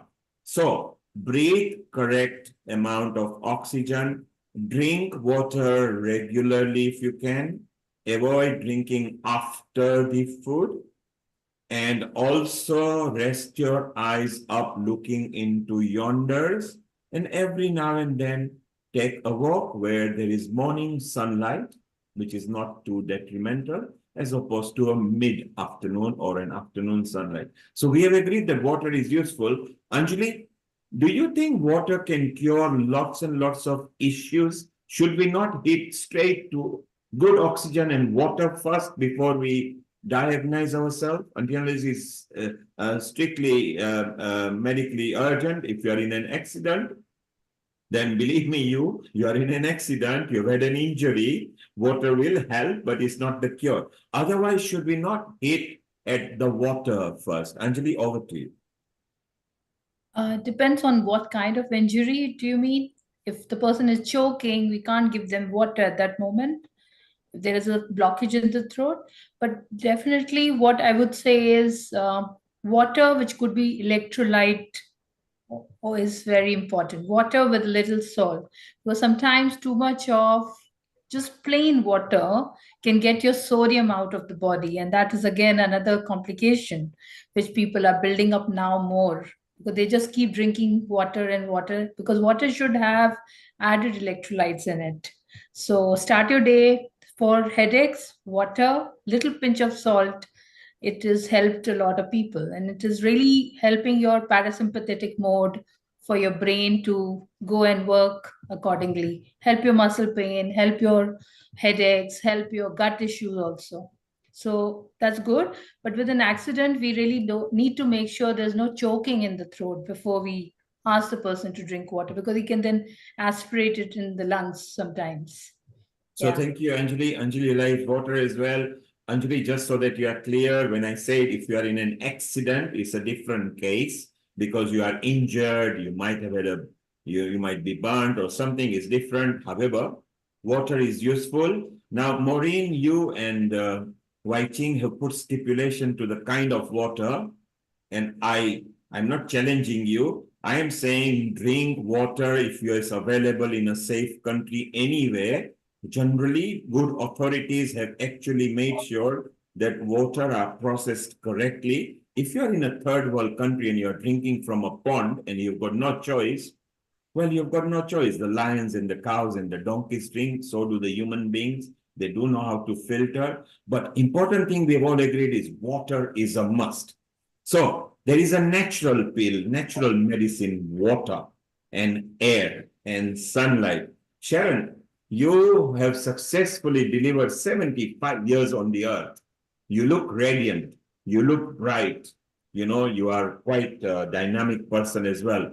Has water played important part, and or was it your mental state of mind? Because that's what we are going to go to Wai Ching with.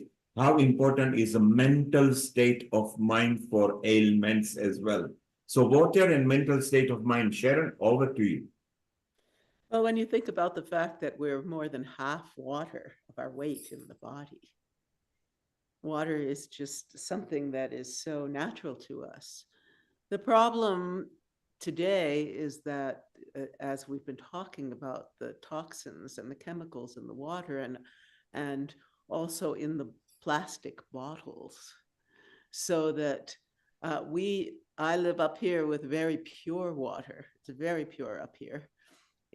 We're at about 8,500 feet. And we take the water from our tap. If we're going somewhere, we put it in glass bottles. We don't use the plastic.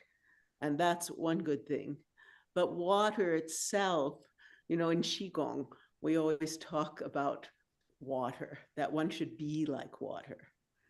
And water is like a mirror for us too.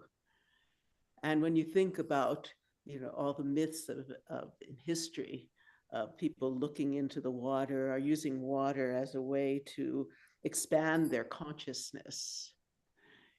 There's so many areas where water is precious to us. And what's very sad is that all of these, what I've been reading about, all of these SSRIs, these drugs for consciousness, for emotions, they're now in the water system. And so we're very fortunate that we don't have that here, but that's going on all over the world. So we really need to think more about really how to take care of our planet. And that's why we're here at Healing Our Earth. How do we take care of our planet and all of these chemicals so that we can be more healthy? And of course, your emotions and your consciousness play a huge part in your healing. I believe that with my hips, eventually they were so, from the wear and tear, they were so, the cartilage was so worn that I had hip replacements. And I do want to mention with that if you have joint replacements, what you really need to do is welcome them into your body. And that's what I did. I really welcomed them in and talk to them and say, oh, thank you. And so that was 2006, and I am dancing, at 75, I'm dancing really, but you need to learn to take care of yourself so that when you're healing from a joint replacement, for example, I would sit with pillows propping up my legs. I would sit with my legs going open, and I would sit with pillows, and I'd put a little tanpura, I had a little small tanpura right in the bowl of my pelvis. And then I would play it and I would chant healing mantras and allow that energy to flow into the pelvis and really bring love. Really, it's loving yourself and bringing that love into the tissues. And even when I drink water, not all the time, but when I remember, I'm thanking the divine for this precious gift of water. And I'm thinking about how letting the water flow into every cell and, healing and innervating and, being a wonderful, wonderful gift to my body. And Sharon, you've got both both the hip replacement, is that right? Yes. And what is the lifespan of hip replacement?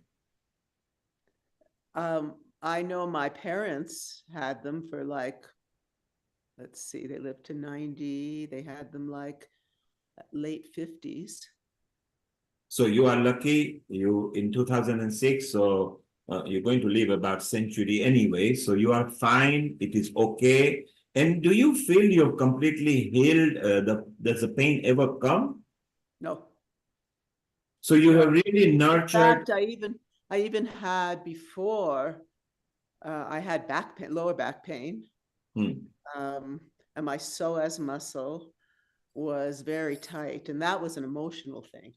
There's all of these other factors with the hip replacement. It's not just the wear and tear. There's genetics, and then there were other factors of that has to do with the childhood sexual abuse. All of these factors that affect your consciousness of your pelvis and your female organs.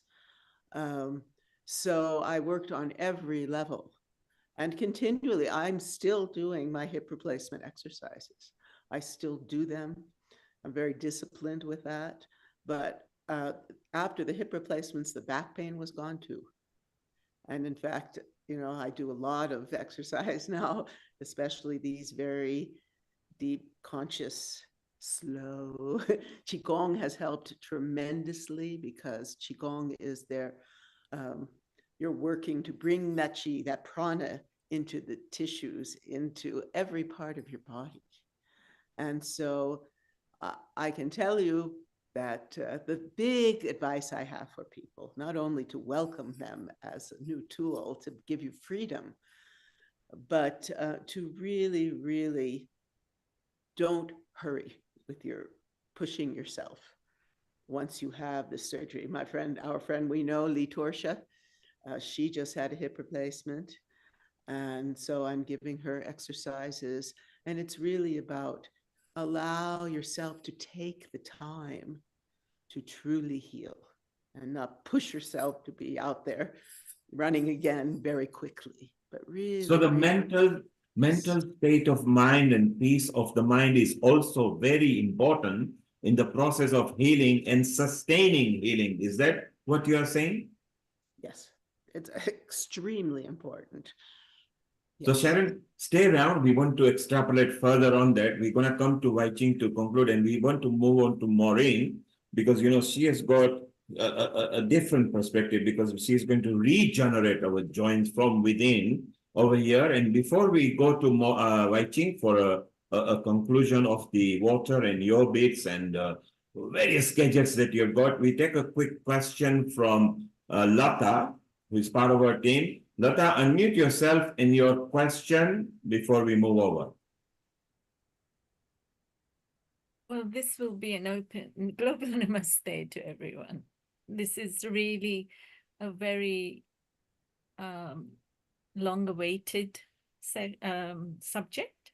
I think we should have more of these, Neil, and thank you very much for bringing it. But yeah, I mean, I've got several questions, but I think it'll be an open question. But I loved what you said just now. I resonate with everything you said, Sharon.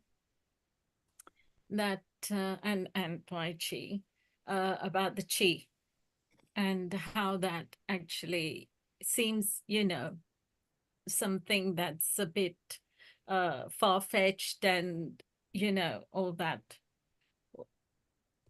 doolally stuff, but it is so key, isn't it? I've realized this recently as well, and it really does work because clearing your head, clearing your body, your mind, your soul, your spirit, it just works all holistically and creates the healing that we need, and plus the water and all that. So self-care is so important. Not everybody can manage it or come to terms with it or understand it.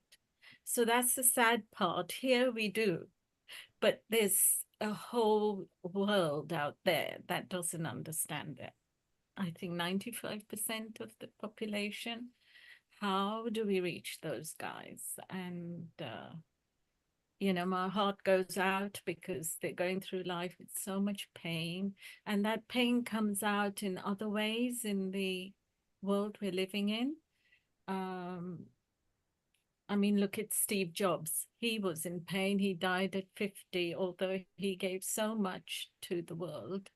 He couldn't cure himself or get himself healed because he was a victim of not having the right people around him. I think there's a lot of people like that in the world, in that circle as well. It's, quite apparent. I don't want to mention names, I'll stay neutral, but the guys who are in the news constantly, I think they need all this therapy as well, so desperately, so that they make the right decisions for the world and the population. And so that we can get rid of all the corruption, the bribes, the sexual acts, all the things that are not going right. So it would be so nice if we could find a way and a method to reach those, because we are the converted ones here, I think, we believe in all this, but how about reaching out to the greater population out there?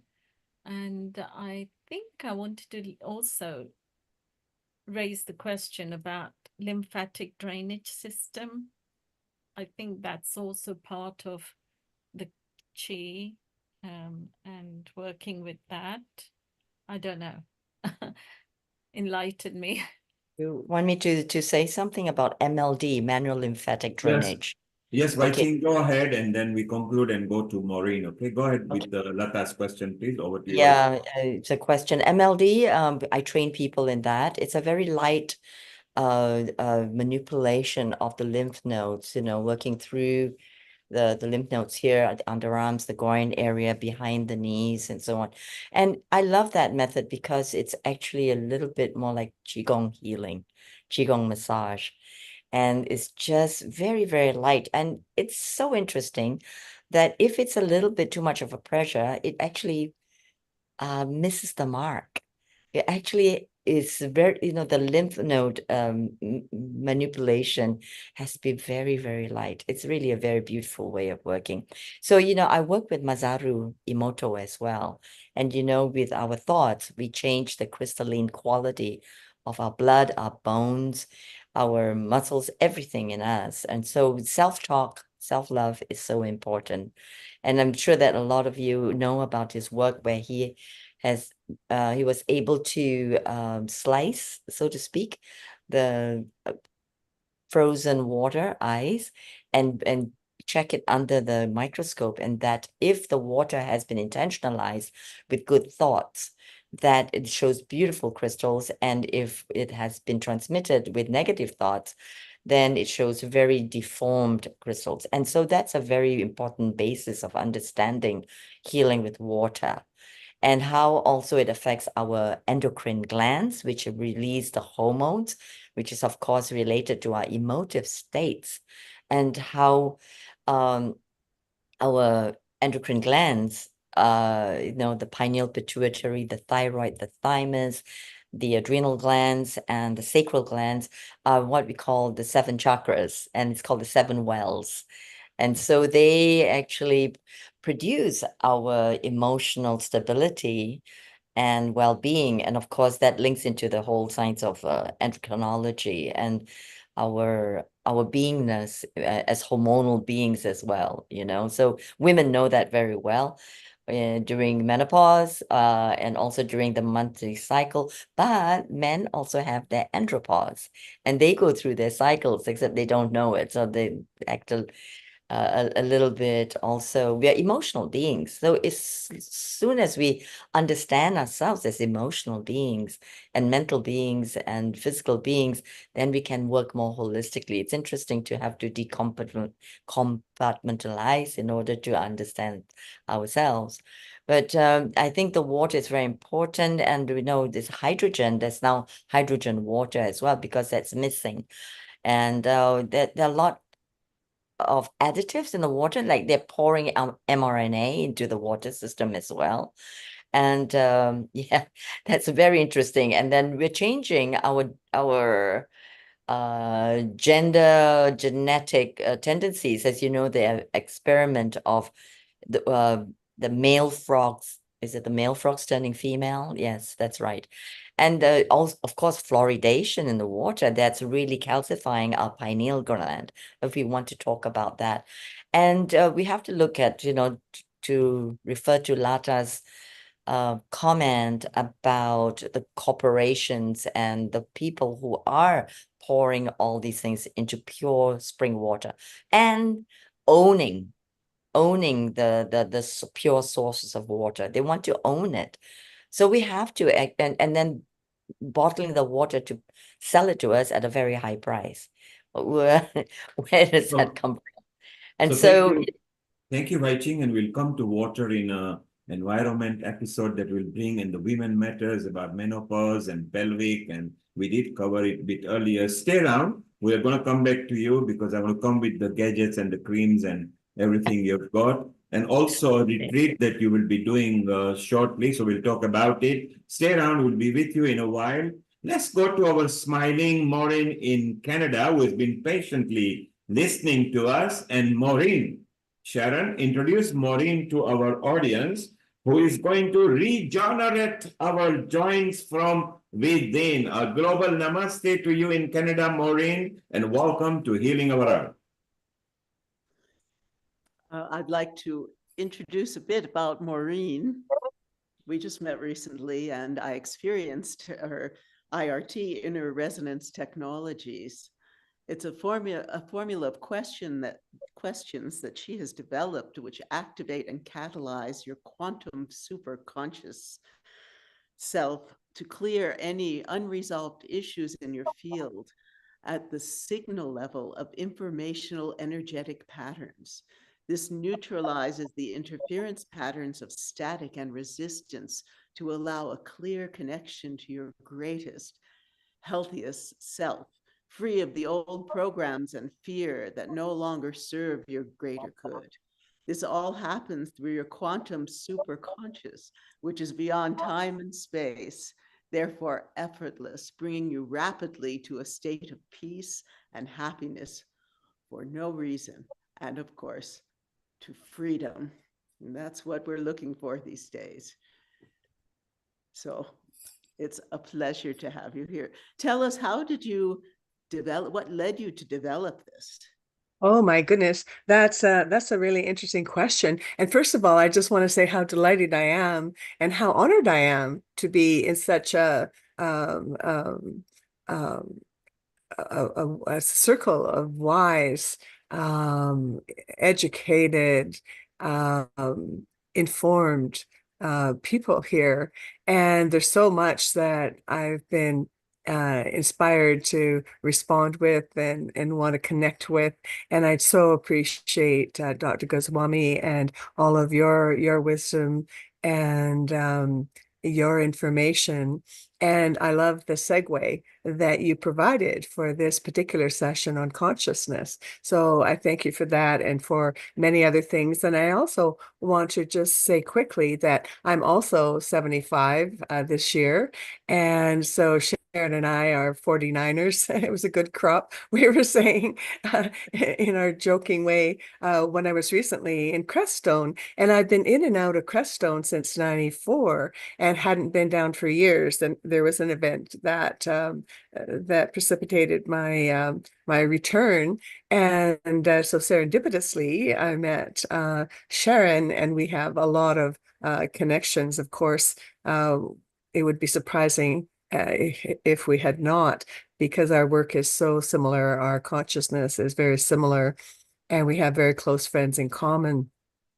And, you know, when I first came to Crestone, I used to stay at the Sri Aurobindo Center with Cyril Showen, who spent 7 years in India with Sri Aurobindo and Mother. And so I have all those books, and my work is all about the cellular rejuvenation and youthening, if you want to call it that, of our physicality through the power of consciousness.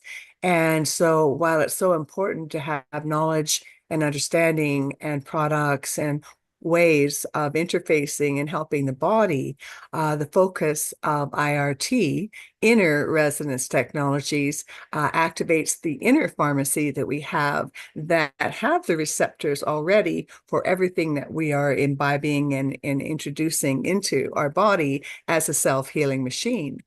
And so IRT is, as Sharon said, is a formula of questions that activates and catalyzes the part of you that knows everything, that has an awareness of even what your soul's journey is, and helps us to really wake up and remember the greater truth of who we are as consciousness, as spiritual beings. We talk about all the different other aspects of ourselves, and it's a whole systems approach.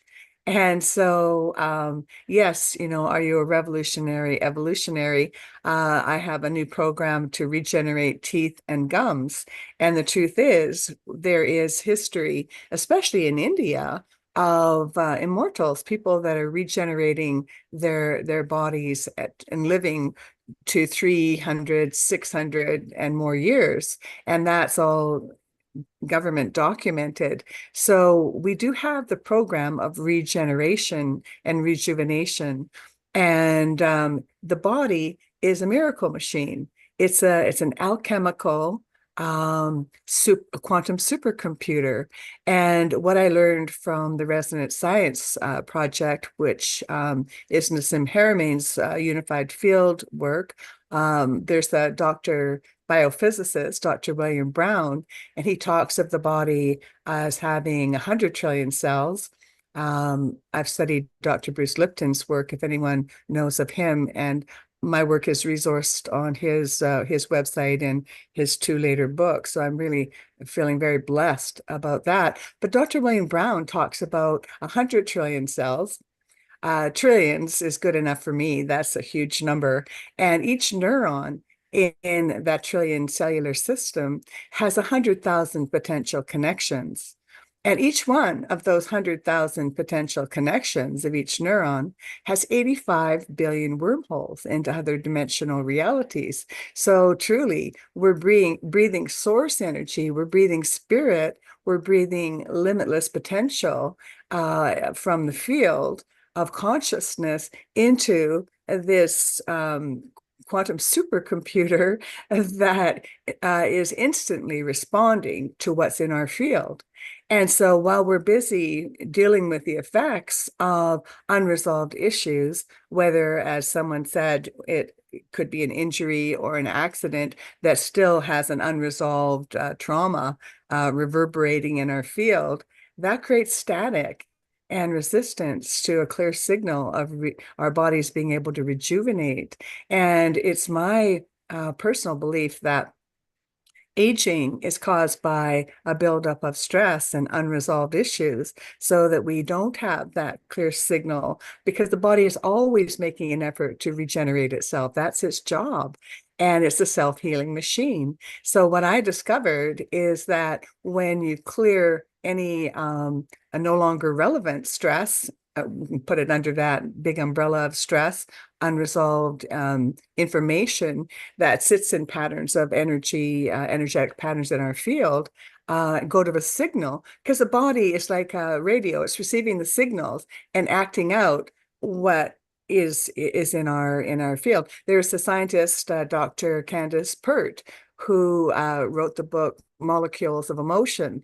And she discovered neuropeptides, the emotional component.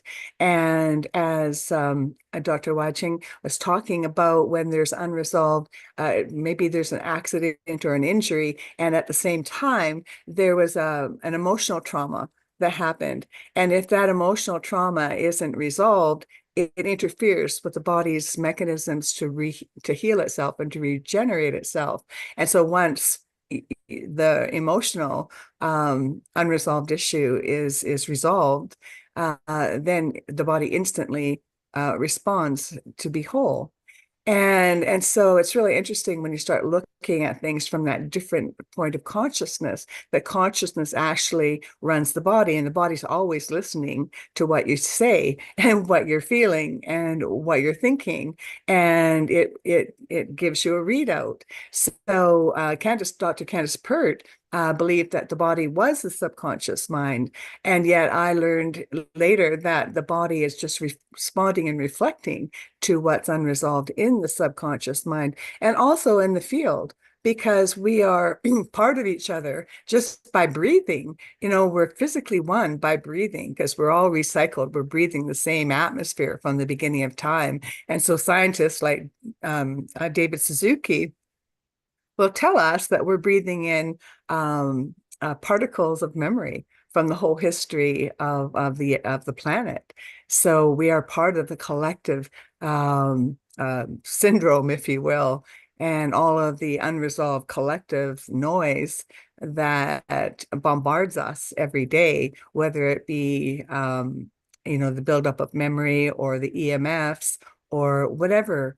And so the more that we can maintain a balanced homeostasis and be in harmony within our own selves and be aligned with our happiness and our purpose, because purpose has a wonderful efficacy when people feel that they have meaning in their life and purpose. They are happier, they are healthier, and it's easier for them to align. So I feel like I'm just talking a lot here, and please forgive me. I'm just so excited to be here and share these concepts with you, because it's been my experience doing this work for 34 years that people have healed broken bones in 10 minutes doing this protocol. We all have the program. It's not magic, it's science. And so having studied quantum physics and cellular biology, mostly through Dr. Bruce Lipton and Nassim Haramein's Resonance Academy, but other places too, it's just really reinforced my understandings of whole systems and how important it is to integrate all of our perspectives. I just recently had a heart attack in May 26th in Ibiza, Spain. I was there for a Holo Movement conference of humanitarians changing the world. And I guess it must have been building up for a very long time, and unresolved family issues, that sort of thing that I thought I was, okay with. But I guess there was, all that buildup, unbeknownst to me. And so I had this heart attack, emergency surgery, midnight on a Saturday night, and one artery was 100% blocked, and they put 2 stents in that. The second was 70% blocked. So they were looking for the 70% 2 or 3 days later, and they couldn't find it, because with 150 very conscious people sending me love and healing prayers, and with my own work on my own self in the ICU, we're having a really good time, by the way. The Spanish medical system is amazing, and the people were really wonderful and very heart-based. And so I had instant healing, and 3 days later, they were looking for the 70%. They couldn't find it in the sonogram. And so they ended up doing a second catheterization to have a look inside, and they could not find any blockage. It was completely and totally clear. And so I'm considered a medical miracle. However, it's just applied love, applied prayer, applied consciousness, applied, of my own work to my own self. So we all have the program. So it's my joy and my purpose and my mission to help people wake up to that next level of contributing to their own health, where with Dr. Emoto's work that's been mentioned, we can heal the water that heals us, and we can change the consciousness of everything through intention and through love and through thought and through higher mind, because that's who we truly are. So that's exciting to me, to be on that next level of contributing to all the fields of human endeavor, and to be able to bring consciousness and clarity and freedom of all the old paradigm, of all the old misperceptions, all the old trauma. I mean, we are sitting in such collective trauma at this, brink of the next possible sixth mass extinction of the planet. And yet I have faith, I have positive hope and knowingness that we can shift things in the twinkling of an eye by shifting our perception. And so this is what I bring to the table. And so I help people rejuvenate their joints. And I've helped many people that have gone through joint surgery as well, whether it's knee or hip replacements, to really clear all of the back buildup of what created the wear down. all the stress and all the eating away of the body and all the emotional and mental components, any genetic components, because we know now that we're not subject to our genetic inheritance, according to Dr. Bruce Lipton, and he won the Japanese Goi Peace Prize in 2009 for that understanding and for that science, that we're not a victim to anything outside of ourselves anymore, that we have another power from within us of consciousness that then can work together with everything else that we're doing to support ourselves and bring us into this next level of our potential.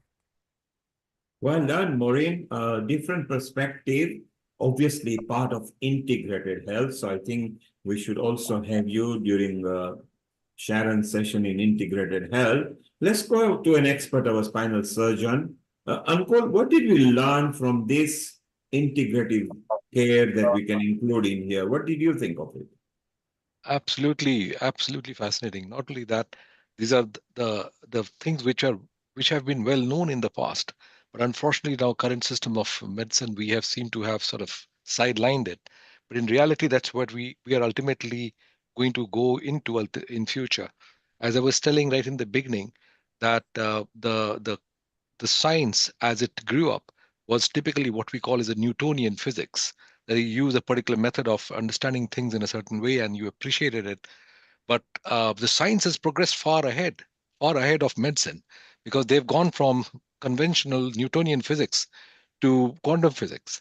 But we are, in our medicine, are still stuck partly in the Newtonian system, and we have still not been able to look into the holistic or the Newtonian, what do you call the consciousness elements and the what do you call that the quantum physics, the quantum part of it. So I think we are slowly going to go into that, because you'll be quite surprised when I go into the spinal clinic and I go to the pain clinics and all. I used to attend the pain conferences before about 25 years ago, and now there's a huge change of the literature. The people talk very differently, and I said, it's delightful to just hear people talking differently from what we used to listen about 30 years ago, when I used to be talking about genes and chromosomes and the type of cells and the type of peptides and various kind of chemicals. Nowadays, people will say, well, how do I, supposingly the patients come and ask me, doc, what is it that is giving you the problem? What is giving me the pain? I said, see, there are a whole lot of cytokines. The only way I can tell you is that I can get a part of your disc tissue out. I can have the type of RNA checked, and I'll say at the end of it, it is this particular chemical this is producing.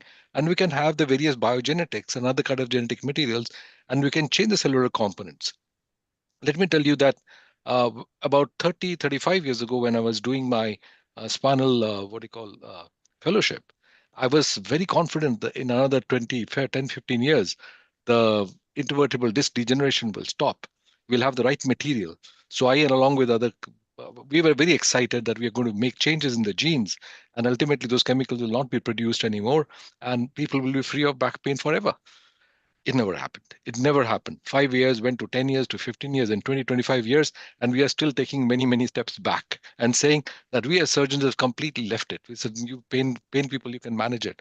The reality is we have even modified the genes of viruses. We have put the right type of things into those viruses and try to see if we can change the genetics of the cells, the chondroids, the cartilage cells in the intervertebral discs. And what happened? Goodness heavens, the things went crazy. You had abnormal growth of cells, and there were tumorous cells growing inside the intervertebral disc. So we took 2 steps back. And he says, we are playing with Mother Nature. It's not something that we are meant to be playing with. And it is, so I have ultimately realized that let us see what the body speaks. Don't mess up too much around with it, and try to go as the things go and try to work along it. And I'm sure over the period of time, we will go into much more of the quantum concepts of taking the more holistic methods rather than trying to be saying that we will manage it all by doing everything the way that we can do in a conventional medicine.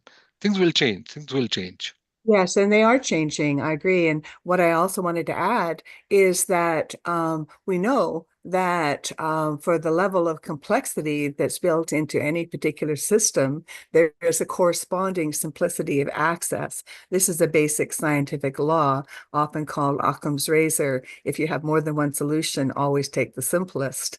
And so that's what IRT represents, is a simple solution, because at the conscious level, we can only know so much, as you say. The liver is doing 100,000 enzymatic processes every second.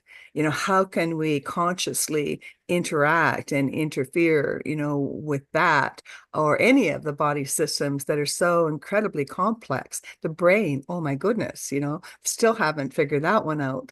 And yet, we're doing our best with the discoveries and the ways we have of doing medical miracles in the medical system. I mean, good heavens, I'm grateful, for the surgery that saved my life, for my heart. And I'm also grateful for the love and the quantum aspects that healed all the background causal factors, plus everything associated, connected with it, that I wouldn't have the ability to consciously to figure out, because everything is known on another level. And at the conscious level, we're aware of about 5% of our overall, informational matrix that we're breathing in.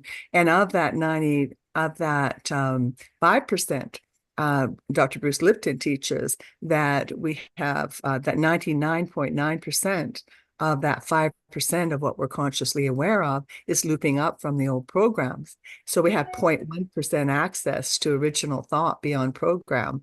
And so we want more. We want to access more of that field of consciousness and, be able to delegate up into the part of us that does know all the intricacies, and then defer to that ability to shift it in that quantum reality where things have a different relationship to time, timeless, in other words.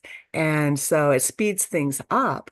And at the very least of things, IRT clears any interference that's no longer relevant or necessary, so that the healing techniques and the things that we are able to help ourselves with have a greater ability to be more efficient and do their job in a cleaner, faster way, more permanently, without as much repetition. So it makes things more efficient. And I love that about it. So I just wanted to put those couple of aspects in there. Thank you, Maureen. And let's remind people that if they want to visit your website and want to know more about it, then it's very simple, as her name and her surname, Maureen Edwardson, just .com. If you put it in there, you can see various aspects that she covers over there, and you can read more about Maureen and maybe how to consult. But do visit the website, and we wish Maureen all the best. Maureen, stay around. We'll come back and take some more comments. Because Thank you.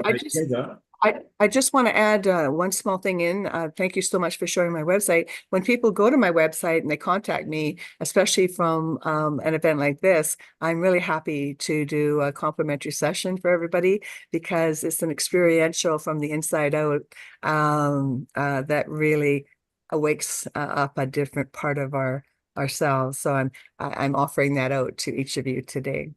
What a wonderful I would like to bring you back for an integrated health episode, and you could put us all through this. I was hoping, yes, but it's a different structure. So yeah, at some point I would love to do that. Yes, we can bring you. We've got a women episode happening next week, and we've got integrated health. And maybe for whoever is awake and listening to that, just look at the website. Not just now, Maureen is ready to give you a complimentary session if you are there. And then any extra sessions, she can negotiate with you over there. Maureen, thank you very much. Stay around. Wellness and well-being seems to be the way forward. And talking about that, let's go quickly, because Wai Ching is about to go in October to one of the retreat there in Mallorca. Wai Ching, let's tell quickly people what you are going to do before we take comments from Anjali and Dr. Lakshmi and Lata. Over to you, Wai Ching. Oh, thank you for your support, Neil, always. So I'm going to the Body, Mind, Soul Mallorca event. You're all invited with a special discount. And it's going to be pretty scientific as well, Dr. Goswami. It's going to be very interesting because there are quite a lot of scientists who will be presenting. And I'll be presenting Infinity Quantum Qigong, which is, Maureen, it's traditional wisdom into quantum science. So we access the codes from the quantum field, known as the Wuji in Infinity Quantum Qigong. So that's the traditional part of it. So I'll be taking people through a workshop that's 2 hours in the morning, 2 hours in the afternoon, and it's all with 1 hour presentation.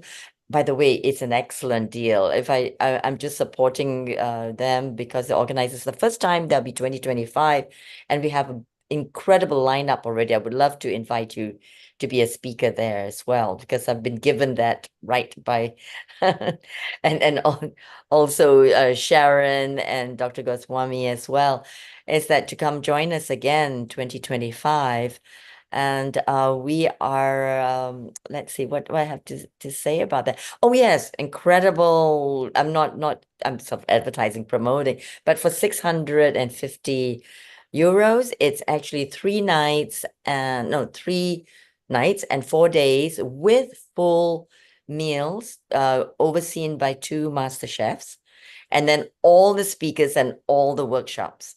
So I know it's excellent, isn't it? And accommodation is, if you're a couple, then it's private. Otherwise, it's a shared. I think it's excellent deal. So thank you, Neil. And also, I'll be teaching a private group. There are 50 people in Turkey after that, but it's a private group, and also under a Russian guru.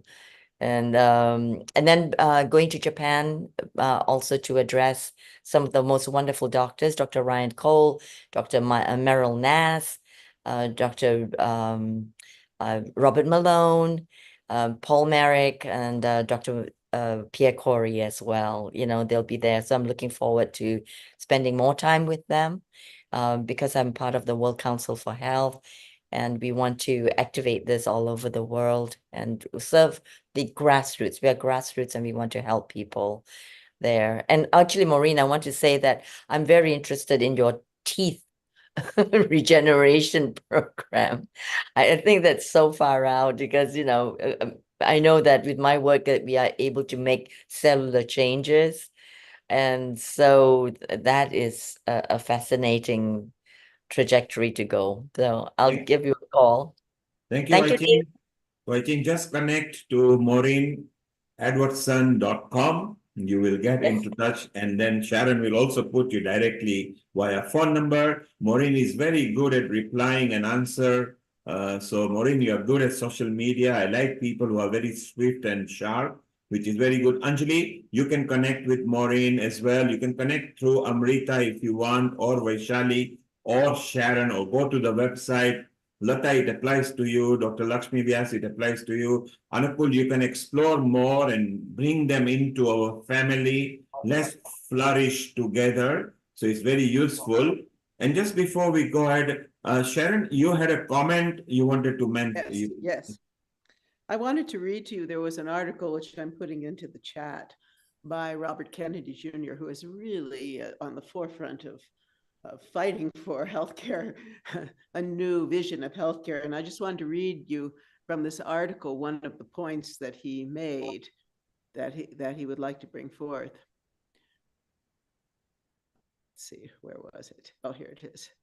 Devote half of research budgets from the National Institute of Health toward preventative, alternative, and holistic approaches to health. In the current system, researchers don't have enough incentive to study generic drugs and root cause therapies that look at things like diet. So there is, whatever you think of Trump, whatever you think of these people, whatever you've heard from the insane media that wants to just destroy everybody, this is a beautiful article to read because it really brings forth a new vision of healthcare that's very much in alignment with everything that we're talking about. So I'm putting it in the chat. I've been very inspired by what he has to say, Kennedy and Nicole Shanahan, about, it's all the issues that we talk about right here, and he brings them forth. So I encourage you all, just it's check in it your out. chat. If you want to read it, just click on it, and then you can know more about it. Dr. Lakshmi Vyas, you've been here for an hour or so. What have you enjoyed, and have you learned anything new? Always something new I'm learning. whenever we attend this program. Today, I liked Maureen's talk. It was very nice and very intricately developed talk. I wish I can listen to you more. And of course, Sharon, as usual, after such a long time, I'm seeing you. You're looking wonderful. And talking about water, I said water is such an important part of our body. People, they drink, they don't drink, but it's so important that it helps the brain, especially I go through, all of us go through old age, and that's the time when the shortage of water creates maximum problem, because we tend to drink less water.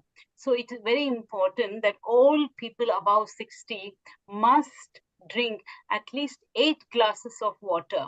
This is very important so that the metabolism works smoothly. So this I just wanted to convey to all of you, because I also feel that if I don't drink enough water, I become a little forgetful, or if something happens. So drink a lot of water, very important. So Dr. Lakshmi Vyas, you resonate with us. The first medicine in life jointly is oxygen and water. Sometimes you are taking medicines wrong. You don't need them. You are dehydrated. Your organs are not got water in it, because you need to have water to flourish them and rejuvenate them. Water in many good countries is free. Consume it. Bottled plastic water, we are not very sure, because there are so much data coming out. So be wise and drink what you can safely. Dr. Lakshmi Vyas, you said you wish you can listen to Maureen more. Well, she has offered, and you can offer it to your group as well, that if they just mention Healing Our Earth, go to her website, which is very simple, as her name, MaureenEdwardson.com. Go in there, and she will try to facilitate each one of you a free coaching session or guide you correctly. And this applies to you, Anjali, in your university and college. Anybody can connect to Maureen, even if they want to ask her a question or research. Lata, this applies to you. Send it to our group who are part of your WhatsApp group. Tell them if you want to send the website first, maureenedwardson.com, and say if you wish to have an initial consultation free, just mention Healing Our Earth and she will oblige. Amrita, if you could put it in the group, in the integrated group and the Ayurveda group, that will be very useful. So let's grow our community. Waiching, it applies to you. You're going to be one of the first one who will be directly in touch with Maureen, but you can even give our World Council, if they want to bring her or want to chit chat, please do so. Uncle, this applies to you as well. You can offer people free surgery if they contact Maureen, So, your surgery are normally $10,000 plus. And, if they contact Maureen, you might give them a free surgery. Let's grow our family. This is what we like. Don't forget, Wai Ching is involved in a couple of retreats. He's our roving, gallivanting ambassador. He's in different countries at different times. And during pandemic, she was there every week there, bringing different aspects. So it's beautiful. Amrita, you've been listening calmly, and you are obviously our senior anchor here and a producer and a super admin at Healing Our Earth who connects people together as well. What do you think of the blend and mixture of expertise we had from wellness, well-being, ache, physiotherapy, chiropractor, including surgeons, and what Sharon is a proof, both hip replacement, and she has nurtured the hip replacement with her healing energies and let it heal very nicely. Your thoughts, Amrita? Thank you, Neil Kumar. Well, I will just say one word, which is fantastic. So, And do you feel because Do you feel Yeah. we brought knowledge to the consumer level as well? Yes, definitely. And I think I always propose that this kind of a blend of combination of versatility in therapies and different kind of modulated techniques of healing are very important for every individual to know, because you never know for your illness what trick of trade hits you well and then you get better. So, and moreover, most of the holistic ways are the ways that are non-pharmacological, that can be easily done. They can be taken up without side effects. And in fact, they harness your soul. So I was listening to the whole episode where we touched not only the physical parameters of health, but we also touched the mental and spiritual parameters of health, which are always equally important. And for any disease or any disorder, you can fight from that only when your inner life force is good, when you have the will to win from a particular situation, and you get a right guidance in an appropriate way with a proximity of 360-degree. So that is very, very essential, I think, for healing in different ways. As a practitioner, I'm experiencing this as an individual, as a mother, as well as a human being. I think this is one of the very important things. And I'm really happy for you and very thankful to you, our director, Neil Kumar, for bringing such lovely souls at this platform who give their valuable time as well as inputs to share and bring in something more best. So it's really important to also give all these things on practical basis. So let's move further to have a foundation of something that we can help people and harness people globally on and heal the earth. Thank you. And the reason why it's nice to bring these kind of sessions is because it's us as a family who join each other and bring so many people. Our producers like yourself, Sharon, Rotarian Lal Goyal, Dr. Lalit Sodha, who are so much always enthusiastic of uniting the community together and bringing these facets, knowledge, tips free of charge globally. Because while we are now live over here, stretching 1 hour extra, Indonesia, Singapore, Malaysia who are sleeping, Australia, New Zealand, when they wake up, they watch the recording program, and together all the experts unite and they bring so many facets that is very, very useful. And two of the people who have been here before the start of the episode and right now over here, our new resident contributors, Ankul Goswami, orthopedic and spinal surgeon, and Dr. Anjali Agarwal in Hyderabad, have been here before the start of episode like you, Amrita, and right through over here. Anjali, what are your thoughts and did you enjoy? What do you feel when you are at Healing Our Earth episode? Just wow, just awesome. As I'll just add on to what Amrita has already mentioned. It's like coming together of the best individuals who want to really heal people generally. So all claps for everyone who's been here. So motivating and so enlightening to hear. And thank you, Dr. Anukul. It's been wonderful hearing you, because generally I work with orthopedic surgeons and very lucky to have heard you today. Thank you so much.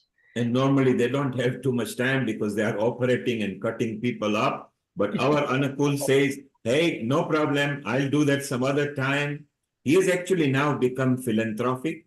Vedant, he loves Vedanta.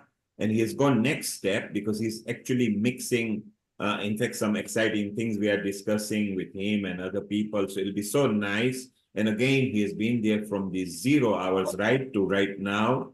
And Anukul, how do you feel at Healing Our Earth? Do you feel we are growing as a community? And do you feel good and you grow at Healing Our Earth?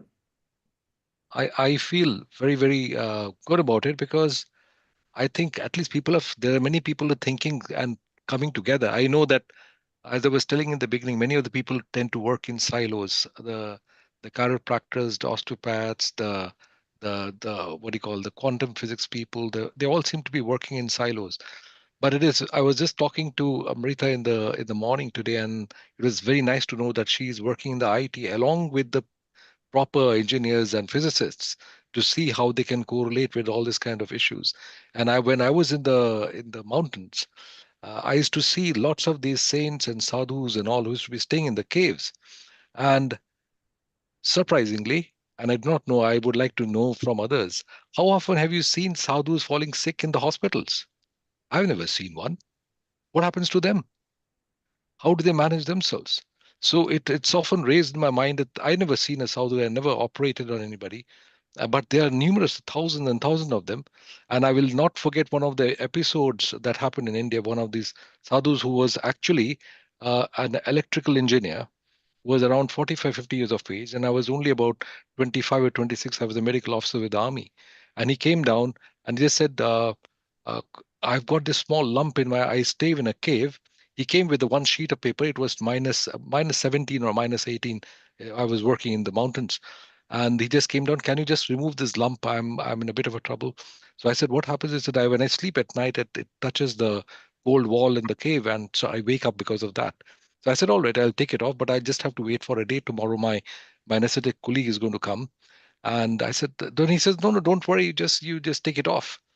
Don't worry, it'll not cause any problems. So I said, at least I'll give you some local anesthetic. It was a big lump in the forearm. It was basically a big lipoma.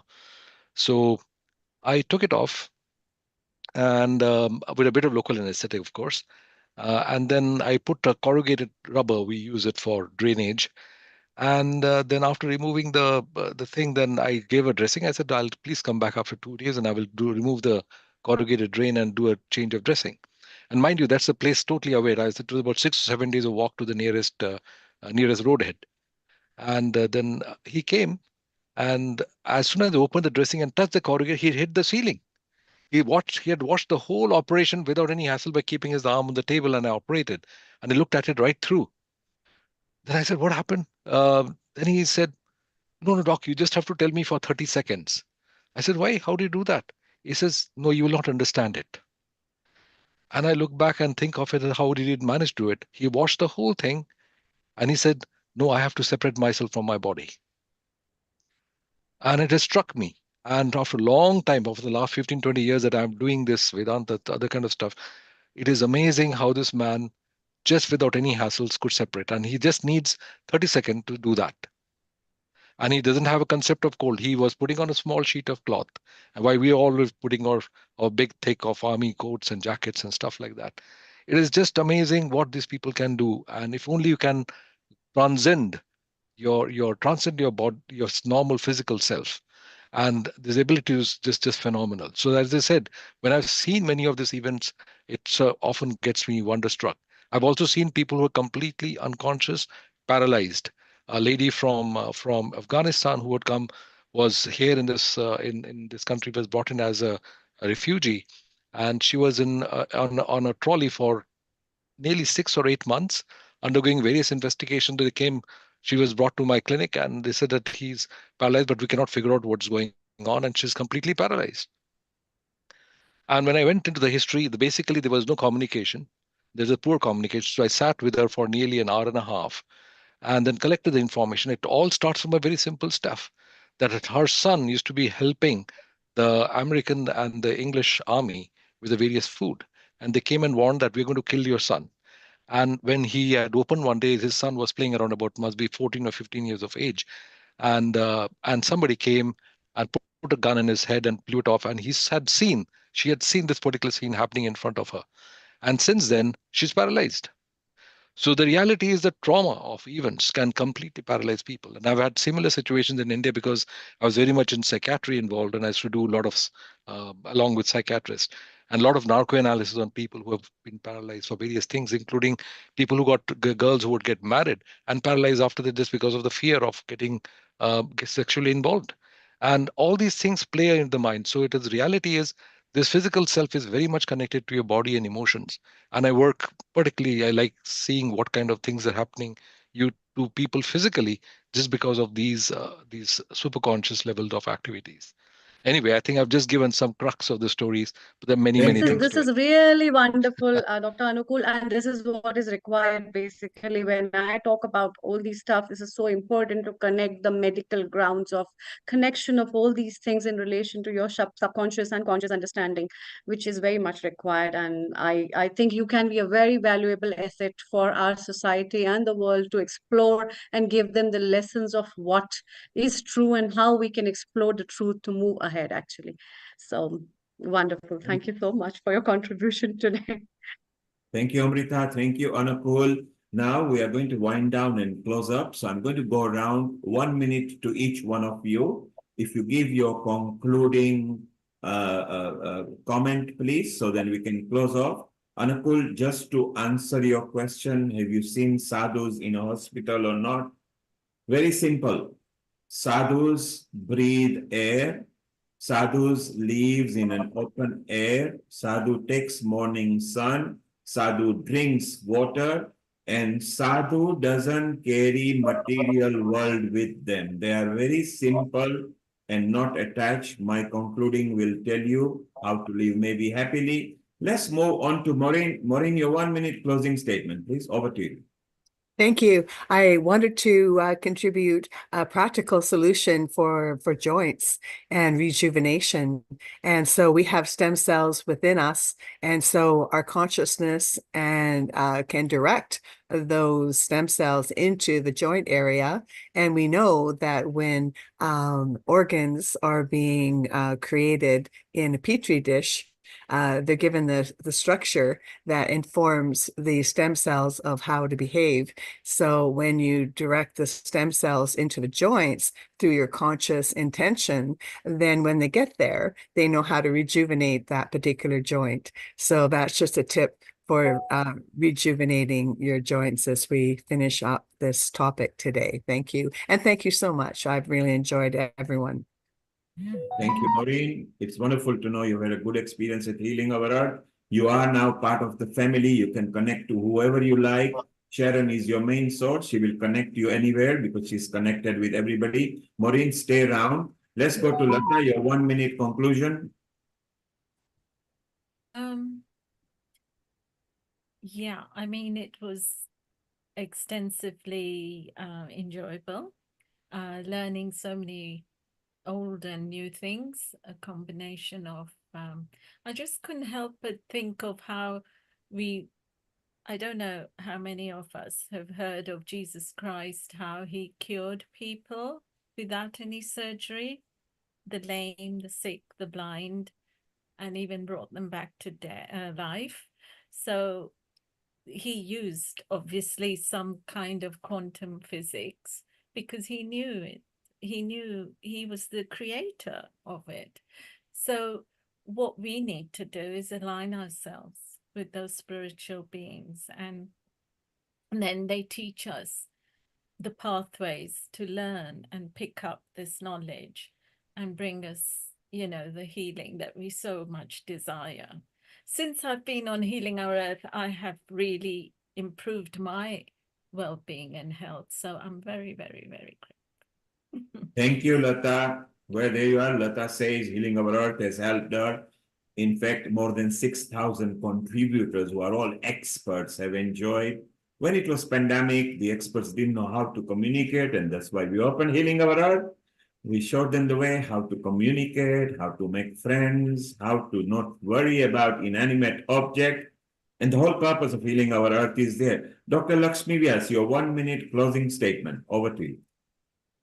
I have learned a lot from this program.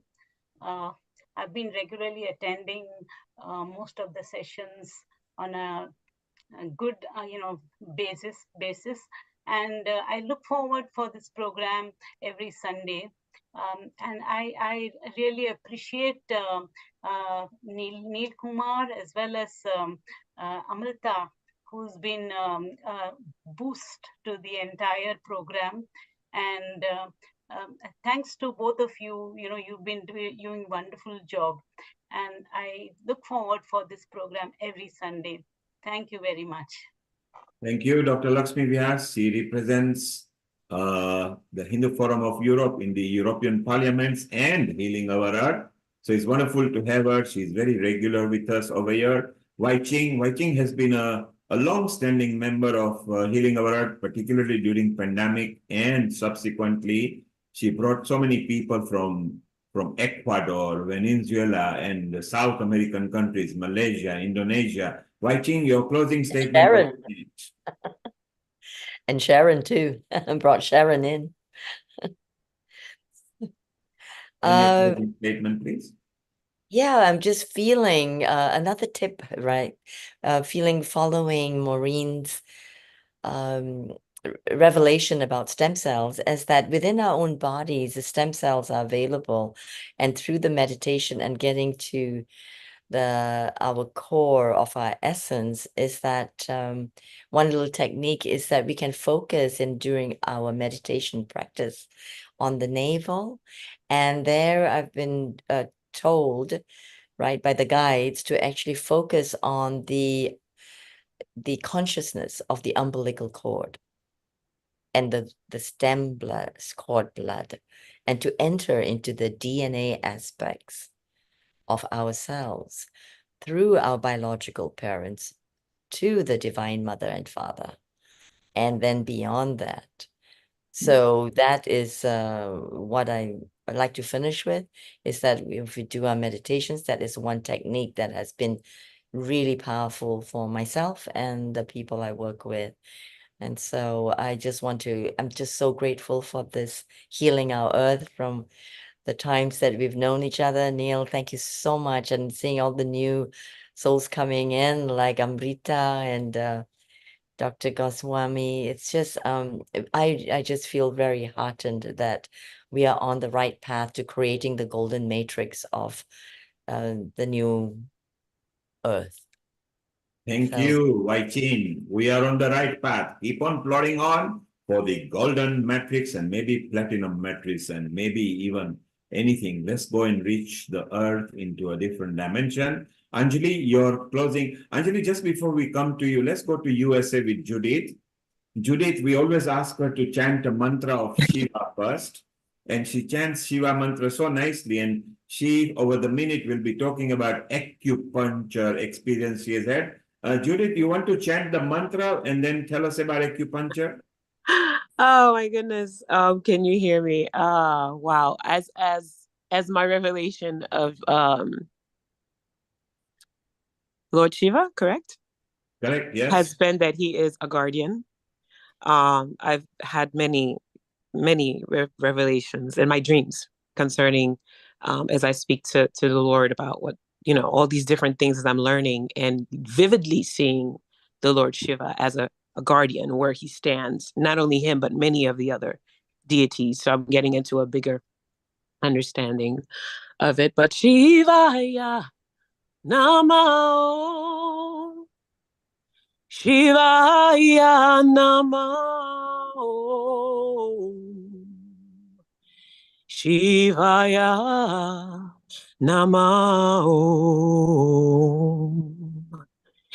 Shivaya Namo, Shivaya Namo, Shivaya Namo. Learning how to pay respect to many of the deities that are out there, bringing us the awareness of what we have right now, all these understanding of quantum physics, all this information, all this knowledge is coming from the spiritual realm. And we must acknowledge and give respect to all these deities that God have allowed to teach us with these wonderful wisdoms, and use it properly. And we have to use caution also, that we know which deity we're getting these from, and then we honor people by freely giving it to them. As the Lord Jesus Christ taught us, freely you give, freely you've been given, freely you give. So there's been many instances where he was in a crowd and people's faith, like one woman who had an issue of blood, he was like, if I could only touch his garment, I will be healed. And in the midst of everyone, she touched his garment and he said, someone touched me, because he felt energy leave him. I've had many experiences, even with my acupuncturist, when I started going to an acupuncturist, because I had this pain that would not go away. And she explained a lot of things to me. But then not only that, she talked to me about my liver and how other spiritual experiences and the connections that we were making. And my body started to heal. I was not able to lose weight. I started to lose weight on a health. I mean, it was just, everything just works together. And we have to understand to honor one another when it comes to spirituality, that we all are brothers and sisters under one supreme God, who's given us many of these other deities who go to him and say, this is what's going on the earth. And he's given each of them things to do. So we have to first understand, as we honor this temple that holds the breath of God, that we know exactly how to honor these gifts that he's given to us to share with humanity. Because there's so much false teachers out there. This information is getting wrongly dispersed. So take this mantle and use it properly. And Dr. Wai Ching, I started studying about Qigong. Qigong because of my acupuncturist. So thank you guys very much. You're doing a fantastic work. Let's remember, honor the deities properly, but mainly honor the Almighty, as Christ has taught us to honor him, not as these fake teachers, but as the truth that he is. Thank you so much, Neil. Thank you so much, everyone. Thank you, Judith. Well, there you go, Judith. She's saying we are all one big family, and trust and have a faith in whoever you are believing in. There is one supreme power over there, and it helps as well. So to have a faith is good. So Lata started with Jesus. Judith went with Shiva and Jesus over there. So whatever you've got faith in, whoever you've got faith in, however you got faith in, and most importantly, have a faith with your soul, because therein lies the whole root of happiness. If your soul is at peace, you will be wonderful and be happy. Dr. Anjali, your minute closing statement before we officially close. And Mita, keep your minute ready as well. I'll come to you. Thank you, Neilji, Amrita, Dr. Anukul, Dr. Y, Dr. Sharon, Maureen, Lata, Dr. Lakshmi, and Meetaji. You have been wonderful, Meetaji, because you have not spoken. And I've been watching all over what you have been posting with Ganesh festival going on, adding a lot of magic to what we did today. So thank you for the vibrant family we all came together today. To more healing and to more well-being of everyone. Thank you, everyone. Good night. Thank you, Anjali. We'll be shortly just closing. Mita, you can unmute yourself and your minute closing statement. Did you enjoy the Ganesh Visarjan? Global namaste to everyone, and good evening, good morning, good afternoon, wherever you are. Yes, really enjoyed today being part of the Healing Our Earth platform. I was in between, able to catch up what's happening. Quantum mechanics, quantum physics is something very much of my favorite, because I'm a physicist myself. So yes, I'm going to watch this program again. And thank you so much, Anjali, Dr. Anjali, for your kind words about the Ganesha festival. The mayor of Woking, who I invited just an hour before the festival where she arrived, she is a proper English British, born in England, and she said she has never seen anything like this ever in her life. So she was so thrilled to. She's a friend of mine, and we worked together for many projects, and she was so thrilled to be part of that. The exuberance, the light energy between everyone. And I saw people from other faiths when we were taking the picture at the end of the festival, from Islam as well, joining, who were like just around the corner in the park, because there is some play area where children come and play with the families. And it's a metaphor of our life over here, as I can regard the Visarjan process, or the dissolving of this Lord Ganesha, who comes and stays with us for 11 days, and within that 11 days we can decide one of the odd days when we take the biodegradable murti or idol of Lord Ganesha for Visarjan. It's like we all come to this world and will go. So we invite him again to come and live as a family member next year. But it reminds us that we are here for a short period, and how wonderfully we can say goodbye. So we say goodbye to him with a band, a traditional band, dancing. So yeah, so I was sorry involved most of the time in that. So missed out the one of my favorite topics. I'm going to watch it later. But thank you so much for making me part of Healing Our Earth. It's a wonderful platform, and more things will be bringing together through via this platform. Thank you, Mita. So Mita enjoyed Ganesh Visarjan. All of you have been here. You've all had a chance to speak. It's so wonderful to have you. Just before you close, my simple tips of life. If you want to be happy, drink water regularly, breathe regularly. If you've got any grudge, vengeance, and hatred or anything, it is not profitable spiritually nor body-wise. Throw it away. People say forgive people. I say you forgive, forget, and bless the people who have hurt you, because they've made you stronger. They've made you more powerful. Okay? And in your journey, the less you are attached with anything. So Ankul asked why the sadhus are not too much affected.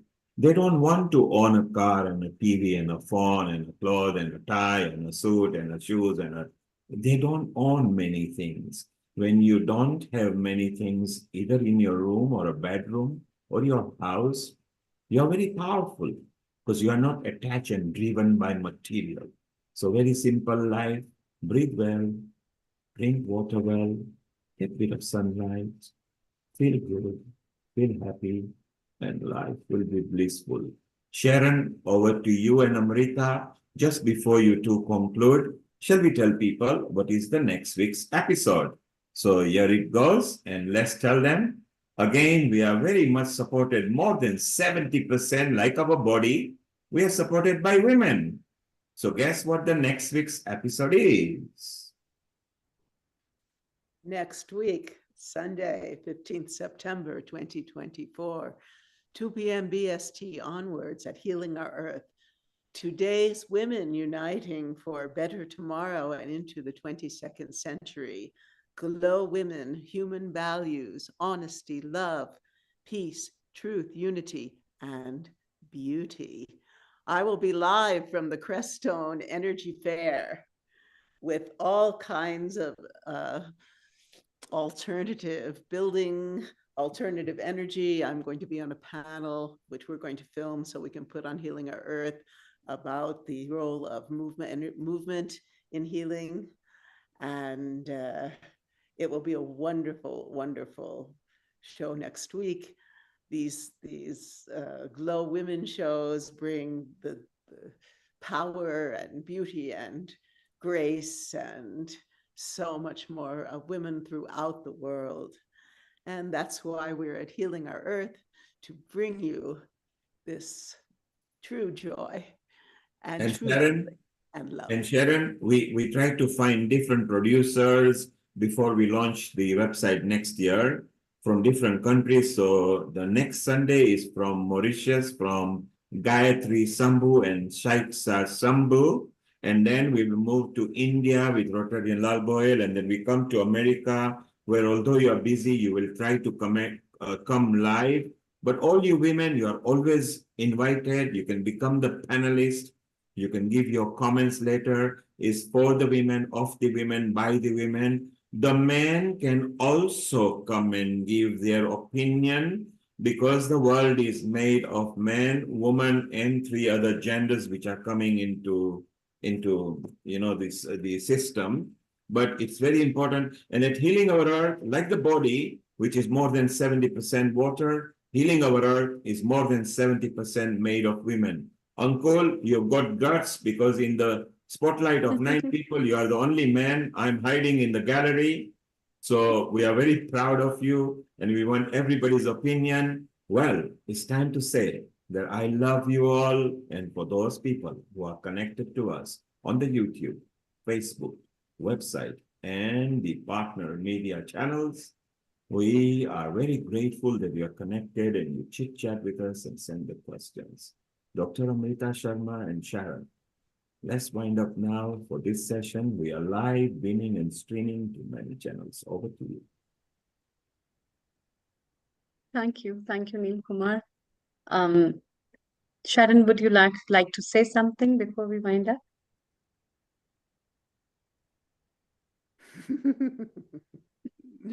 I'd like to say Om Shanti. Let us work, open our hearts, and bring true healing and peace to the world. Thank you. So it was one of the very, very fruitful episodes. My special thanks to Dr. Anukul, who has been there since the beginning till the end, to Dr. Anjali, who is still there at midnight with us. A special thanks to Dr. Lalit Sodha for putting up his team as well as his experiences and expertise, Dr. Rajiv Gupta, Dr. Lal Goyal, as well as other guests, and special thanks to Sharon, Maureen, Dr. Lakshmi Vyas, Dr. Wai Ching, Meeta ji, Lata ji, and Judith, as well as our technical director, Nishit Kotak, and our founder and director, last but not the least, Nil Kumar. Thank you so much for joining all the viewers who have been listening to us through various partner channels. We will be bringing to you next week another beautiful episode on Glow Women, exclusively the global women uniting for a better tomorrow, on human values and how human values are important for all of us for integrating this life as well as making it more beautiful. So thanks for supporting us, and keep watching and keep liking and subscribing our channel. Let's end up with Gayatri Mantra. Om Bhur Bhuva Swaha Tat Savitur Varenyam Bhargo Devasya Dhimahi Dhiyo Yona Prachodayam.